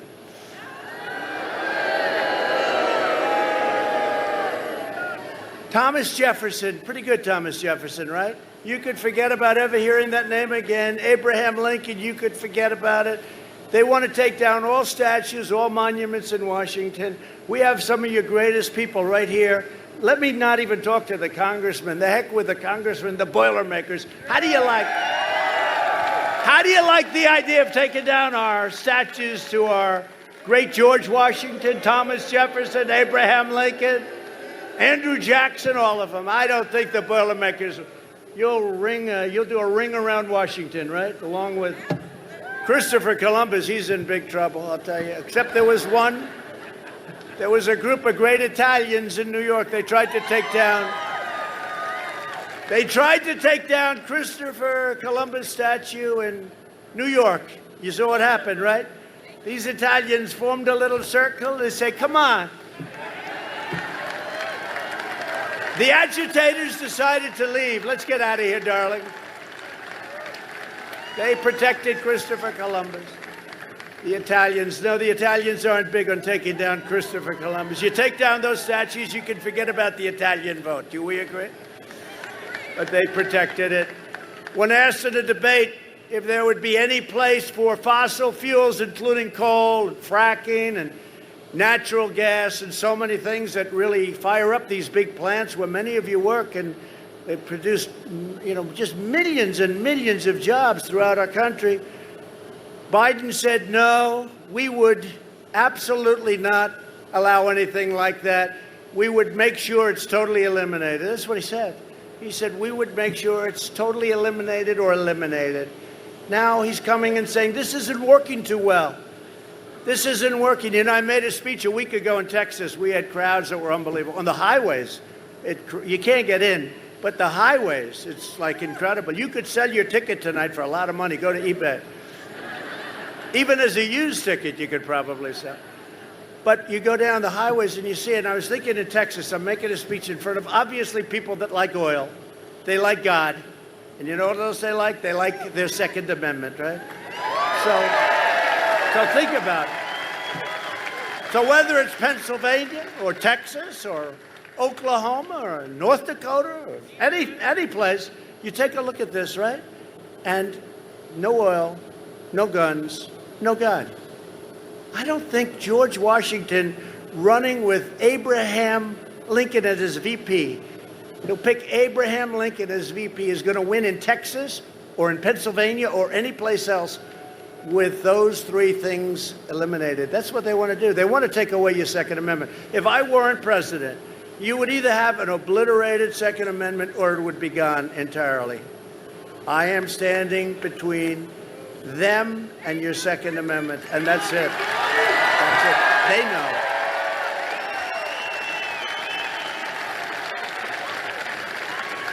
He put Beto in charge of guns. Beto's in charge. He wants to get rid of everything. Beto, that's a beauty. Remember, he said, I was born for this. Anybody that says they're born for this, remember Beto? He was on the cover of a magazine. I won't mention the magazine. They're back there. It's a total phony magazine. But he was on the cover of the magazine. And he said, I was born to run for president. He was born for it. I was born. Anybody that gets that carried away, that was when he was doing well. Since then, he's cratered. Ever since he made that statement, he's looked very bad. But he's, take a look at what he says about guns. And he got put in charge of guns. So I guess Biden pretty soon is going to be coming out saying, no, I never said that. Check out all of the statement he's made on everything. And now he's going the opposite way. But he's agreed to the manifesto entirely. So maybe he'll do that. And then he figures later on he'll go, but everything he said is right, because he has no control over what's happening. The radical left has captured the party. They even elected a person that nobody ever heard of, a senator, it's been a while, against a young, good-looking Kennedy by 10 points in Massachusetts. Did you know Kennedy lost in Massachusetts? You know why? Because he wasn't a radical left. He was like a semi-normal person, just slightly left. No, but think of it. This is what's happened, and this is really what's happened. If you're not a radical lefty, meaning guns, meaning fossil fuels, they want wind. You know, to make the windmill, which are made mostly in China and in Germany, by the way, to make it, so much emission is let out that it's more than you can ever save. It's just the craziest thing. Also, I am truly an environmentalist. But you have to understand, when we do things and they don't, and we clean, and it's very expensive to do that, and they don't, and we have this massive planet, and China, India, Russia, Germany, all these places, it's fuming up, and we're doing our job and beautiful. No, they have to do it also. Otherwise, it just doesn't work the way it's supposed to.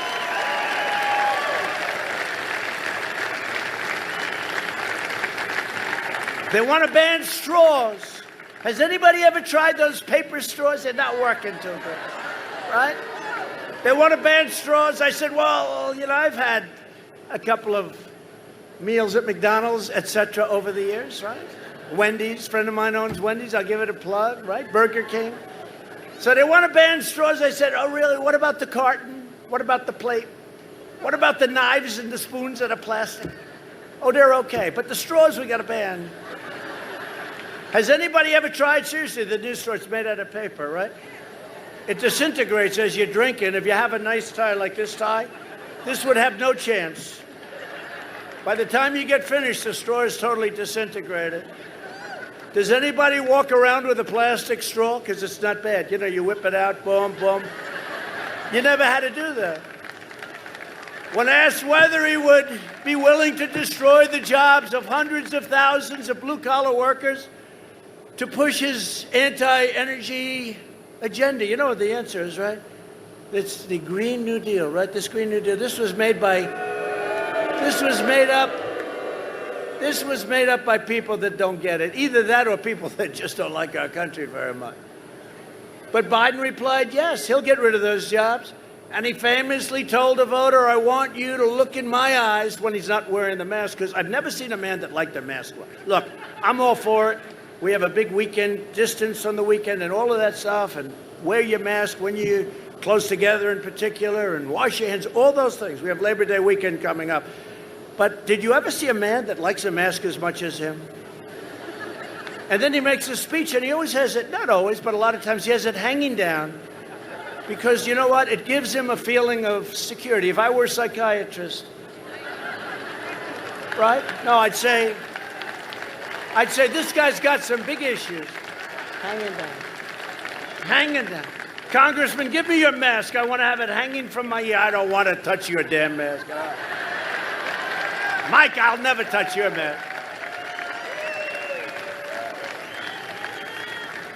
No, but the new one is, you know, I went for a physical. The doctor said to me, sir, would you like to go over to Walter Reed? It's incredible. By the way, the job they do on people that have been just really hurt are heroes. And the job they do is incredible. But he said, sir, would you like to go over and do a physical? You have some time. You know why I had time? Some deal. Oh, it was China. I decided not to see China because they didn't like the way they were doing business, okay? Does that make sense? So the doctor, White House doctor, highly respected, Sean Conley. Sir, would you like to go over and do your physical, do a piece of it or finish it or whatever it was, but do a physical? I said, I don't know. I'm not in love with the idea. Well, if you do it, we don't have to do it. So, okay, let's go. Come on. So we went. And we're driving. Now, you have to understand, there are like, 100 cars. You see what happens here. It's like the plane times 50. So the cars are driving all over. It's about a 20-minute drive. And we get to the hospital. I get out. I was there probably for an hour and a half, 2 hours. And then yesterday I read that I had strokes. CNN, fake news CNN right there.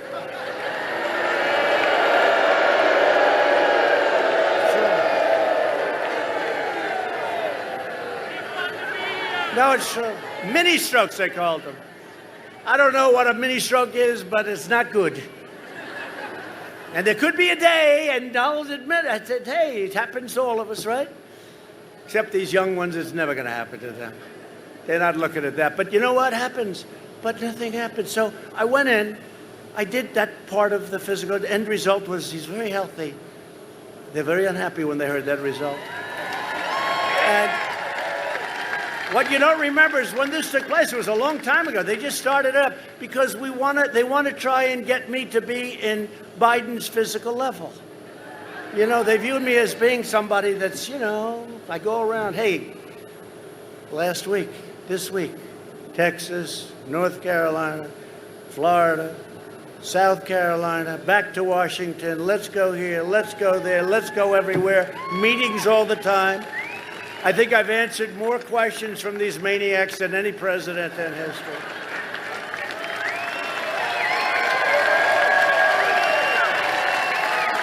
And mean questions. I watched Biden yesterday, so he hasn't answered questions in, 2 months or something. And yesterday, he took a couple, and they were setups like I've never seen.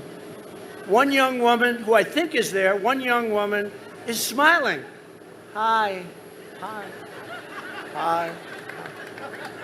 Hi. I'd just like to ask you, I'm sorry to bother you with this question. It's the most incredible. So the doctor wrote a letter saying, no, this rumor is wrong. And I don't like, rumors like that. And by the way, if it were a fact, it's fine. It should. I think it's an important thing. But if it's not true, my wife was like, she came to me, she said, I think I would have known that. I said, yeah, I think they would have known it too, because they drove back with me. The press follows me. They have a special deal, a van. They followed me. And then we go in, we go out. But if you remember last time, I go in, I spend a little time in physical, like we all have. Hopefully you have them. Good thing to have, I guess. As long as they give you a good answer. If they give you a bad answer, don't bother. Possibly too late. But I go in. I come out a couple of hours later, I guess, whatever it is, short time later. I get into the car. The press sees me get into the car. On my way home, I get a call from my wife, the First Lady, who's very popular. Do we like our First Lady?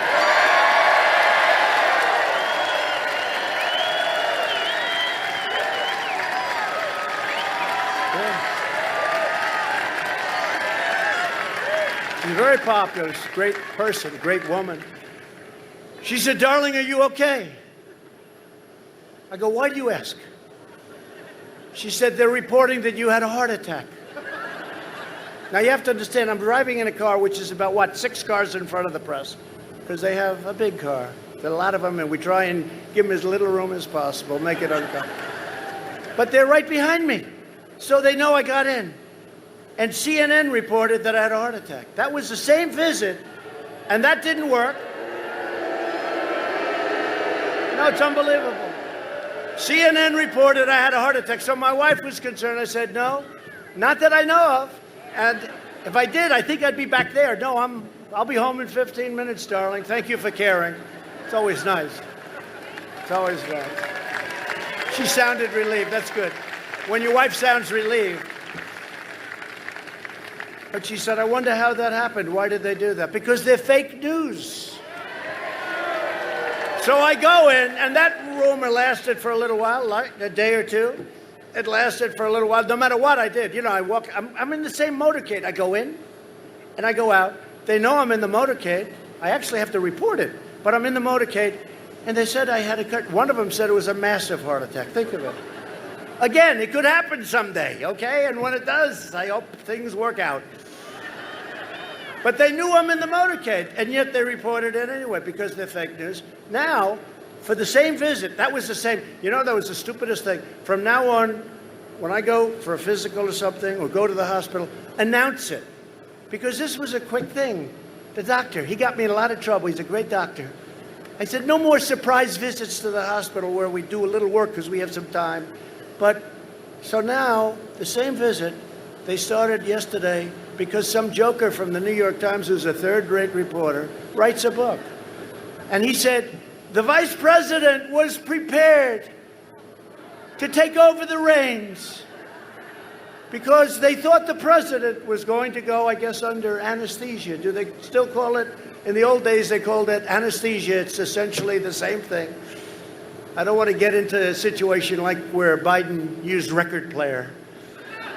Remember that? You go home, you turn on your record player. But the anesthesia. And I said, how could that be? So remember, this is the same visit. They said heart attack a long time. All of a sudden out of this book. And he said, suffered mini strokes. Now they get a letter from the White House doctor that said it's totally false. But they still go with it. They go with it. And they know I'm in the group with them coming back. And I don't know much about a mini stroke, but I assume, Mr. Congressman, if you have a mini stroke, you're not heading back to the White House, right?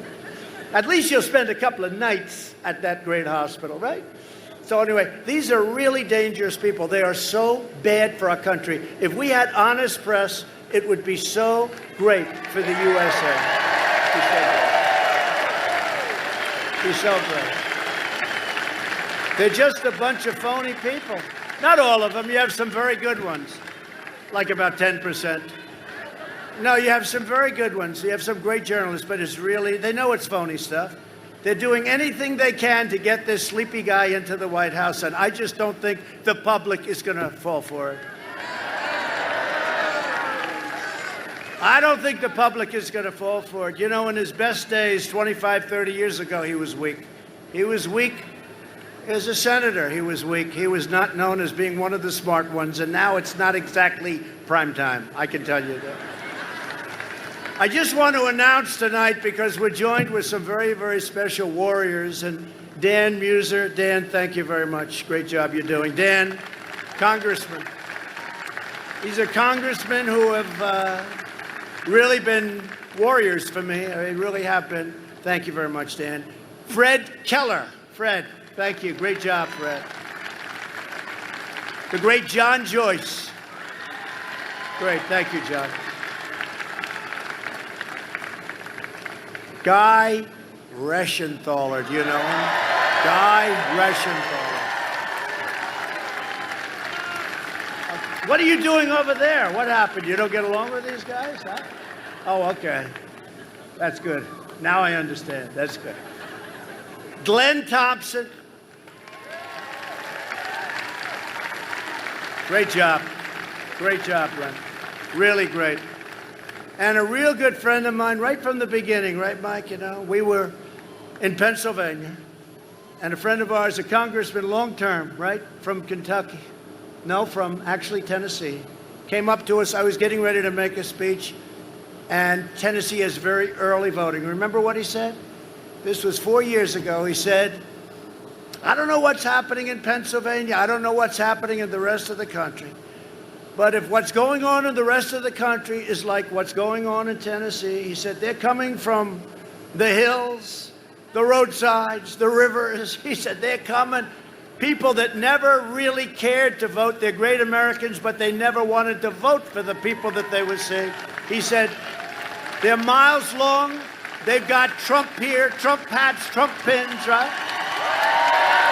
Tennessee. Duncan. Right? Congressman Duncan, right? Remember that, Mike? That was the first time. I mean, they said they've never seen anything like it. Tennessee's been incredible, by the way. But so Mike and I listened, and we said, I wonder what that's all about. But it is true. People that weren't really political people, they're coming in and, you know, the deal here, like the Miss Universe, good old Miss Universe, right? Like this. They came with hats, they came with pins, they're loaded with pins. One person had hundreds of pins. They never had a pin in their life. But they love the job that we've done, and we're going to do it even better in the next 4 years.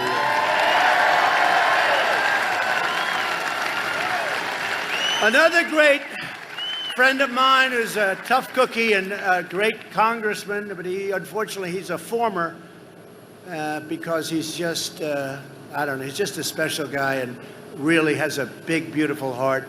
Lou Barletta. Lou, thank you. You look good, Lou. Why don't you run again, Lou? Run. And a man who's tough. You know, there's this guy, you ever hear of a guy named Connor Lamb? He's like a lamb. So we heard, you know, because he's in sort of a Trumpy area, right? And we heard that he's going to be for Trump and he's going to be fighting for Trump. And, you know, I saw some of his commercials. I thought he was a Republican, right? Except when he got to Washington, he voted with Pelosi 100% of the time. Crazy Nancy. He voted with Crazy Nancy. And so we thought, this Connor Lamb guy, he even voted to impeach your president over nothing. Zero. And that's very personal. When they do that, that's personal. So, and I have to say, Congressman, 196 to nothing, they stuck with us. And so did the Senate, other than Romney. You can have Romney, I'll tell you. Romney couldn't be elected dog catcher in Utah right now. Although he gave me a half a vote. It was 52.5 to a half. That was Romney. What a beaut. Remember he was walking with the Black Lives Matter saying, yes, I'm a member of Black Lives Matter. Everyone saying, that's nice, wonderful. He had a lot of masks on, I'll tell you that. But we did a great job. We had a great, it was an amazing thing. But this Connor Lamb was out there fighting it. And he shouldn't have done that. And we have somebody that blows him away. He's more of a hero. He's tougher. He's stronger. He's smarter. He's better looking, not that that matters. You know, under the Me Too generation, I don't talk about looks anymore.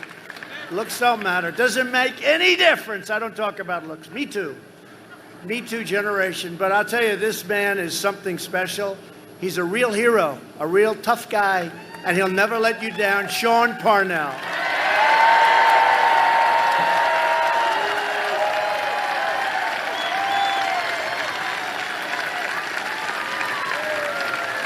Just remember that Connor Lamb, and I remember because he's like a lamb. He's like a little lamb. Weak.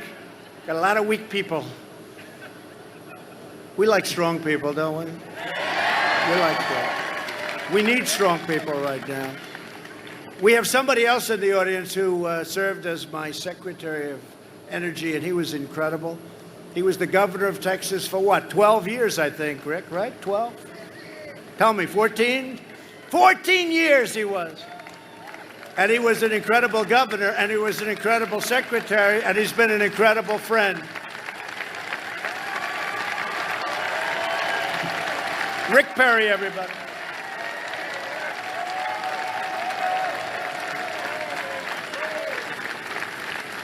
There was nobody that got into the race tougher than Rick. What he said about me, I'll never repeat again. Even my own family didn't like me when he got finished. And when he decided that I would be the one, he got out. And there's nobody that said better things about me. But you're great, Rick, and you did a fantastic job. Every place you've been great. Thank you very much. Rick Perry. Thank you. Hey, Rick, how are we doing in Texas? Huh? We had a poll today in Georgia. You know, they say Georgia's going to be close. Well, this was a poll that hates Trump, and we're up 7.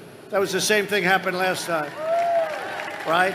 You know, they use the words in play. Georgia's in play, they say. Georgia's in play. Well, we're up 7, and this is a poll that truly hates us, okay?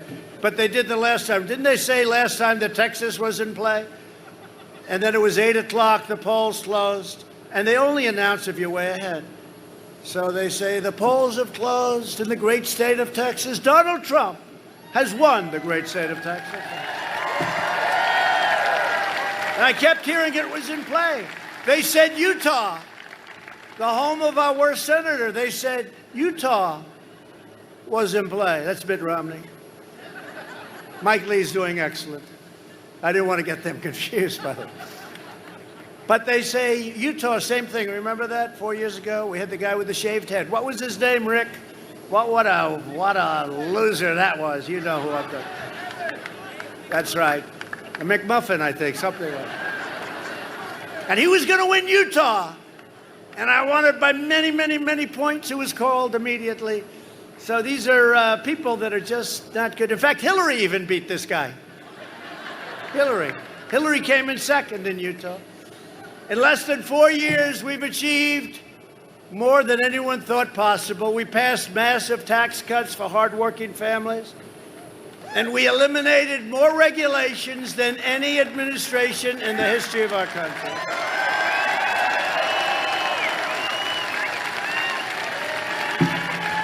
I saved the U.S. auto industry by withdrawing from the last administration's job-killing catastrophe known as the Trans-Pacific Partnership. It would have been a catastrophe. Not only for autos, by the way, for everything else, too. To protect our workers, I imposed stiff tariffs on foreign aluminum and foreign steel. That kept you guys very busy. They were dumping all over the place. Is that right? They were dumping. And it was bad steel, too. It was dirt steel. This week, my administration reached a breakthrough agreement to stop additional steel imports from Brazil and from Mexico for the rest of the year, despite the USMCA. Sometimes they get a little carried away, and we have to do a little tariff action on them. So we stopped that. We're reversing decades of the Biden betrayals that decimated Pennsylvania jobs. You know that. This state lost, listen to this, 1 in 3 manufacturing jobs after the twin disasters of NAFTA and China's entrance into the World Trade Organization. One of the worst things that happened when China came in. You know, they were flatlined for many years. Then they came into this crazy deal. They're considered a developing nation. You see, I've been sort of protesting that, like, but they're considering China. As a developing nation, you get all sorts of things that you would never get, advantages over the United States. Well, we have very strongly protested that. They're not a developing nation. They're a very powerful, developed nation. And you know what? They got to pay what everyone else has to pay. Earlier this year, I kept my promise to the Commonwealth of Pennsylvania when we ended the NAFTA nightmare and signed the brand new U.S.-Mexico-Canada agreement into law, which is in effect now and really doing well. Everyone said it'll never happen. And I had great help from these gentlemen right here. I took the toughest ever action to stand up to China's pillaging, plundering, and rampant theft of Pennsylvania and many other places' jobs. That's all throughout the world, by the way. But our states have been just pillaged by China and others. Joe Biden's agenda is made in China. My agenda is made in America.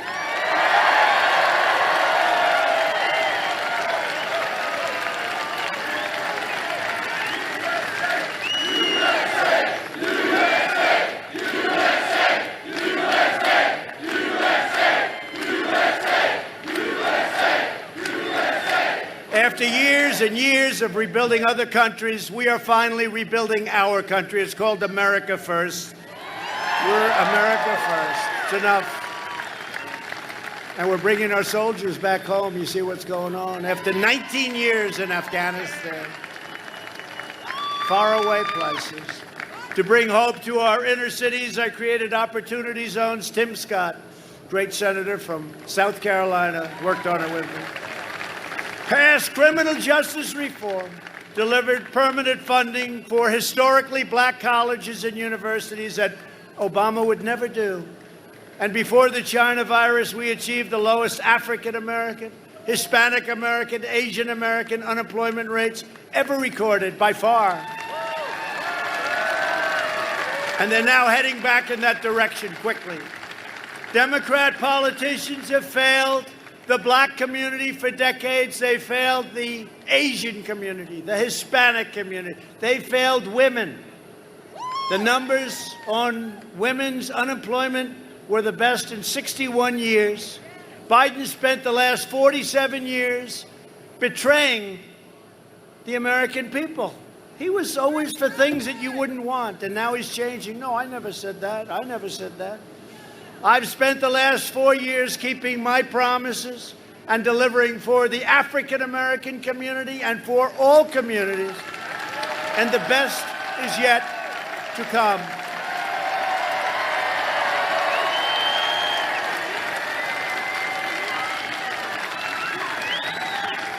Perhaps in no area have our opponents more thoroughly betrayed working families of all backgrounds than on the subject of immigration. You know, we've been fighting for that. Under my administration, we achieved the most secure border in American history. We ended catch and release, stopped asylum fraud, and we've deported 20,000 gang members, and we get them out, and we get them out fast. Thank you, ICE. ICE and Border Patrol. ICE and Border Patrol. They don't like ICE because they're tough. You got to be tough in that job, by the way. Anybody up here like to work at ICE? I don't think so. Let's see, you could probably be okay.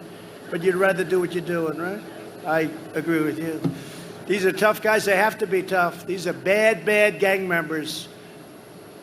I mean, you look at MS-13. You look at what's happened with MS-13. But we get them the hell out. Sometimes we have to put them in prison because we don't even want to take a chance they can come back in after what they've done. We built 300 miles of border wall, and we're adding 10 new miles every single week. Every week. And the wall will be finished very soon. And by the way, they keep saying, but Mexico will be paying for the wall. And I say it respectfully to Mexico, but they will be paying for the wall. They understand that. They just don't want to write it, and that's okay, too. Because Mexico's treated us very well. The president of Mexico, right now they have 27,000 Mexican soldiers on our border guarding us from people coming in illegally into our country. We invested $2.5 trillion in the United States military, and launched the first new branch of the United States Armed Forces in nearly 75 years since the Air Force, and that's called the Space Force. Right, Sean? Pretty good. Going to send Mike into space. You want to go into space, Mike? Our great congressman. But think of that. You know, we created a new branch of the United States. That alone, if you had that alone.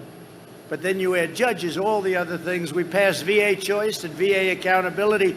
So now, instead of waiting for a week, 2 weeks, 5 weeks, 9 weeks to see a doctor, you don't have a doctor, you go right out, you get a private doctor, we pay the bill, and our great veterans get better quickly.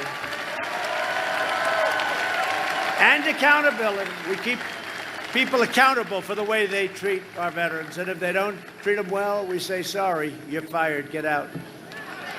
No, we couldn't fire anybody. We had sadists, we had thieves, we had some very bad people in the VA, and they're all gone. Thank you. I love you too. Thank you. Thank you. Such friendly voices. Right, beautiful. Only in Pennsylvania, right? Thank you. I withdrew from the last administration's disastrous Iran nuclear deal. Think of this. Obama paid $150 billion for a short-term deal. He gave $1.8 billion in cash. You ever see $1 million like at a casino floor or something in $100 bills? It's a lot. It's like the size of this, right? Now think $1.8 billion. How did you guys allow that to happen? Huh? They said we all voted against it. I kept my promise, recognized the true capital of Israel.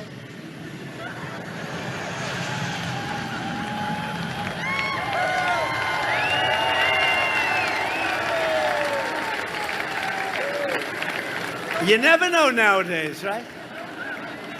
And I opened the U.S. Embassy in Jerusalem. I recognized Israeli sovereignty over the Golan Heights. They've been trying to get that done for 52 years. I got it done immediately. And by the way, as far as the capital of Israel, Jerusalem, they've been talking about many, many presidents. They all promised it. Nobody did it. I did it. We get things done. And we just did something that is incredible. Even the New York Times gave it good reviews. Not good reviews, beyond good reviews. Tom Friedman gave it phenomenal reviews. You believe that? And we achieved the first breakthrough in Middle East peace in decades. A deal with Israel, right? And the UAE. The deal with Israel and the UAE. And that's going to lead, and I will tell you, we have representatives over right now, and other people are saying, we want to get in that deal. You'll have peace in the Middle East, but we want to get the hell out. Let's get them all back. Let's get them all back. Don't forget, we're energy independent. There used to be a reason. Now, we do have a reason. It's called Israel. And we have some very good partnerships over there. In all fairness, we have some countries that have treated us very well, and we're going to take care of those countries. But we are energy independent for the first time, and that's a very good feeling.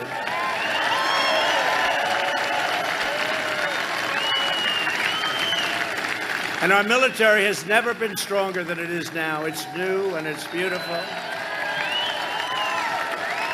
And I told you, we took over 100% of the ISIS caliphate in Iraq and Syria, and we killed the founder and leader of ISIS, al-Baghdadi.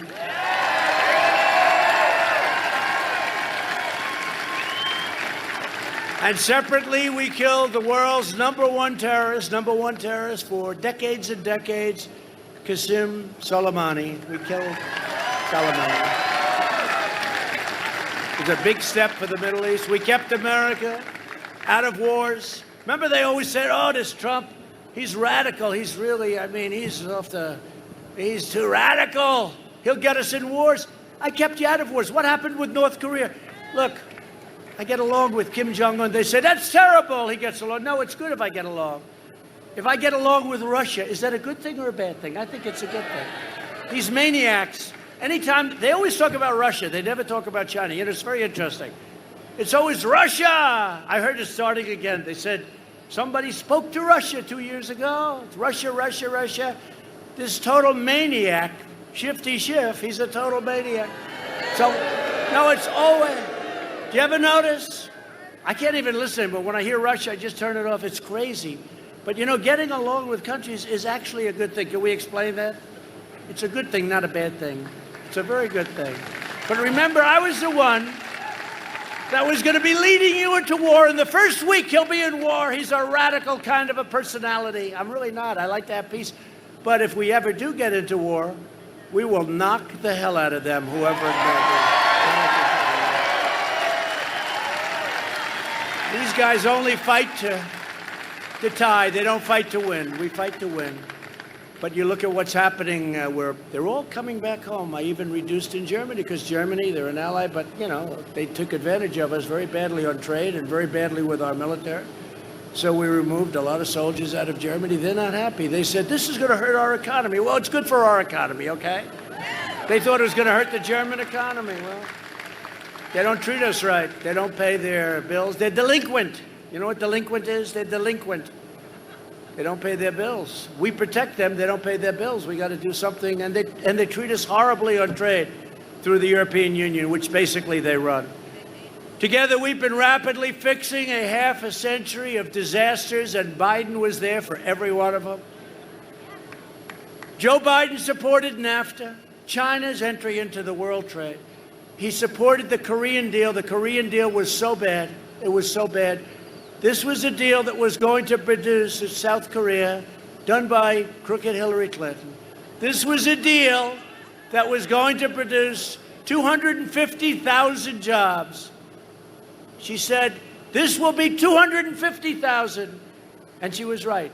For South Korea, it produced 250,000. For us, we got nothing. We got losses. We got nothing. It was a terrible deal. I renegotiated it. Now it's a good deal.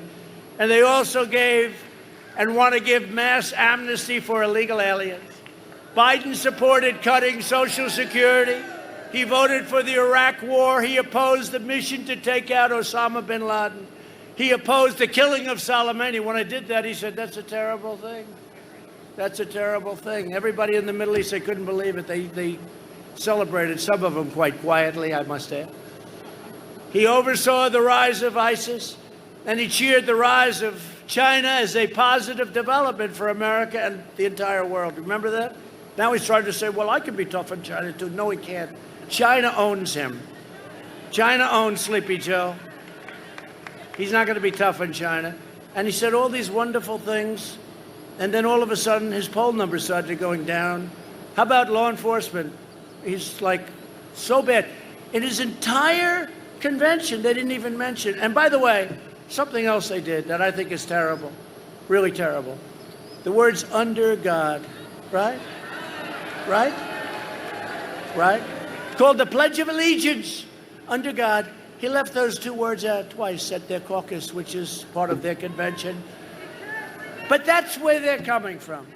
He's trying to say, oh, well, we didn't do this. And then we gave it to him and he sort of shut up. But then 2 days later, he's saying it didn't happen. They lie.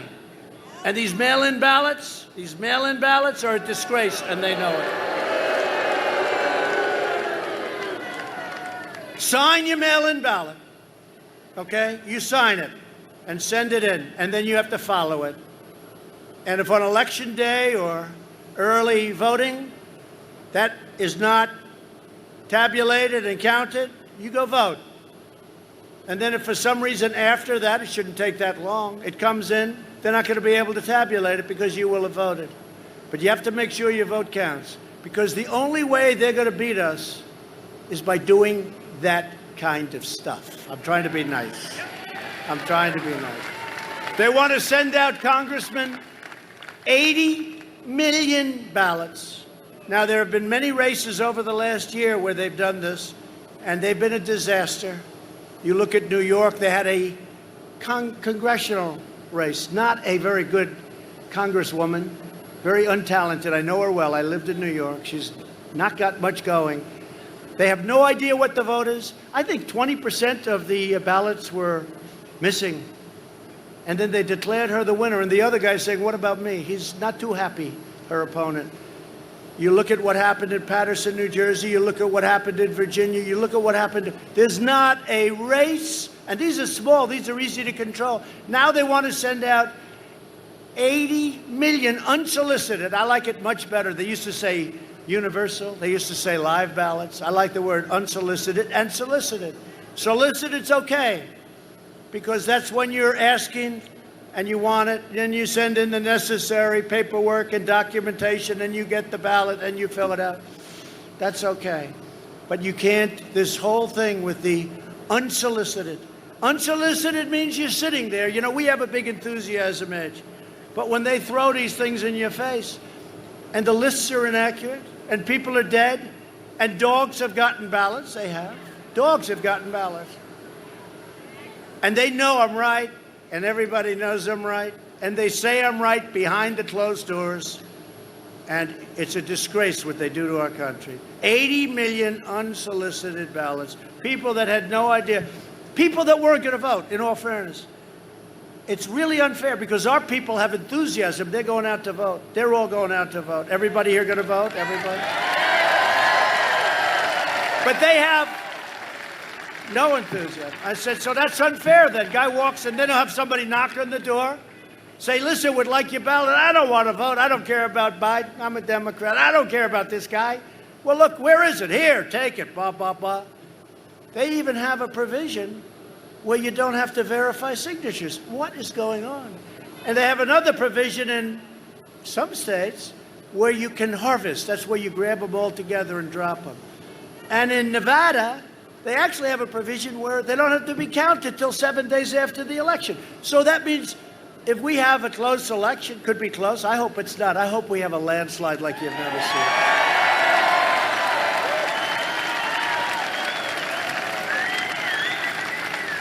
But if we have a close election, that means Nevada has the right to, and I love Nevada. I think we're going to win Nevada, except where they're sending all these hundreds of thousands, millions of unsolicited ballots to people in Nevada and people that probably left a long time ago. It's very unfair. It's a very unfair. But think of it. They have 7 days after the election. Did you know that, Mike? 7 days.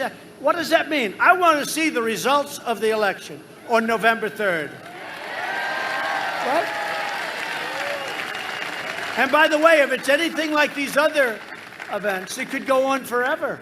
I mean, the congressional race, which they just gave up and they declared her a winner, which they should not have done. They should make that do-over. And I think in Patterson they have a do-over.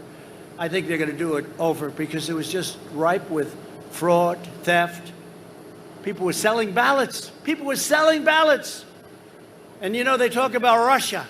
They're so worried about Russia. What about sending out 80 million ballots? That's your real problem. And, you know, if Russia or China or these other countries want to cheat, all they have to do is forge ballots. It's much easier than the way they have to go about it, right? So we have to put pressure on these people. Now, the good news is we have a lot of court cases. We have one in Pennsylvania. You know that, right? And we have two judges. We have a state judge. We have a federal judge. I think both highly qualified judges, from what I understand. I hear that they're not too happy about what they're seeing. So we'll see what happens. We're going to see what happens. The lawyers feel very confident. But we have to win those cases. But what you have to do is send in your early ballot and then go and make sure that ballot is tabulated or counted. And if it's not counted, vote. And then they have the job, if it comes in late, and if it's not too late, they have the job of making sure that they don't count it. But follow that ballot, because these people, they'll be lost, they'll be gone. The numbers are incredible, where they're 25 and 30% off, 20% off. Follow your ballot. When I banned travel from China, Biden called it hysterical and xenophobic. If we had listened to Sleepy Joe, hundreds of thousands of more Americans would have died. You know that. You know, he always gets up today. COVID-19, COVID-19. I said, Joe, look, we got a country, and I agree with that, and we've done a hell of a job. We've done a hell of a job. If you look at some of our numbers. But you got to start talking about the economy. And you got to start talking your place. I mean, this is when you look at Pennsylvania, you're in a shutdown.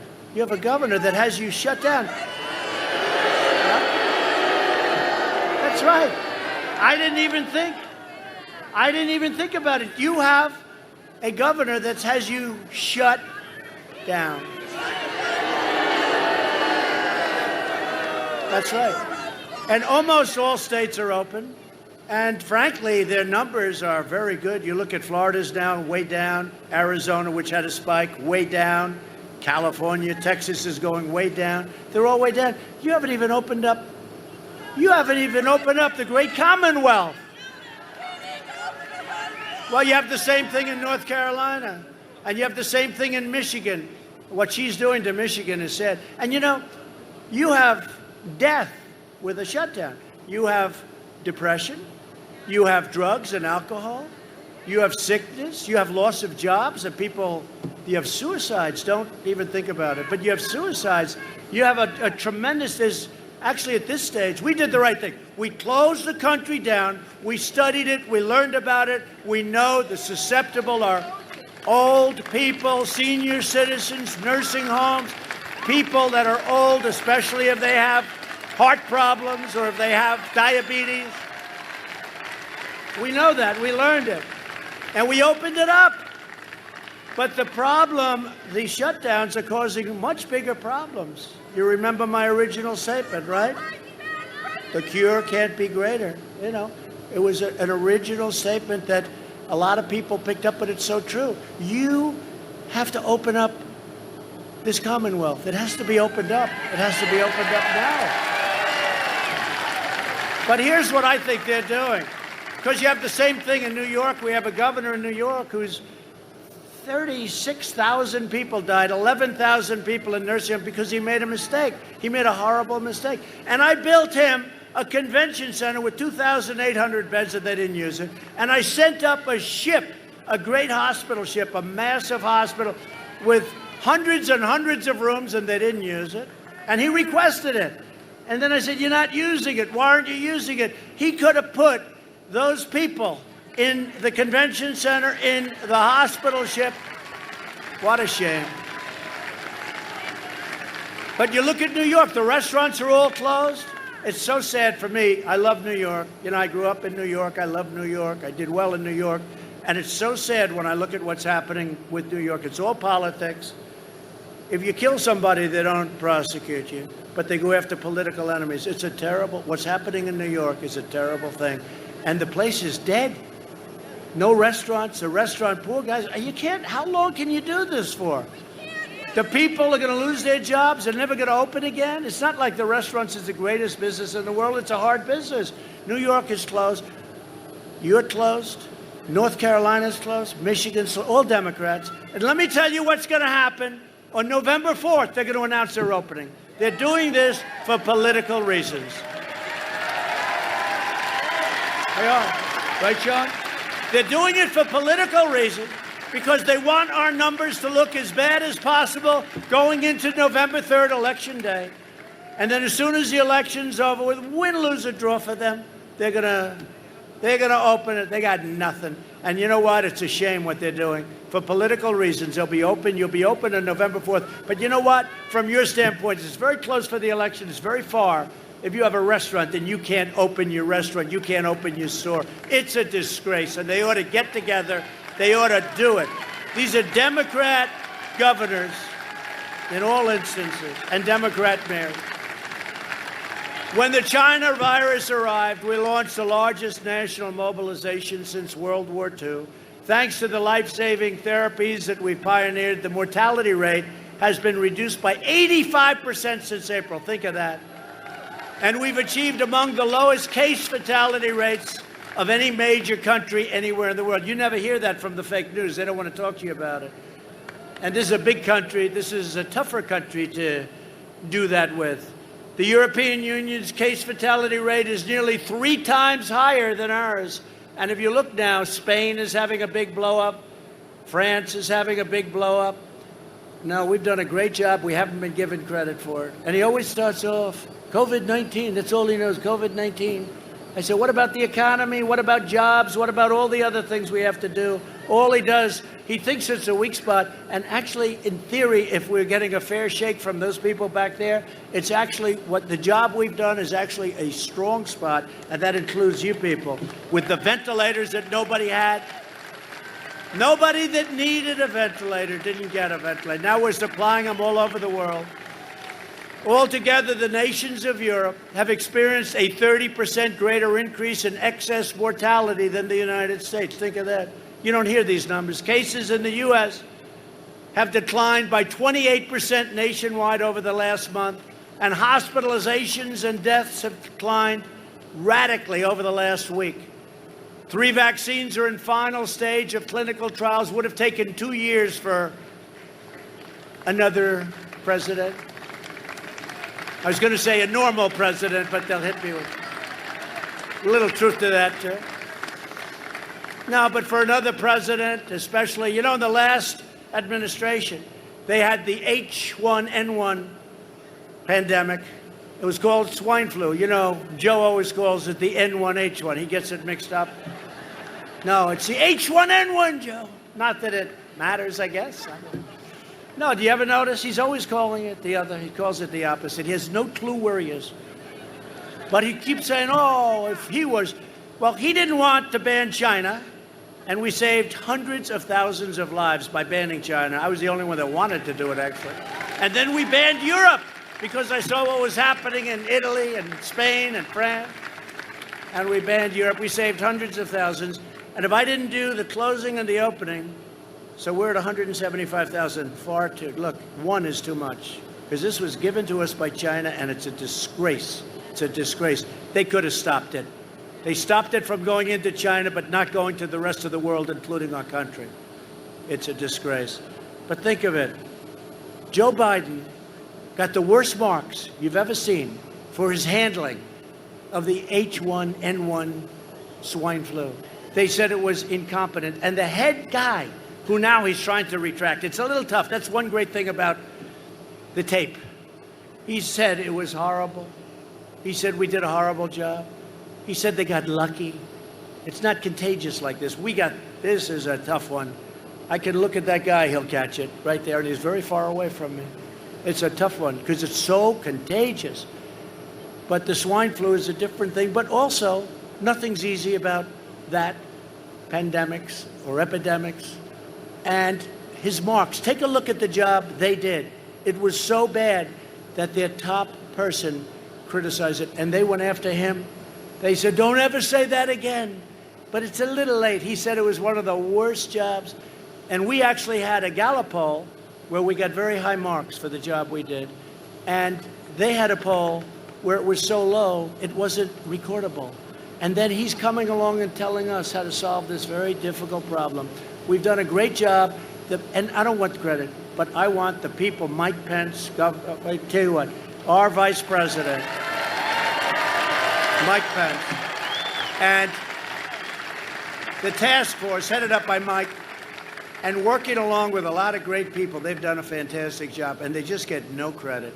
If I was a Democrat, a different president, and they did the same job, they'd say it was one of the greatest jobs they've ever seen. But take a look at what they say about the way they handled the swine flu. It was a disaster. It was incompetent. They called themselves incompetent. They called themselves, and now they're coming in like, well, we would have done this. And Biden, by the way, was totally against, remember? Xenophobic, racist, because I closed down China. And then 2 months later, 2.5, 3, and Nancy Pelosi was having dances in Chinatown, right? A month later. No problem. I was way ahead. And then Biden comes out, and he actually said that I was right. But they said, don't say that. Try doing it a little softer than that. So he did it a little bit softer. But we were right. They were wrong. They handled it so badly. Just take a look. Because I said to my people, we've got to fight this a little bit differently, because we're getting a lot of fake news, a lot of bad people saying things, and you look at the stats and you look at how we've done compared to really much easier and much smaller countries, it's amazing. And if you took New York out of it, which was a disaster by Cuomo, if you took New York out of those numbers, we would have numbers that would be even better than they are. I could read numbers that would be even much better, because a big percentage of the people that died in this country died because New York was incompetently run by Mayor de Blasio and Governor Cuomo.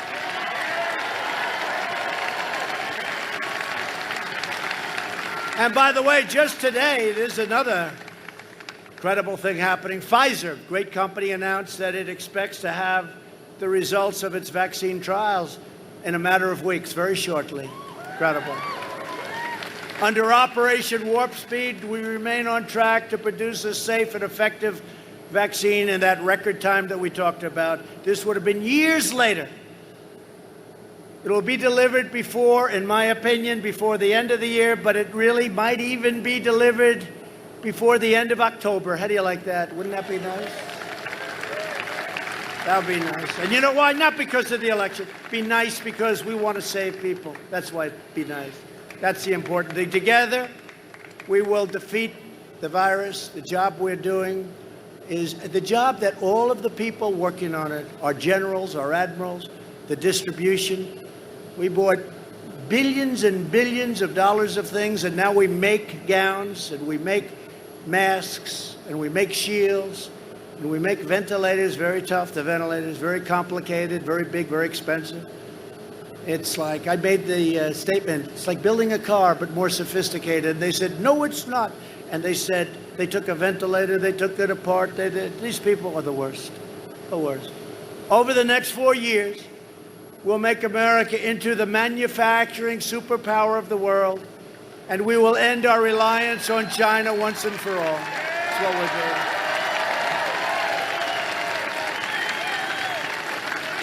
And let me just tell you something.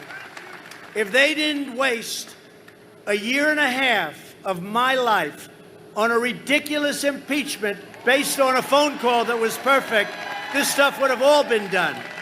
It would have all been done. Really. It would have all been done. And yet, with all of the stuff, the fake Russia witch hunt, the fake Ukraine, how about that? Did anybody read the transcript of that call? It was a perfect call. Hey, congratulations, good luck. It was like a perfect call. Now they'll take it back and they'll say, well, I don't know. This was a perfect, in history, there's never been anything like this. It was a totally lopsided, 100% political witch hunt.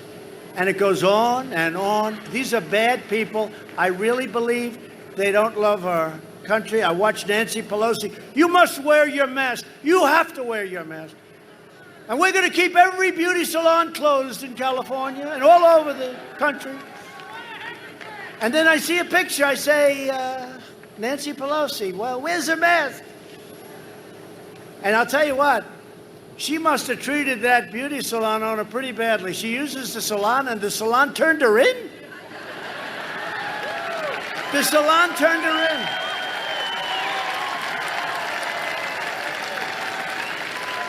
I don't think I would have turned her in. I would have said, well, you know, she's a customer. I got to take care of my customers, right?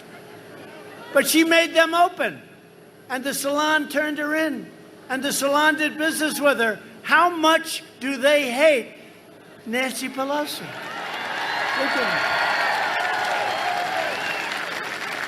her. And then she made a terrible mistake, because you want people that can't be set up.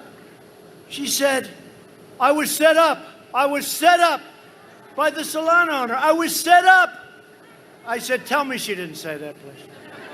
So I just put out that if she was set up, then she shouldn't be leading the House of Representatives. I want the salon owner to lead the House of Representatives because she set up, think of it, she set up the Speaker of the House.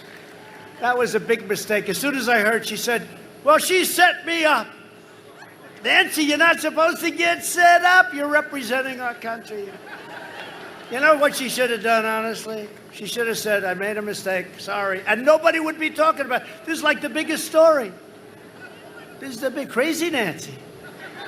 Highly overrated person, let me just say. She is a highly overrated person. They give her such good play.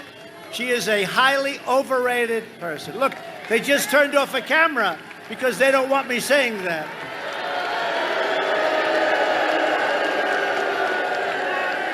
So just in closing, we will rapidly return to full employment, soaring wages, and record prosperity.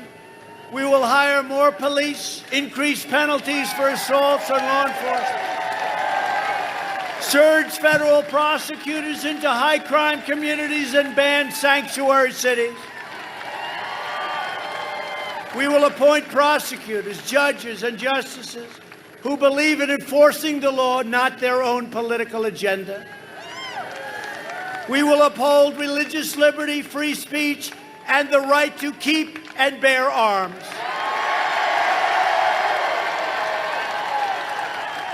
We will strike down terrorists who threaten our citizens. We will not let them threaten our citizens. And we will keep America out of endless foreign wars. We will end surprise medical billing. We don't want surprise medical billing. You know what happens. It's terrible. But we have ended it. And also, we've signed something that's incredible. You're going to see. Some people say it's bigger than health care, and I signed it. Unfortunately, it takes place on January 1st. You better elect me. You better elect me. It's called price transparency.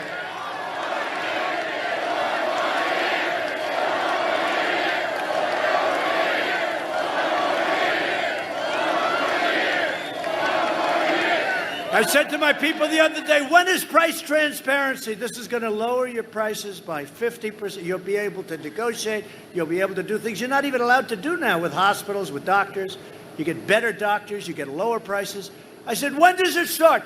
And it's a complicated. Oh, I was fought. You have no idea. Right, fellas? You were fought too. But they fought me on this. Price transparency, it's bigger than healthcare. Could be bigger than healthcare. But I said, when does it start? They said, sir, we have it all set. When? January 1st. I said, I better win this election. It's true. Because you're going to see some unbelievable price reductions. And that includes on drugs. Because we're reducing health insurance premiums massively, and the cost of prescription drugs went down the first time in 51 years last year. But now it's going to go down very big because we did a favored nations clause. And I see the drug companies they're killing me with ads. They have nothing but cash. They have nothing but money. And they're spending because they can't believe. You know, Germany and other countries pay much less than we do. And we want to have, what we have to have is we have to have a comparison of prices. And that's what it is called, favored nations laws. I instituted a favorite. So if we're paying $2.50 for a pill, and some nation is paying 10 cents for the same exact pill from the same factory, right? We get the 10-cent price. So what's going to happen? That'll go up. Ours will come way down. They can't believe it. The drug companies can't believe. And I will tell you, Mark Meadows is here, our chief of staff. Where's Mark? They want to negotiate. We signed it. It's all done. They want to negotiate, and they are negotiating. So let's see what happens. But we're going to get you cuts on prescription drugs, the likes of which you've never seen. We'll protect Medicare and Social Security. They will not be able to protect it. It will always protect patients with pre-existing conditions, always. America will land the first woman on the moon, and the United States will be the first nation to land an astronaut on Mars. When I took over, NASA was dead. Now it's the most vibrant space center in the world by far. We will restore patriotic education to our schools, and we'll teach our children to love our country, honor our history, and always respect our great American flag.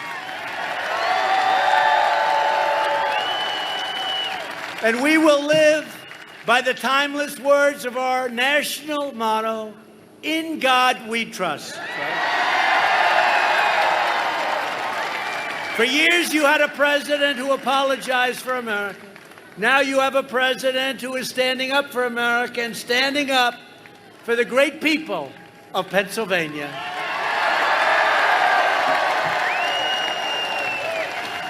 From Pittsburgh to Harrisburg, from Erie to Easton, and from Bethlehem to right here in Arnold Palmer's beloved Latrobe. I love Arnold Palmer. Arnold, where are you? We love Arnold. There was only one Arnold. We stand on the shoulders of Pennsylvania patriots who gave their blood, sweat, and tears for this beloved nation. Pennsylvania is the state where our founding fathers declared American independence, right? Declared American independence. Add the word Commonwealth in there. This way they won't criticize. It's where the Army weathered its brutal winter at Valley Forge, and where General George Washington, who, by the way, they want all of the name Washington removed from everything. I haven't been keeping up with it. What did he do? George Washington, they want the name off, Congressman. Are we okay, Sean? I don't think you like that idea too much. George Washington, they want his name off everything. But we'll keep it. I promise you this. As long as you have cancel culture, you better have a strong president. Cancel culture. George Washington, can you believe it? But he led his men on a daring mission across the Delaware. This is the Commonwealth where our Union was saved by the heroes of Gettysburg, and where generations of tough, strong Pennsylvania workers mined the coal, worked the railroads, forged the steel that made America into the greatest and most powerful nation in the history of the world. That's in the history of the world, and we are making it greater than it's ever been before. That's what's going to happen. Proud of this country. And together we are taking back our country from these very, very deranged people. We are returning power to you, the American people. With your help and your devotion and your drive, we are going to keep on working. We are going to keep on fighting. And we are going to keep on winning, winning, winning.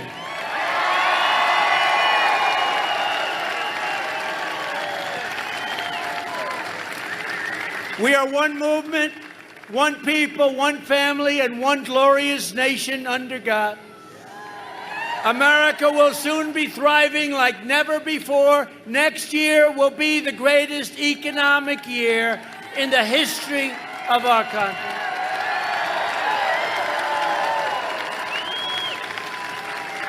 And together we will work very hard. The people of Pennsylvania, the great, great people of Pennsylvania, where I went to college. It's a place I know very well. But we will make America wealthy again. We will make America strong again. We will make America proud again. We will make America safe again. And we will make America great again. Thank you. Thank you, Pennsylvania. Another one in the books, and President Trump wrapping up his remarks in Western Pennsylvania in the city of Latrobe. I don't know how the guy has so much energy, but he is about ready to embark on one heck of a journey over the next 2 months. The campaigning is about to heat up. We will be in Winston-Salem, North Carolina on Tuesday of next week. We hope you'll join us for that. And there's rumors of a rally in Las Vegas on the 13th. We're going to go from 2 a week to 2 a day as we enter October. Things are going to heat up, and we appreciate you choosing Right Side Broadcasting for your source for President Trump events. We're going to send it back to the crew in Latrobe in just a few moments. But first, I wanted to say again, thank you to everyone, our moderators, everyone who shared the broadcast, and we really appreciate all of you who donate, because we can't get to these events without you. If you don't know the story of Right Side Broadcasting, I'll do my best to tell you really fast. But in 2016, I was sitting in my office at home and hearing then candidate Trump complain about not getting fair coverage in the media. And I decided maybe I should do something about it. So I decided to send a camera to a Trump rally. We actually showed the crowds. We showed the full events. And we didn't cut anything or take anything out of context. First video got 1 million views, and that's when I knew this is what we were going to do.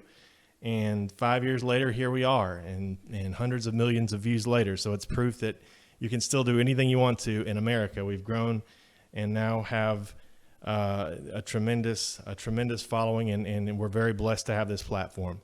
So we're a small grassroots company. We don't take on investors. So if you want to support us, you can go to our website, rsbnetwork.com/donate. It's the best way to help us to get to the next event. We want to be at all of them. We've been at all of them. We want to continue to go and be your voice. And we want to help President Trump bypass mainstream media because they don't show it all the time, as you know. So we're going to send it back to Liz, to Alex, to Mike, who, by the way, doing a magnificent job tonight. We're going to send it back to them now in Latrobe. And so from Auburn, Alabama here, we're going to send it back to Western PA, to the crew. God bless y'all. Have a great night. And we'll see you on Saturday from D.C., actually Sunday, for the Trump boat parade. You don't want to miss that. Donald Trump out rallying for support in Latrobe, Pennsylvania. It was a beautiful night here. Thousands gathered to show their support for President Trump, and we're glad that you were able to tune in and watch it with us. We hope you had an opportunity to enjoy all of the stream and enjoy the uninterrupted speech by President Donald Trump. Don't forget, Right Side Broadcasting Network is almost entirely viewer funded. That means we rely on your donations to get us from rally to rally, including this Tuesday in North Carolina, where President Trump will be out rallying support again. You can donate a number of ways. Put the $sign in the YouTube super chat. Go to our website, www.rsbnetwork.com/donate, or send a check the old-fashioned way to 1550 Opelika Road, Suite 6, Box 344, Auburn, Alabama, 36830. We do want to say thank you to our partners, Disney Coins. They've been incredible. We know a lot of you were able to take advantage of the incredible deal going on tonight. So if you are tuning in and you're just now hearing about it, it's not too late. Until midnight, you can use code RSBN at checkout at www.disneycoins.com. This company provides some of the best collectible coins you can find, silver and copper. The best part is they highlight different moments from President Trump's administration since taking office in 2016, whether it be the southern border, Air Force One, Melania's beautiful face, the infamous red MAGA hat, you name it, there's a design for it. Go check all of them out. Here at RSBN, we're collecting all of the different coin designs, and we hope you'll join us. Again, use code RSBN at checkout. These things will last a lifetime, and this is history in the making, guys. This campaign is one for textbooks. I'm telling you, your grandkids will be reading about this, and you can own a piece of it. Go to www.disneycoins.com. This rally was super exciting. Many people commented on Twitter that President Trump just seemed to be having a great time, full of energy, happy to be there. We even saw some fist pumping at the end when he was exiting the stage. I'm going to bring my coworkers on over to tell us what they thought about tonight's event and to help wrap up. So here joining me is going to be Alex Caldwell and Mike, also known as Mike-nificent. I'm handing it off. But again, don't forget, Tuesday in North Carolina. What a rally we just saw here today. Wow, the energy in the room right now and during the rally, you feel it, like in your chest, you feel it. Trump really knows how to work the crowd. He knows how to get his base energized, and that is exactly what he did. Mike, what did you think about it? You know, the president never disappoints. He's so relatable, and he's a funny guy. You know, the media is going to spin everything he said tonight to make it seem like he's serious, but in reality, he's just relating to people. He connects with people. You know, there's a saying, I don't know who originated it, but they said, like, Trump supporters take him seriously, but not literally. The media and everybody who hates him, all the critics, they take him literally, but not seriously, right? They didn't think he would deliver on his promises, but he has absolutely delivered on his promises. And I love how he always underscores his accomplishments. They won't give him credit for it, but he talks about it and everybody cheers because we all see the results. We see it in the job market. We see it in the stock market. We see it with troops coming home. We see it with no wars, things like that. So Americans are very pleased with the job this president has done. He's one of the first presidents in our lifetime to actually deliver on his promises. Politicians, always, they make promises, they don't keep them. And they run again, and they run again, and they run again. And they keep making those same promises. Nancy Pelosi, a prime example of this. Joe Biden, a prime example of this. Nancy Pelosi has been in power for over 30 years. Joe Biden, 47 years. Nancy Pelosi, the classic example. Rules for thee, not for me. President Trump talked about how she had all of the hair salons closed in California, and then she had them open back up for her without a mask on after she criticized everybody for not wearing one, after she said if you don't wear one, you're not doing your part to stop coronavirus. And so she went in and she got her blowout. It doesn't matter that you guys aren't allowed to open your businesses in California because, God forbid, Nancy Pelosi cannot get her blowout, because that's one of the most pressing issues we have in this country, Nancy Pelosi's hair. So I think President Trump did a very good job at pointing out the hypocrisy among the left, among Nancy Pelosi, Joe Biden, Andrew Cuomo, Bill de Blasio, mentioning every Democrat out there, going after mail-in voting and how they've been trying to rig it with mail-in voting, specifically the congressional election in New York, in New Jersey, one of the races there, in Virginia. He talked about a lot of different things, and he made a lot of different points that I think the crowd pretty much agreed with.